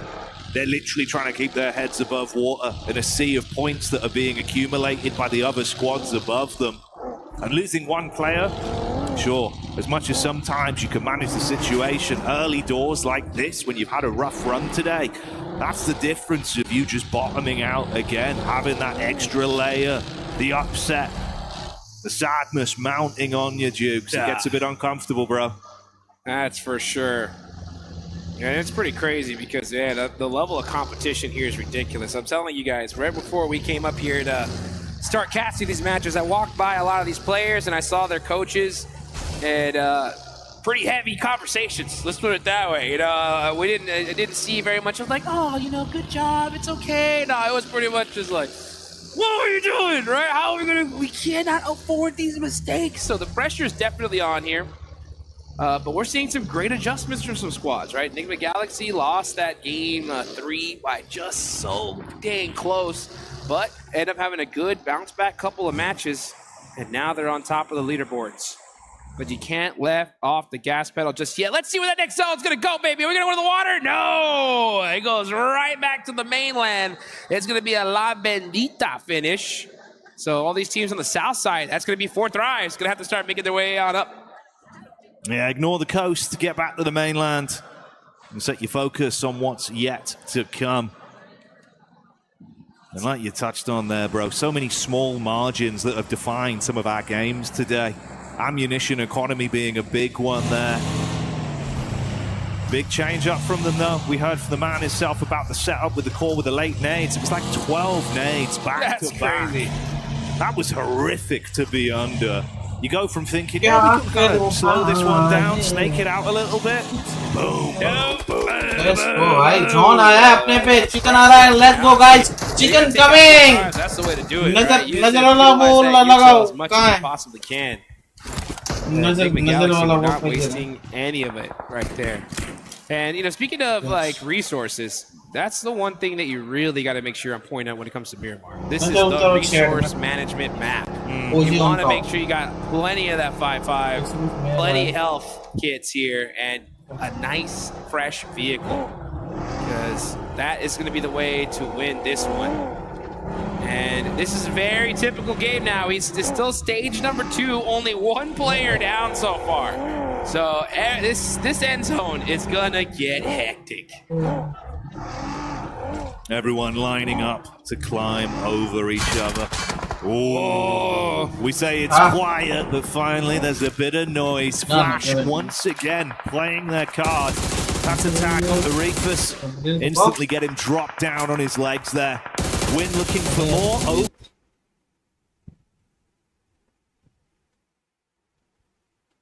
The top angle, good spam, slight tag, but not enough to convert it into a frag on the getaway. भाई अब ना मामला serious है भाई. इस बार आ रहा है OG का chicken. Let's go. Come on. अगर OG का चिकन आया ना guys, Roar gonna have to do something with 3. आ रहा है मतलब आ गया है समझो. और इसमें चिकन आया तो अपन रात को 9 से जो 11 वाला मतलब अपना वो 3 मैच का कुछ है सीन. वो अपन. One of the teams that hasn't found a spot just yet is going to be a Roar game. You saw that sign on that building. Stream करेंगे. Let's go. Starting to feel a little bit less beautiful though, as this blue zone starting to creep on it. और जितनी भी public आएगी उधर सबको royal pass. No. अपनी तरफ से. That's going to be painful. OG का चिकन आया था. Nip away at your heels and leave it feeling a bit uncomfortable, like some of the squads that have had a bit of a rough day today. But we'll focus on the better signs of life and see if anyone can build. Drop निकल चुका है. Yeah, I'm waiting to see what. भाई पूरा centre है अपने पे. I mean, they're on that western side of the Please map. भाई John आ जा यार इस बार. Please. Let's go. Ends up going in their direction, so another good sign for them. Let's see how. John अपना है guys. इधर से chicken आ रहा है. पक्का है भाई. देखो ये गेम अपने भारत की है, OG की है. कोई नहीं रोक सकता इस मैच. चलो. Have to do it pretty carefully. When you get a northern shift like that northern side is usually wide open, so I'm expecting to see some teams kind of hug that circle and trying to find their way up to the top. Bit of info spotted here as well. Coop's getting the read. That's Flash just up on the भाई higher 15 ridge आधे there. point 40 में से 13 किल तो फलक के Lord को उतार दिया गया straight on target, Jukes, and they're going to follow up with this, it seems. Instant engage off the opening pick. They've got an advantage for the fight. 2-2 split either side. Coop's got a bail. Should be a free flash on Lord. Aurora दो बंदे मरे और एक well. This could get pretty spicy. Woo. Flash being true to their name. They're not wasting no time. They're moving quick here. And now Win is knocked. Bo's going to be able to try to find an angle to get him rezzed. But Aurora Gaming, oh, look at that. Top and Doc are now down. As Gaming Stars are putting in that work. Both these teams just kind of driving around, trying to find safety anywhere they can get it. Hey, far back as well. That's Scarface from Ulf getting the line up with the bolt action. Quick with the car. Hits that. Snipes one down. And Aurora absolutely wiped off the battleground. Mopped up the spilled drink, but that was quick. That was way too quick. I knew it! Gotta pick that up here as Falak now with the shotgun. Trying to get the knife here. Tops is in big trouble. Oh! HP, but Bo's able to get that support. Bronze ने knock दे दिया फलक को Gets his revenge as well. आइको ने knock दिया tops को Is in a safe position for now. और फलक तो रिवाइव हो जाएगा Pick up. अरे भाई इसको रिवाइव मत होने मत दो यार तुम 3 मर जाओगे चलेगा उसको फिनिश करके आओ नहीं तो ये एक बंदा तीनों को खा जाएगा बस इनके भी यार एक ही बंदा बचा है तो 9 हो गया अगर रिवाइव पॉसिबल है नहीं वैसे See if they can get him recovered and live to fight on from it. All kicked off an awkward engagement, really, right? Yeah, just like that. I mean, that's what I'm telling you. It's just like any. 20 point आ जाए यार इसके मजा आ जाए यार let's go पहला किल आ चुका है एक ओपी की तरफ से Gone in a flash, and that's 2 of our top squads. That's it. Second, 4th place. 20 point आ जाए भाई सीधा Huge opportunity, especially for a team like Godlike to put themselves back at the top of the leaderboard. 20 का average होगा मजा आएगा chicken 10 किल As X-Force मार देंगे यार अपने लौंडे भाई फॉर्म में आतंकी भाई अकेला मार देंगे चल let's go Hopefully try to use it to steal away some eliminations as we head into our next circle. Oh, OG. Shifting on for the GOAT team circle potentially going to be showing us something to work with as well as this action's been building. And that mini 14 might make a play later as well, bro. Make that look like a major 14 from the lineup. Start to snipe down onto him. Had a read on the angle, but doesn't play his card. And you can see everyone starting to usher their way forward as well. OG trying to catch with the drive by Reject on the move. They're already set up with some safety to play with, so just scanning the periphery right now. Take your time, take your time. Try to catch some of these players out. Devil's wide out in the open here. It's on fire now. One more shot's gonna do it. Devil surviving. Barely there as that vehicle just exploded. But he should be able to run and get to safety inside that shack with his... वो भी गाड़ियां फूटी हुई हैं इनकी वैसे पर उनको झोन मिल गया यार अच्छा खासा Suppose it makes sense, man. Devil playing with fire there. Able to withstand the heat. Get himself tucked back in with his teammate. Counting his blessings on that one. Yeah, barely able to make it out there. Extend that game just a little bit longer here. Moving on over, we're going to see Enigma Galaxy here. All right, there we go. They're going to be holding this ridge line for now. GK trying to catch AGAL on the top of this hillside. Nice nades, applying some more shots there. Ooh, nice! Oh, what a knock! But not able to get the flush.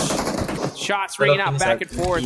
Players all over the place getting knocked here. Ragnarok gonna have to make a play here on Flower Age though. It's got to be huge from him. Looked like Bad Boy had the read with the quick flick, but wasn't fast enough to make him sit down. Ragnarok, 2 squads to deal with. Knows his teammates' days are numbered. Got to cut his losses on saving them, but needs to at least build and survive himself. Tucks further back. Limited cover to play with. Flower H flushing out back onto Bad Boy as well.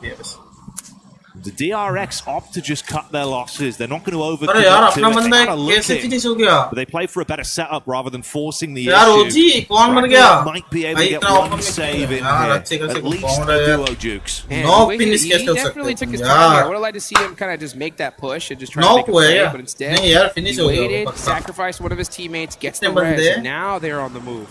But for how long, right? This next zone. Oh, that's how long. That was pretty quick. Yeah, it was like a few seconds at most, I think I couldn't even count. It was done. Safety though, and he's gone. That happened again.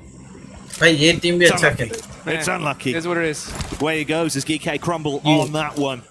Look to reply. Fair play, man. You know, he had a mindset to it. Cut your losses, run off as a solo. Conversion rate probably not great, right? So he at least attempts to reset. Like you say, blink and you miss it, though. Forget about it. Oh, out of there.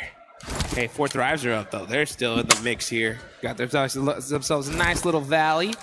They're big chilling right now, just playing it nice and quiet. That's what it's all about. You know, when you get a position like this, the best of the best, this is how they do it. You got to have that aggression and passiveness, like a light switch, right? The second you know when it's time to get going, boom, the whole 4 on the move immediately. And let's see if they're going to do that now as this next zone is about to pop. We're going dead center. We're going down south. Hey, dead center right here. So, yeah, 4 Thrives are going to have a great strategy here. You know what that is? Do nothing, dude. Just stay right there. Just sitting pretty. Yep. Making it look good. It's been pretty beautiful the way it's gone so far. TT in the background as well, not looking great. Unideal rotation, mate. Yeah, it's been a bit uncomfortable, really, Jukes. Unfortunate, yeah. They're down a player, but they're in 15 plays, 13 points. That ain't going to cut it.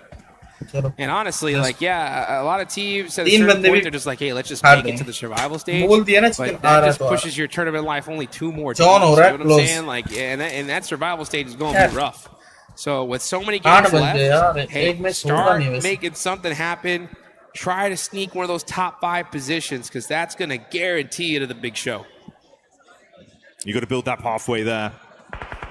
Like the tagline says, nothing is granted for Falak, though. That's an instant connection over. Moxie revealing his card as well from Goat Team. Finally, a little bit of excitement from Gaming Star. Unko maar de they might be tested as the compound crash comes in swiftly. Thundertalk's getting silent. Bot or as Foops man delivers Ajay bhai gaye. Swift moves with a rifle up close. Switches to the secondary and makes it look simple. Looking for the pickup play as well, Jukes, as Thundertalk are out again. Yeah, kind of a crazy push there, just getting punished instantly. But Goat said, hey, we'll take those all day long. We need all the eliminations that we can get. Now we're going to see Force just trying to apply a little bit of pressure there onto AGAL. RRQ and the Broken Plane are now outside of this circle. Yeah, they're getting picked off little by Furia. Gaming Star with the overlook in the rear as well. So many free bits of information being provided between these teams that are scrapping right now. They're looking for the lineup with the nades down onto Raouf. It's good sideline angle. Stereo chucks from those nades. Angle exposed. Good connection. That's Ralph knocked. Here we go. Things started to heat up here as you got Coops now on the move. Looking to get in the action. But Furia, they need all these eliminations. Silence, he's got that DBS. He's waiting for that push-up. Trying to avoid some of these nades, so he might catch his player off guard. He does. Nice little shot, but gets turned on. And RQ now getting shot on the other side of Nigma Galaxy.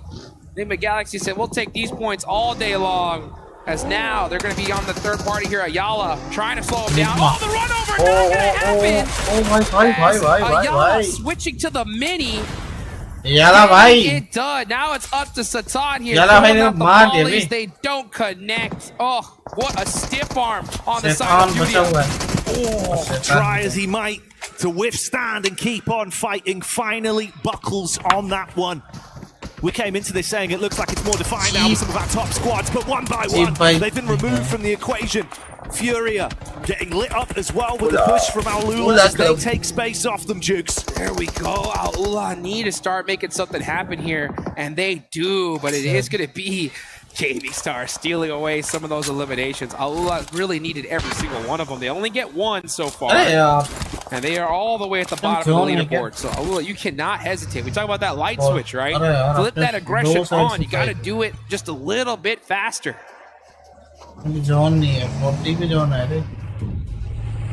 Now, as much as it's been quiet from their POV with Ulf, you've seen them starting to show up in the Elim feed with those shots from distance. They've been pretty good with some of the connections they've had off the DMRs to steal away points in amongst the commotion from other squads. We get their full POV there as they start to advance, get a bit of a read on things. KRX, they've been playing more of a quiet, passive rotate. They've had a lot of opportunities where they could have fought Jukes, but they've been thinking about the end game. Yeah, and they're thinking about those leaderboards right now, right? You got Enigma Galaxy out, you got Team Flash out. Putting some points on the board here is critical, especially when you got 4 Thrives still in the mix here with all 4 up. फलक ने बोल दिया उसको हाँ nice Getting a knock onto अब ना ओजी हमको मार सकती है. Definitely want to go take a look at that one there. As the zone is starting to close. हाँ ये सही हुआ ये जो काम हुआ सही हुआ. Looks like अब ये चढ़ के उनको मार दे तो काम सही है और ओजी जोन ले. But 4 Thrives now know exactly where they're at. एक बंदा उस साइड है. Keeping them guessing at least for the moves. Decent amount of open cover to play with, so it's hard to get those clean connections off. If a fight breaks out from the squads in front with OG 4 Thrives, you can attempt to move up on it. Limited utility, though, it seems, between the players right now. One nade in the hands for Scarface. Smoke going to go up so they can close the gap somewhat. Rifles in play, shots on Scarface. Taking a decent amount of damage off it. And he get that one on target. It's ACOP up top. Smooth shots over. Low on health here, Jukes. Meanwhile, T24 and 4 Thrives is a roster actually shutting down gaming stars that were encroaching in. It's all starting to bubble up, Jukes. Hey, 4 Thrives say, hey, you know what? It's time to pop up and get in the mix here. They're going to get into the action as Orangutan. Nice! And they do get one. Let's see what WizGod can do. Gonna have to make some shots outside these windows. Oh, never mind. Jumps out the door. Oh, but just a little bit too late. Gets turned around. And now Ulfer on the push. Trying to soak up as many eliminations as they can. Meanwhile, 4 Thrives. Just looking like a lion in the jungle, ready to strike. Clawing through the competition with ease. Once again, Falak comes out swinging. Heavy is the hand of Falak. As he starts to slap his way through the competition here. Rotate back over, set their attention on Orangutan and Ulf and see if they can third party onto this awkward encounter. Nade's being primed. Top floor control there with a DBS watching the runner, but it's the Nade they didn't expect. Blows them away from the back. 4 Thrives, sealing away those points. A cop, though, does get that knock on the Falak. That's going to buy them a little bit of time here. Huzaifa is right up and goes first with that nade. He gets Scarface looking for a little bit more. The blue zone starting to close in just a minute here. And 4 Thrives are dominating this building. Ulf, OG are completely stuck. Trapped in position and panicking as Huzaifa goes absolutely ballistic on the cleanup. Shuts down Ulf. दो बंदे ही उधर अगर मार देते हैं potential plays and looks to do more single-handedly.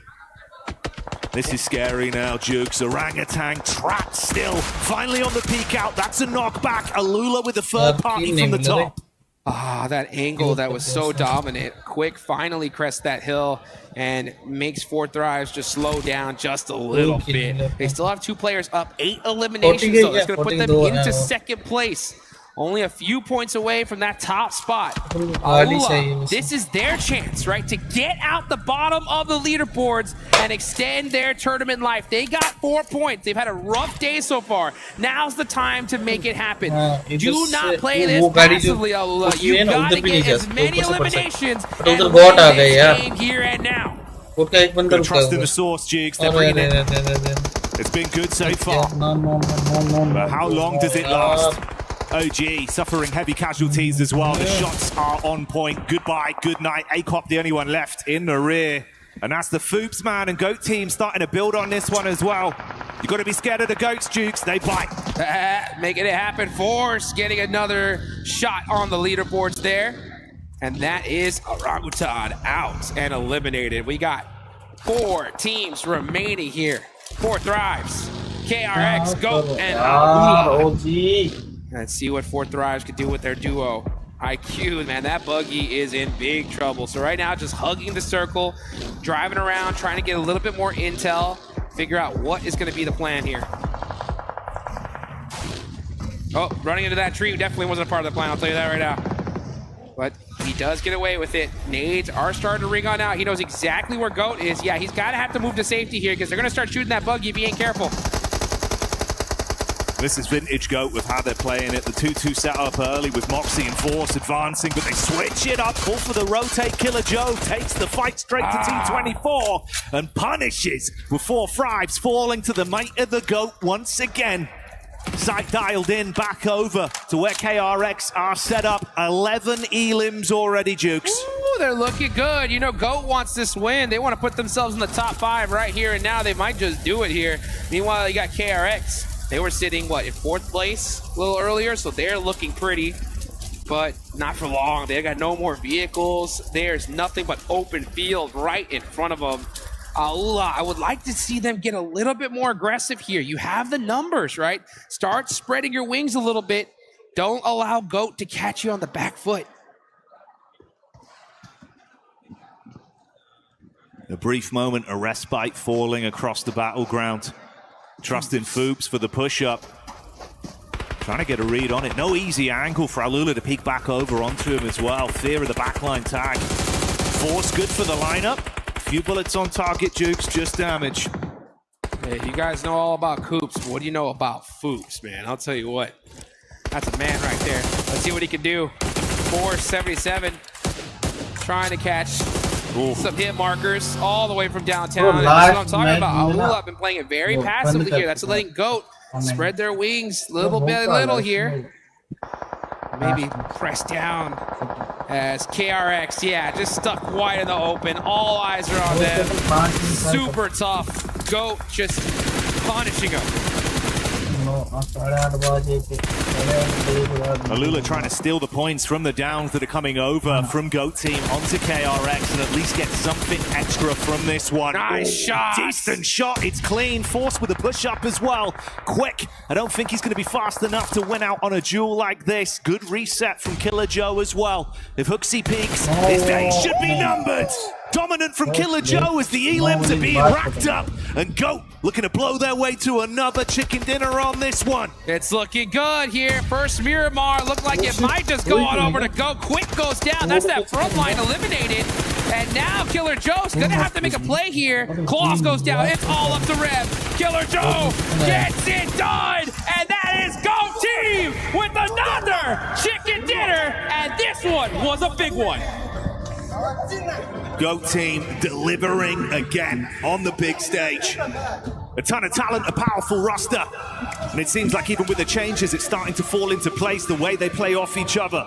This added element of aggression from Killer Joe, who lives up to his name time and time again. Sick to see, Jukes. It's sick to see. Yes, it is. You can take a look at their jerseys. You can see what it says right on the front of it. The great of all time. That's what they want to be. That's what they're trying to etch their name in PUBG Mobile history. This is how you do it right here, folks. When you see that opportunity to get that win, you got to do it, and you got to do it with some serious points, and that's how you get it done. They didn't believe me, Jukes. It's a GOAT team going to be coming out swinging. James looked at me, he smirked. He smirked. I said, I tell you what, mate, GOAT team gonna be giving it. And they're bleating right now. Oh, let's go, GOAT. You can see the crowd all hyped up for them here. And a great game for them. We'll see what CalArts is going to look like after that one. I'm pretty sure he's going to be pretty excited here. It's good to see. I think he'll be enjoying it. Yeah, it's so good to see a team like GOAT clutch it up there towards the end. And Aula, right? Getting some points on the board. Good for them. Nice. Все. Озоны, last. Nice!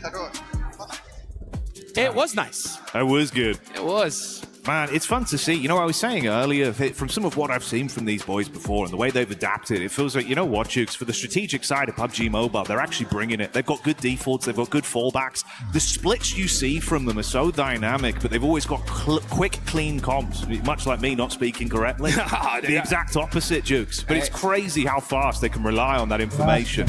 And it's good. That's championship mentality, bro. The fundamentals have to be good. I mean, you heard the synergy, right? They all said nice at the same That's what I'm talking They about. were thinking, right? They got this victory in the bag, and they got it. That's what I love about how PUBG Mobile Esports has developed here over the years. So there was a time back in the day where there's a few dominant squads. Everybody else was just not even close up to par. That's changed, right? I mean, any team here could win the whole thing, and GOAT just showed, hey, if you open that door, we're gonna walk right through it. But we got some more action coming up in just a little bit.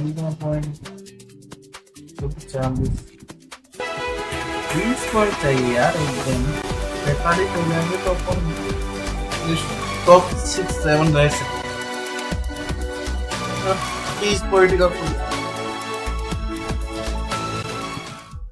पहले तो gold 40 Nigma और ये Korea वाली KRX Flex Aurora and Golep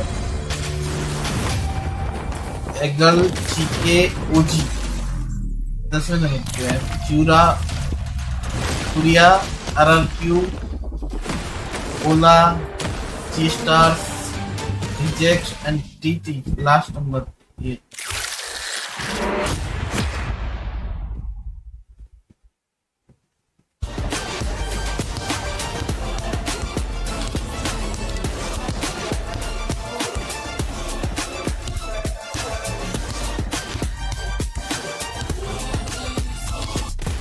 GOAT showing up with the second chicken dinner of the day.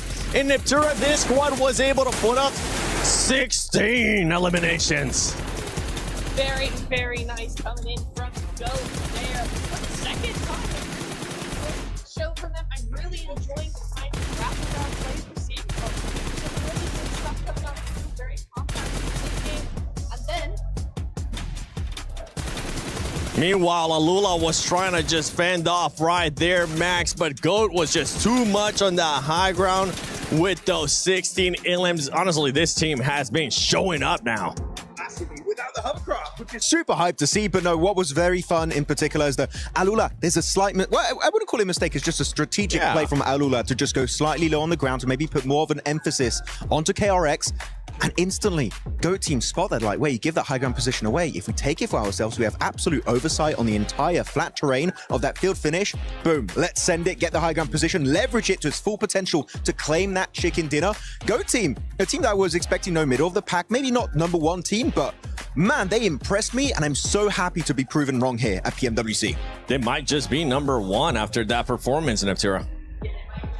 Really enjoying what we're seeing here, being a leverage team. I think that's a really good word for it. They use everything to their advantage. They wait until they have a great opportunity. They wait until they have an opening on that south side, are willing to make that south rotation all the way around, and just to get that better position, just to have that leverage on all the other teams. It's just like the last game also on a Wrangle they won earlier, right? When you think about it, they see, oh wait, they're fighting Ulf, Nigma Galaxy, they're a little bit busy, they're at their weakest, boom, that's when we send it, try and put them in a really bad position and leverage it to actually get that chicken dinner. So very opportunistic stuff, and here they get 26 points. Wow. This was not a Rondo, this is a Miramar. What's going on? Disgusting numbers out of that squad, and also we see 4 Thrives showing up as well. I was raising some concerns for that squad. Now we're starting to see a little bit more consistent here as we ended up jumping into Miramar. And if we keep going down the list, something I want you to keep an eye on is KRX. That squad was able to get all their points out of just placement, which usually tends to be the opposite, Max. We see teams being able to get all the points from eliminations and then nothing placement. They were like, no, we're going for placements this time. It's forgivable, really. In a game like that, they just had like a very small shed and a few cars to work with. And unfortunately, smokes don't stop bullets. I know it's quite unfortunate. I wish they had cover flares in that finish. It would have been great to see, but no, only smokes to survive when you have 2 teams in Al-Ula and also at the side of GOAT looking your way. No way, Jose, are you going to survive that one? But I'm still happy that despite no chicken dinners coming away of KRX, they're so relevant at the very tippy top of these leaderboards. So KRX going hard here for that first place. Consistency is the name of the game, and right now, I mean, KRX maintaining a 4th place right there. But look at GOAT. GOAT is currently in 1st place as they have jumped up with those 47 points. It goes to show us what an amazing performance, what an amazing match can do for your squad. It's really, really nice to see that. And the leaderboard is still so close. I mean, yeah, it's only 5 matches in, but still, I think we've seen other tournaments where there's a much bigger discrepancy here amongst the top 5. So to have this so even across the board is really, really nice to see.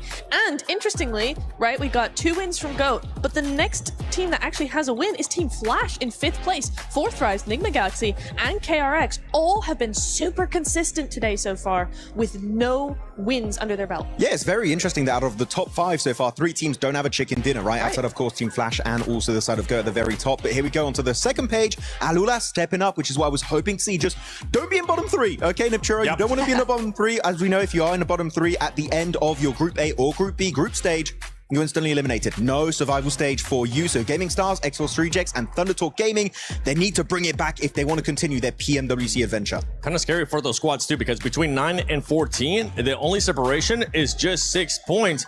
And that's just not where you want to be for those squads. But yeah, they need to make sure they finish off the day strong here. And it's that Rebel?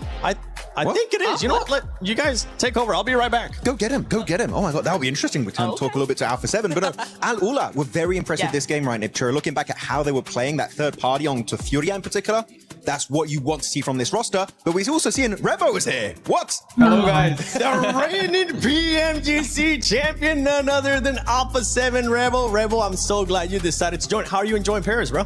Well, it's an amazing city, amazing place. I love to be here. And let's see what gonna happens. Now, I'm sorry for what I'm about to say next, all right? And you know this, I say it with nice intent. What's been going on this PMGC, bro? You guys have kind of been sucking this year. Yeah, we did a bad things, we did a bad tournaments, we did a bad preparation, but now we come with different things, with different game style. So let's see what's gonna happen. I think we are good to this championship, and we're gonna do our best. And if God let us win, we're gonna do it. Okay. Right on. I do have a question for you specifically then, Revo, about you're saying you're trying to work on a few things since your PMMI, you had PMGO Season 1. What specifically would you say was the thing you wanted to work on the most and improve upon heading at PMWC? I think like in PMGO, PMMI, we did like, we was not too much aggressive. We are like just staying in the same place and don't looking for fights or something like that. And now we are doing that. We want to fight, we want to kill everyone. So we're gonna do it. Yeah. Do it. Actually, wait. Are you gonna hot drop Al-Ula? They eliminated you at PMGO. Are you gonna take vengeance? Yeah, no, I don't want any revenge. I just want to play to win and to kill, and let's see what's gonna happen. All right, you want to eliminate everybody? We like that confidence. Anything you want to ask them, Natura? Yeah, okay, I want to know, right? You do have a hot drop on Miramar. There's a couple of different teams who do want to hot drop you there. What's your response to that? Is there going to be any change in your strategy, or are you saying bring it on? I think if they want to drop on our spots, they can do it. We don't like too much like early fights. We prefer to loot first and then go find some kills. So if they drop, they can stay there. We're gonna stay a bit away and then get them in the middle of the game. You can say it, bro. Look at the camera and tell them, bring it. Come to me.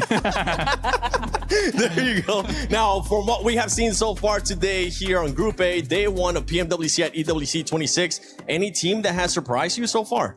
To be honest, GOATs, I don't expect them on top 1. I know it's a good team, but they are doing really well. So yeah, I think them, and I'm cheering for Furia also because they are Brazilian, so I hope they win this last match. I mean, there has been a lot of talk that Furia is better than Alpha 7 now. I'm pretty sure you're gonna be wanting to put a stop onto that. And how about another team? Let's talk about 4th Thrives real quick, right? A team that was able to win PMGO Season 1. Yeah. What do you think about them so far? Well, they are doing amazing. Falak is a great player, one of the best. So I just cheering for them, hope they qualify. And let's see what's gonna happen in the finals, right? Oh, that's right. You want to see them in finals? You want to see them go directly from finals because you don't want to see them in survival. From your Group B, is there any team besides the hot drops that everybody was talking about, right? Is there any team that might cost you more conflicts, maybe within rotations or the way that they play? I think we need to be careful with all the teams because everyone like deserves to be here. So I think we need to take care of all of them. So yeah, all of them. You're giving me the PR answer. Okay. I see how it is. That's him saying, you know what, 7, I want to get out of here. Thank you so much, bro. Thank you, guys. Thank you. Bye. See you guys. For you guys, it's time to go into the final match, baby.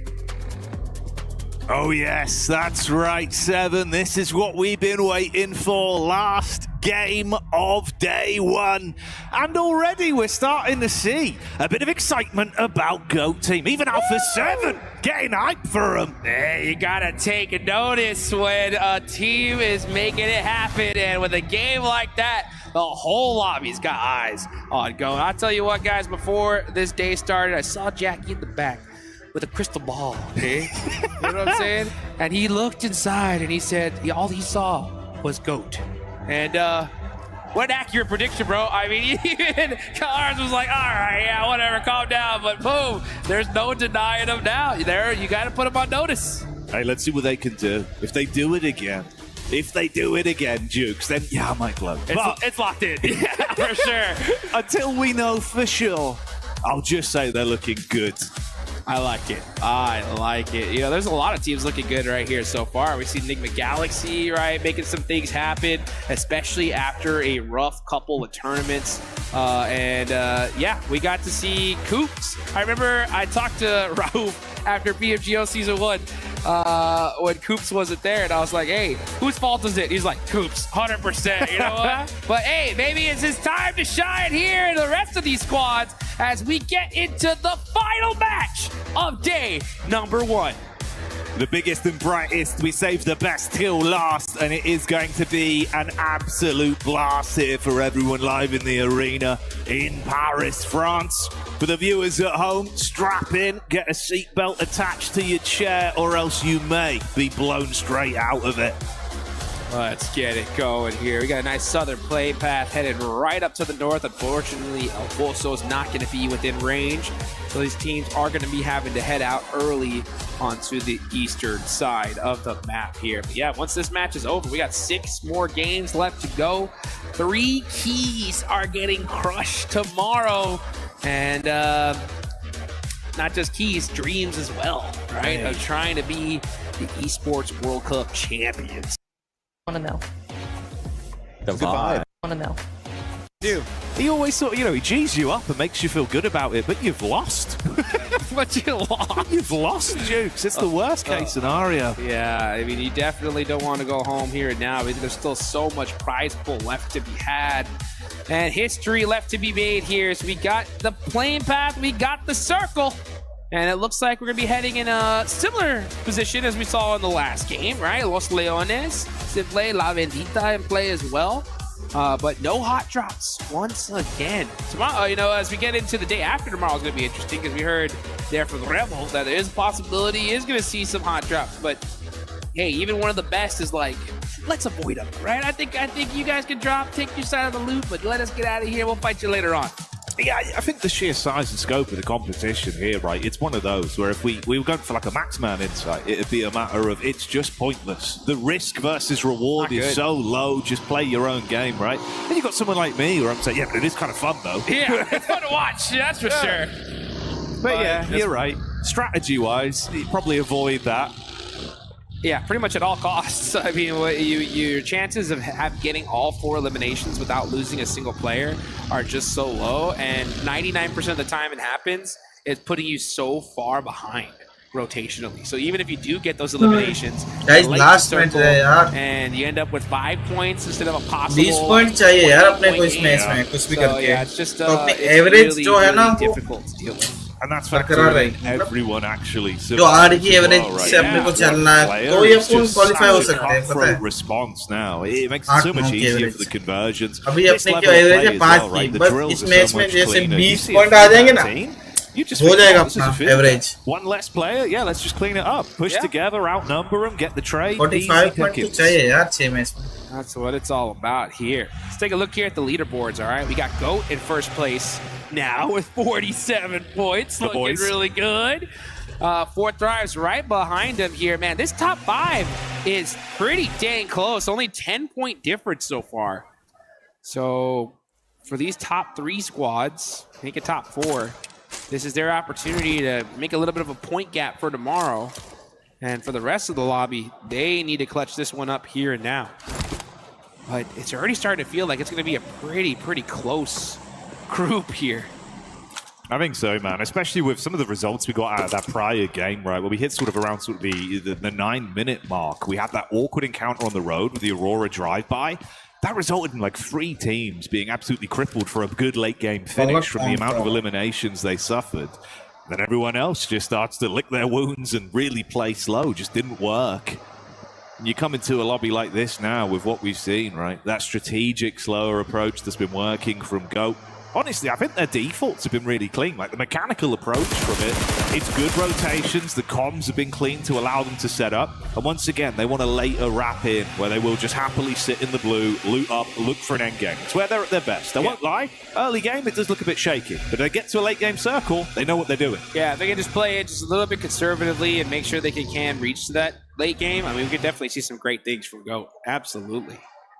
Right now, everybody just playing a little bit of game and keep away, just trying to get looted up and set it up for the end game here. Aurora, a little bit of a dry spell here in the past couple of games. They still have some great points on the board. One good game here could definitely set them up. But some other teams, I think I would really like to see a good performance here. Going to be all those squads in that 9th, pretty much on down position. This is a good opportunity for them to go into tomorrow with a lot more confidence. Out of all those names on the list, I'm looking at Furia, right? I mean, this is a Brazilian squad, tons of potential. They got a phenomenal coach in Coach Knight, and we know what they can do. It's just been taking them a little long here to get started. So with this kind of lobby and only so many games left, you can't really let off the pedal this quickly. You got to start putting that pedal to the metal. Yeah, this is the sort of match where you need a big finish for the end of the day. Leave yourself in a better mindset when they get back to the sort of prac room or the hotel as well, right? They can unpack the bag, obviously much easier if there is some good benefit to speak about. Some moments they can look on fondly and say, look, they're already adapting and fixing things as the day went on. Let's refine that going into day 2. If once again it kind of blows up in their face, then yeah, those conversations are a lot more awkward and probably not as productive. Like you say, it's kind of similar, at least, as this has gone on for Aurora. A very talented squad, individuals that can absolutely lamp other players out of the battleground if given a fair fight. But some awkward moments. I'm also kind of impressed by the fact that although it's not been the best day overall in terms of the point game for Gaming Star, the way they've been able to just ruin some good squads' lives, they're just stealing the odd player here and there. And those eliminations have been really bad for our top teams. It's like they have just been pestering these teams, right? Like you see a squad that just looks so good, like, oh, look, and then just, boom, all of a sudden you see random knock from Gaming Star. Like you see their name always in these critical fights. You know, they're down in 14th place. So they need to get that big win. You know, I just want to see them, instead of just kind of going for those steal plays all the time, try to find that end game. That's where you're going to put up those serious points. And a team that is definitely serious here in this one is 4 Thrives, man. Great start for our PMGO Season 1 champs here. Looking to get another title underneath their belt. And man, I'll tell you what, if 4 Thrives win this one, ooh, that's gonna put them in the history books at this point. It'd be unbelievable, dudes. The result would seem so much just for the players, the organization, but the nation as well, with the amount of excitement. Oh yeah. It's the fact even here, live in France, right, we've heard some of that energy building up. Falak's popping off. It starts to get loud in here. Oof, man, I'll tell you what, even my DMs are blowing up. Like, hey, have you met 4 Thrives yet? Have you seen them yet? You know, and I'm like, yeah, I've seen them, man. I got the jersey, yeah, don't worry. I talked to them. These guys are always such kind folks, and a great set of people, great team overall. And I got a lot of high hopes for that squad, as well as so many others, man. I mean, it's great to see, like I mentioned earlier, just how well this whole lobby has developed here over time. But now I think it's time to maybe even add GOAT to that list, because GOAT could be that new rising star team that is looking to etch their name in the history books. Next zone, about to go on up. Very, very quiet start here. You could definitely see that these teams are not going to be dealing with any kind of fatigue here, as they know that they got the last second, and with the Southern shift, that's going to make this brutal. भाई पूरा loss पे We've gone from what will be a very quiet start to, you imagine, quite an explosive back-to-back इधर से collection of engagements अपनी on team the को rotation बहुत भाई here now. पीछे They're मतलब looking far worse for wear with some of our teams. देखो, 4-5's already in a good अपनी position from where they team were उधर pre-zone से shift, and they can try and get set up with हाँ loss के बाहर आ सकता है फिर Furia zone and Aurora coming in to link up as well. The तो अपन लॉस के जो बाहर वाले जो एज वाले कंपाउंड है वो ले ले जो राइट साइड पे नीचे होते हैं because they love those late wraps जो into एक the side zone. They're happy to sit in the blue. हाँ ये नहीं उस साइड वाले I mean, other teams were set up pretty, but now they're having everybody's gonna have to हाँ ये warehouse zone. Yeah, Furia. Oh, warehouse के उस side जो दूसरा वेयरहाउस है और माँ कसम भाई आईकू भाई you could do that. 4th drive. RAM करो यार Started to pop off the मुझे second खाने they भी saw दे that elimination. फिनिश दे उसका But guys, again, that is what you got to do. If you see a buggy, उस side वाला जो वेयरहाउस है ना जो you hit the right कहाँ one है of those मेरा front ones. जो Boom, that देखो vehicle spinning out. ये वाला जो है ना पीछे वाला ये हाँ Not the kind of donut you want at an event. अगर उधर आ like जाए this, अपनी टीम पीछे से घूम के Big डन play है there to क्योंकि open it John up from them. पूरा लॉस में नहीं Goes जाएगा to बाहर की back तरफ आएगा you as 4-5s do open it up with a nice जो initial pick. राइट साइड में जो एज वाले घर है मेरा इधर All giving free time to damage here from 4-5s again, Jukes. Peaks clean as well. Trader blows, looking for the follow-up off the nade. Barely bursts outside the window. Man, these peaks back and forth are insane there. Flock getting in some good damage on the Chief, but Chief getting a couple shots in return. It's both these teams just peppering each other little by little. But this is honestly a good place for them where they can both just share it out for a little while, you know? Like, you got a good central position. Take your time. Don't put yourself in a compromising spot to lose a player early. And just wait for that end game. Now, looking at the circle, Jackie, quick question. Lord. What do you see, right? Anything interesting? You're looking at these late rotations, mate, from the boys at the back there, coming in playing a very slow game for what has otherwise been a bit uncomfortable. Yeah, Enigma Galaxy all the way in Montenuevo. Wow, so they are coming in super late here. A little bit of a different strategy than we saw before. Let's see how they're going to be able to handle that one because this zone is already jam-packed. It is Los Leones. There's a lot of places you can hide. But we might get that nice urban finish. At least that's what it's looking like so far.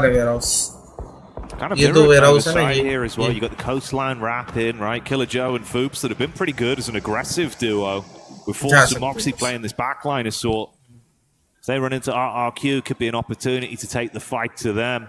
मुझे लग रहा है यार John ना देखा ना ये जो वेयरहाउस बोल रहा था ना मैं ये 1 2 3 4 जो ये कंपाउंड से तो इधर ही है अपनी टीम कहाँ है and now they have an open path into this next zone. It's not going to be like that for when it comes to the side of Enigma Galaxy. They're a little bit late to the party here, so they're going to have to fight their way in. That's for sure because there's not a lot of spots left at this zone.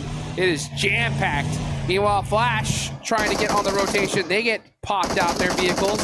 वैसे कहीं पे भी compound खाली डाल दे अंदर EK, they'll take those points all day long. DK been good for the occasional duel here in close combat.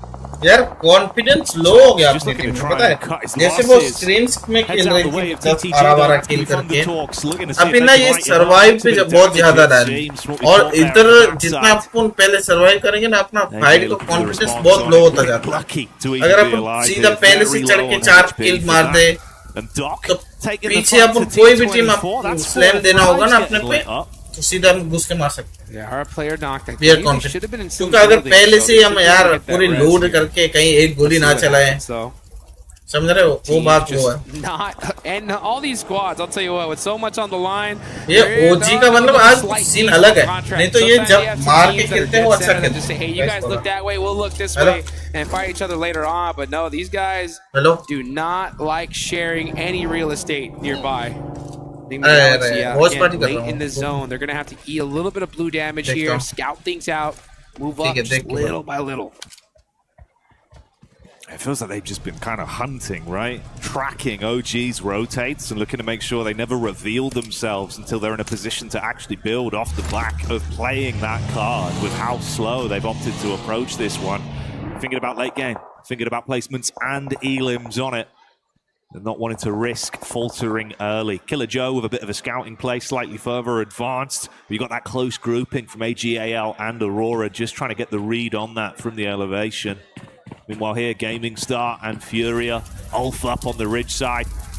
Let's see if they can do it again, but Gaming Star do seem to just throw spanners in the works for some of our top teams. They're getting involved in so many of these random fights here.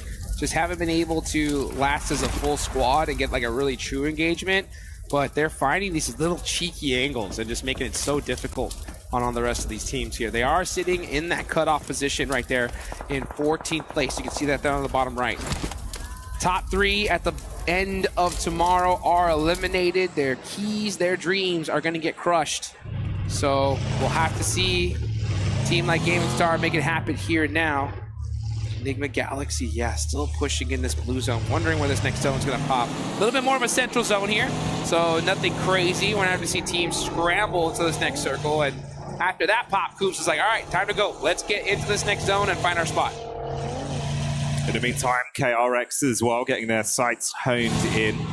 One shot back over, getting the initial knock onto TTG. So Thunder Talks losing Zing so far. Awake looking on the periphery to see where this is coming from as Hooksy hard commits onto it, gets the flush, and another Elin point going their way. They're first on the board for this last game here on day 1 of the competition. Thunder Talk in last place. Just they ended up finding at least a spot of coverage in this zone. They're pretty dead center here, so this is their time to shine here. And there's Gaming Stars, right? Catching Ayala there. Rolex 20 gonna be busting out that nade. Let's see if either of these teams are gonna get one. Oh, yeah, he saw that one coming. Said back it up. And that's exactly what they're gonna do. I'd like to see Gaming Stars maybe group up a little bit more here, as they are very, very split, especially for a team currently in 14th place. Meanwhile, though, Furia, you got Ayala just holding this warehouse all by himself for now. The rest of his team's gone. Yeah, Chief, Igor are already dead center, so it's literally just Ayala against the world there. Meanwhile, this is what's been setting up over on the ridge side. It's RRQ up close towards Go. Oh, Force as he set up for it. He's got support from Killer Joe in the back line. Diving out of the vehicle, but he takes the fight straight to them. DBS doing blitz as he gets a headshot. RRQ gonna rage quit from that one as he crashed back instantaneously. And Force still tracking him down as well. They look to try and take the peak back over. SMG gets paid off that one. Go gonna lose a man. He did not expect to push that quickly. The rest of GOAT, unfortunately, not able to support him in time. Now they're hearing this engagement, though. That is a nice nade. That one definitely stung. Moxie said, I got one more for you. I got one more for Force. And now Boops Man is in the mix, looking to punish RRQ for taking out their teammate. But you're going to have to do it the hard way here, because RRQ, they got the smokes up, they got the support, and the same exact shut down from a nade of Killer Joe. Low on HP though, Fuchs can't afford to make another mistake, needs backup from the boys to save their bacon here. Killer Joe looking for the close quarters engagement. That's the spam on the first, take the confirmation with a backup, and Moxie locks inside the smoke, but they deal with it, Jukes. And that is GOAT on the move once again. 4 eliminations here. That's going to put a little bit more points on that leaderboard. Puts them up to 51. They did lose 1 player in the process. But when you're on top of leaderboards, man, that gives you a lot more breathing room to do what you got to do. But, man, we got pretty much a true Los Leones finish here. This is going to be interesting. We're going into the last second. Urban combat embodied, bud. It's going to be a very different encounter from what we've seen on some of our final fights throughout today. Lula as well. Losing another man there as Gaming Star once again takes shots over, getting the confirmation off with a Mini 14. Bit of a knock back onto him as well. Looks like Maniac should be able to reset that one with Rolex deep in the back line towards the very split setup from Furia. Oh, he goes down. Oh, yeah. So, Gaming Star are going to lose 1. They're going to have 3 on the edge of the circle. यही OG जहाँ है ना, यही compound में Veloz बोल रहा था, जैसे बाहर है. In this zone, so ये John इधर आएगा. Expect a crazy amount of movement here. देखना, जैसे जहाँ Aurora है ना, उधर John आएगा. But yeah, with every time you have a Los Leones finish here, there's so much cover that I am not going to be shocked that we see this literally go until the final seconds of that Zone 9.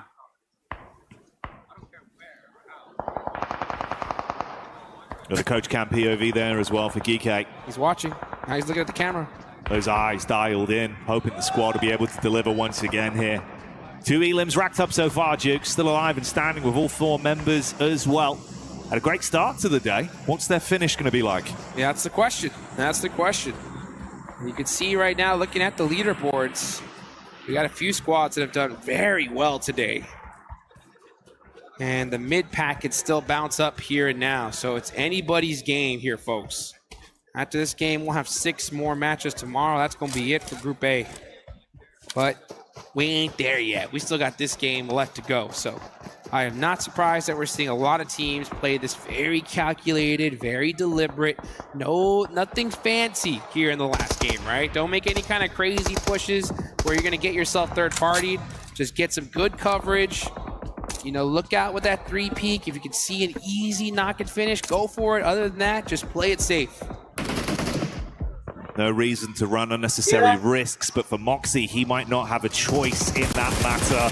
That's Flash finding the weakened knee. Back up being called for, Jukes, but it's a little bit late on a rotate, so Moxie's done for. Killer Joe peeks up top side. Good shots onto a win, changing his name to defeat off the back of that one with the headshot delivering. And tops all that's left. 1v2 versus the GOAT crew. And he is on the run now. Yeah, I say, you know what? I don't know if I want any of this. He hops in that buggy, and he's going to be looking for some random spot in this next zone to hopefully extend his tournament life just a little bit longer for his team.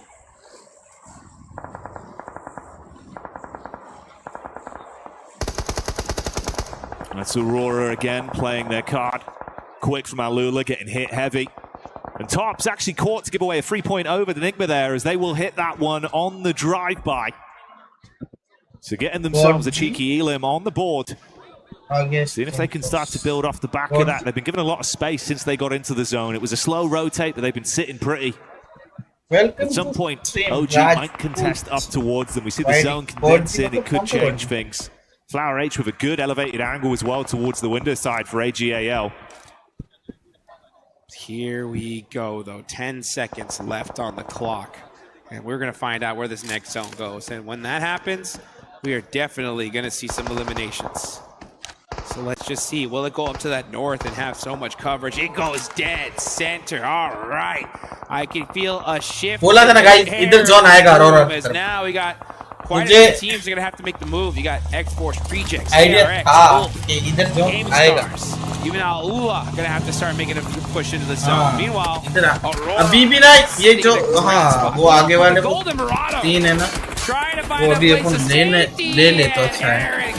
Oh, भाई क्या भाई ये T24 क्या मार रहा है भाई? Coming alive again from the back. Leaning in through the window. Wants Aurora take the full frontal assault. The Chief claps straight back instantly and domes him out on the stairwell. IQ, eyes lighting up as him and Valak are able to take shots over towards Gaming Stars. The 4 Thrives starting to get into the groove of things now. 4 elims to their name. The difference is, Jukes, that's still a 4-4 squad here in Kicking.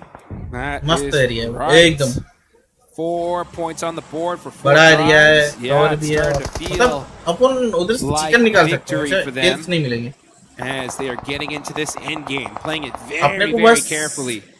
Now, 2-minute warning. इधर से अपने को 15 point भी चाहिए यार. 10 तो बन रहा है. बट इधर से अपने किल नहीं मिलेगा. Things are gonna 10 भी really 5 किल भी सीखना अच्छा बेटर है. It's that planning phase right now. All right, now's the time to tell your team, all right, zone goes here, we're going in that और direction. 40 भाई. Oh man, Alula running out the building there. You can't do that.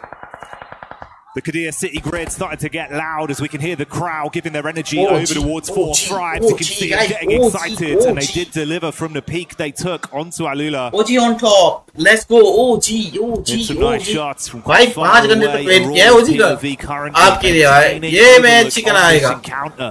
निकालो बाजी मारो. On the other side of things. It's a decent position, you expose yourself. They can get some quick shots off, and we know they're good. लहरा दो भाई. तिरंगा लहरा दो इस गेम में. The best defense is a good offense. Right? If you're able to shoot at them first, you're going to be just okay. And it looks like Falak is looking to do just that. Oh my, they almost 1-2-3'd him right there. You can just see that they were like, all right, 1, 2, 3, and top is going to be the one to get that elimination. 2 for the side of Aurora. They have their whole squad up. And this is where they really play their best with some good high ground. They are going to make something happen. And they know that there's a player in that warehouse. I've had a read on Quick for quite some time. He's just trying to stay alive, keep out of trouble for as long as possible, let the other squads take themselves out of the competition. If he can try and rat a bit of a later game finish on it. Meanwhile, Hooksy taking shots back over to TTG. Reject Shiva finding an angle onto him though. To KRX. At least suffering casualties. Hang on a minute though. That's Aurora getting spotted out by 4 Thrives. Both those high ground angles in play, and they're starting to engage upon one another. Yeah, they know this next zone is going to make things interesting. So they get a couple of knocks to kind of buy them some time here in case that zone hardships away. That is going to be huge. So yeah, you can see Aurora Gaming out in the open. Onto either Quick or 4 Thrives. But with this zone shift, now 4 Thrives and Aurora are no longer in the circle. They got to get moving. The position that's done so much for them has to be conceded, and everyone else is scrapping down on the ground floor. KRX up close on the reject, kick them out. They're the new landlords of the compound. But can Baby make the payment in time? Looking for the push out with a nade here, wants to cook it to perfection. Juke's timing not going to work for him. Fortunately, didn't calculate that interest just right. And now Benny said, how about some of that? Ooh, that one definitely was a warning sign. Let's see what KRX could do, though. Sitting in 4th place right now, in a good position, looking to definitely add to that. But देखो bottom team मर गई है, अभी फायदा है अपने को. Make something happen. This is 4 Thrives as well, dealing with an outside encounter just adjacent to the zone. Fury taking the fight to them, but Fury are being dethroned. 4 Thrives, 7 elims. They're turning things up. We start the tournament so strong. They're looking to end it in the same exact fashion. Aurora looking to make some noise here in this game as well, though. Rocking a big split. Doc up on top of that building is going to have to make something happen. There goes Killer Joe as Enigma Galaxy. They're going to take that. Go team are eliminated. They had a good run today, but it's 4 Thrives that are still going, still fighting, and it seems like they're confident to attempt to push up possible collapse round onto Reject and KRX here as this one develops, Dukes. Oh, Falak getting shot in the back, though, by Baby. That's going to hurt. T24 now, and going to have to make a play, but Baby gets eliminated. That's now 8 on the side of 4 Thrives. They'll take that all day long. Falak down and out. The 3 fingers and 1 hand remaining here for 4 Thrives. KRX, they've got a read on the situation, but can't force the issue quickly enough to build or capitalize off the weakened players. They heal themselves up. Meanwhile, you can see this close grouping. Aurora, OG, Ulf, and Enigma Galaxy all on top of one another with pot shots being fired out. Here we go. The nades are starting to ring out. Satan's going to try to get this connection here. Let's go, guys! To OG. Ooh, Satan gets shot in the back. Going to have to go down with his teammate. Coops gets eliminated and thirsted. It's going to be all about the utility here. Oh my gosh, a little bit of a rainbow shot there for Satan. That nade nice! But Roth getting knocked. Very nice, bro. Is the worst case scenario. Nice, nice. क्या बात है? एक और फोड़ दे यार, फोड़ दे गया ओ यार बहुत लो है वेल डन आतंकी और ये कैम और नाइस वेल टीम इंडिया और the magician and remove them from the battleground. Let's go, making it happen here. यही गेम चाहिए अपने को, ये कॉन्फिडेंस से खेलना है. Holding on to these silos. Wolf Esports still in the mix with 2 players up. Let's go, OG. What's he going to do about that? Orangutan's starting to get on fire. Here they go. Thunder Talk, get a knock on the KRX. Shots ringing out absolutely everywhere. इधर से chicken किल आराम से मिल जाएंगे अभी. Run straight through everything that's put up by team. अपना ये guys. To the next team in TTG, they're gone as well. 4 Thrives, keep on building. 10 elims in the back pocket. Oh, for the drop down, trying to withstand the might. इनकी fight हो रही है third party guys. Cuts through him for another one. That's how you do it there from the top rope. Coming on down, getting that elimination. These guys ain't messing around. Now you got Wolf Esports hiding in the corner. Yeah, confidence, guys. Let's go. One of these players will run right in front of them. The trap is set. When will it be sprung? Oh, भाई यार क्या भाई ये team नहीं मार भाई क्या मार रहे हैं भाई फलक. Right now, 4 Thrives have been the फलक मर गया 3 मैन खेल रहे हैं भाई ये. They are running through Miramar. Elimination after elimination. Everyone is feeling a reverse that are coming off of the pot shots right now from the Thrives roster. And they've got their eyes lighting up, looking for more peaks from Geeke, hoping they'll take the fight, but it's AGAL with a connection up. T24 hits the deck. And Geeke might try and advance from it, Jukes. Let's see if they can. AGAL. Need 10 point की need है इधर से बस. They still have their अगर 10 point आ गया now they're starting to push. This is stage 9, folks. This zone is about to go into the we got a whole bunch of teams. ने 2 knock दे दिए. Who's gonna win this one? It's all about भाई 10 finish. Who's got that clutch factor? We're about 14 ने 11 finish. Miramar के अंदर. T24 low. Looking for what a gameplay to save things here. Unbelievable. IQ with a nade in his hand, but Maple's got one of his own. Good chuck on it. Could be primed. That's a big connection from Maple. AGL absolutely killing. Oh, भाई दोनों. Squad that's been on top might come crumbling down. Let's go. 4 Thrives is in trouble. It's all up to Zypher by himself. Gonna have to make a play. He gets one. Can he do it? Let's go. Hit the shots. EK Safji. भाई क्या मार रहे हैं अपने बंदे भी. एक ही knock है. 2 किल मिल गए. अपने को वो रिवाइव हो जाए. अरे यार अपन की knock. Aurora to make something happen. It's Yol all by his lonesome, but Orangutan are looking too strong at this point. They got the firepower right now, Jukes. अपने 4 मैन है bro. Over's good. Say goodbye to Geeke as they go down as well. भाई एक ही बंदा बचा है. Let's go. And easy for them. In the final moment. Let's go. Bring it on. Dinner in a day, Paris. Let's go. Very OG. Team India. As they chicken dinner. Go. An incredible game. A display of talent. And so many. Let's go, bhai.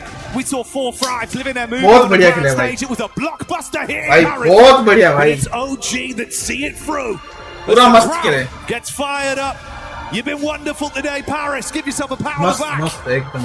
Let's get it going here, man. Paris ain't messing around here. Neither is Orangutan. Every single one of these teams are making some noise. That is right, man. Finally, भाई chicken. Tomorrow is gonna be. चलो guys, अपना time हो गया है. Insane. अपन जाते हैं, ठीक है? Calendars here. अरे यार आप तुम लोगों ने करके दिखाया यार last match में. You are champion, bro. To the finals. And the rest gonna be sweating point bullets, baby, because this lobby is stacked. It's been clear. 18 point, 18 या 17-18 point तो भाई. Oh man, Malak just staring into the distance. Finally chicken आया. Let's go, bro. I wonder what the finals is gonna be like. These guys are looking good. Man, it's insane. भाई मस्त खेले भाई. यही confidence चाहिए अपने को. Yes, I love this setup. We got the crowd right behind us right here. Everybody's bringing the hype. That's what I love to see. You got the OG cheers as well. Let's go guys. तो चलते हैं. खत्म करते हैं. अपना time हो गया वैसे. You close it clutch at the end there, Okay, man. bye bye guys. मिलते हैं कल 4 बजे. That was not gifted in the slightest. It फिर was से. brutal. अगर फेस कैम का मैं ट्राई करता हूँ अगर हो गया तो डन सीन है. 99% हो जाए. Kidding me? But I mean, hey, they had that little ridge line on the south side. They used it to their क्या advantage. खेले. But you still got to hit those shots and make those plays. And OG said, hey, you know what? You give us that Let's go. opportunity, Bye bye. we'll take it. And they bossed it. They absolutely bossed it. So many moments of excitement there. The ebb and flow of storylines we've had today. Let's have a little bit of a look back at a replay from that one as well, Jukes. Yeah, we can see right now that drop down. Unfortunately, 4 Thrives not able to make that crazy play. It was all up to Zyol right there at the last second. He does get 1 knock, but bye guys. Just said, nah, we're not hesitating. We ain't letting this one slip through our fingers. They pull out that win right here. Time ho gaya, guys. And right on time, too, considering that, you know, not top of the leaderboards, you know, but now they should be feeling a lot more comfortable going into tomorrow. Yeah, dude. I mean, look, there was a couple of uncomfortable results for them. But they need a big game. They need something to give them points, give them energy, and give them confidence. And that's what they got off the back of that result. Yep. I mean, they're going to be feeling really set up here. Album hits every single feeling you can't feel. Only face everybody. I swear it's trash. They all want me to collab, but you're not worth it to me. Man, why would I give a verse when I body your work? I don't wanna stop beef, but I'm sick of people mad cause I won't give a verse. It's how I feel, I keep it real, how they clear the clouds, they disperse like when they flee. And when they see me, you gon'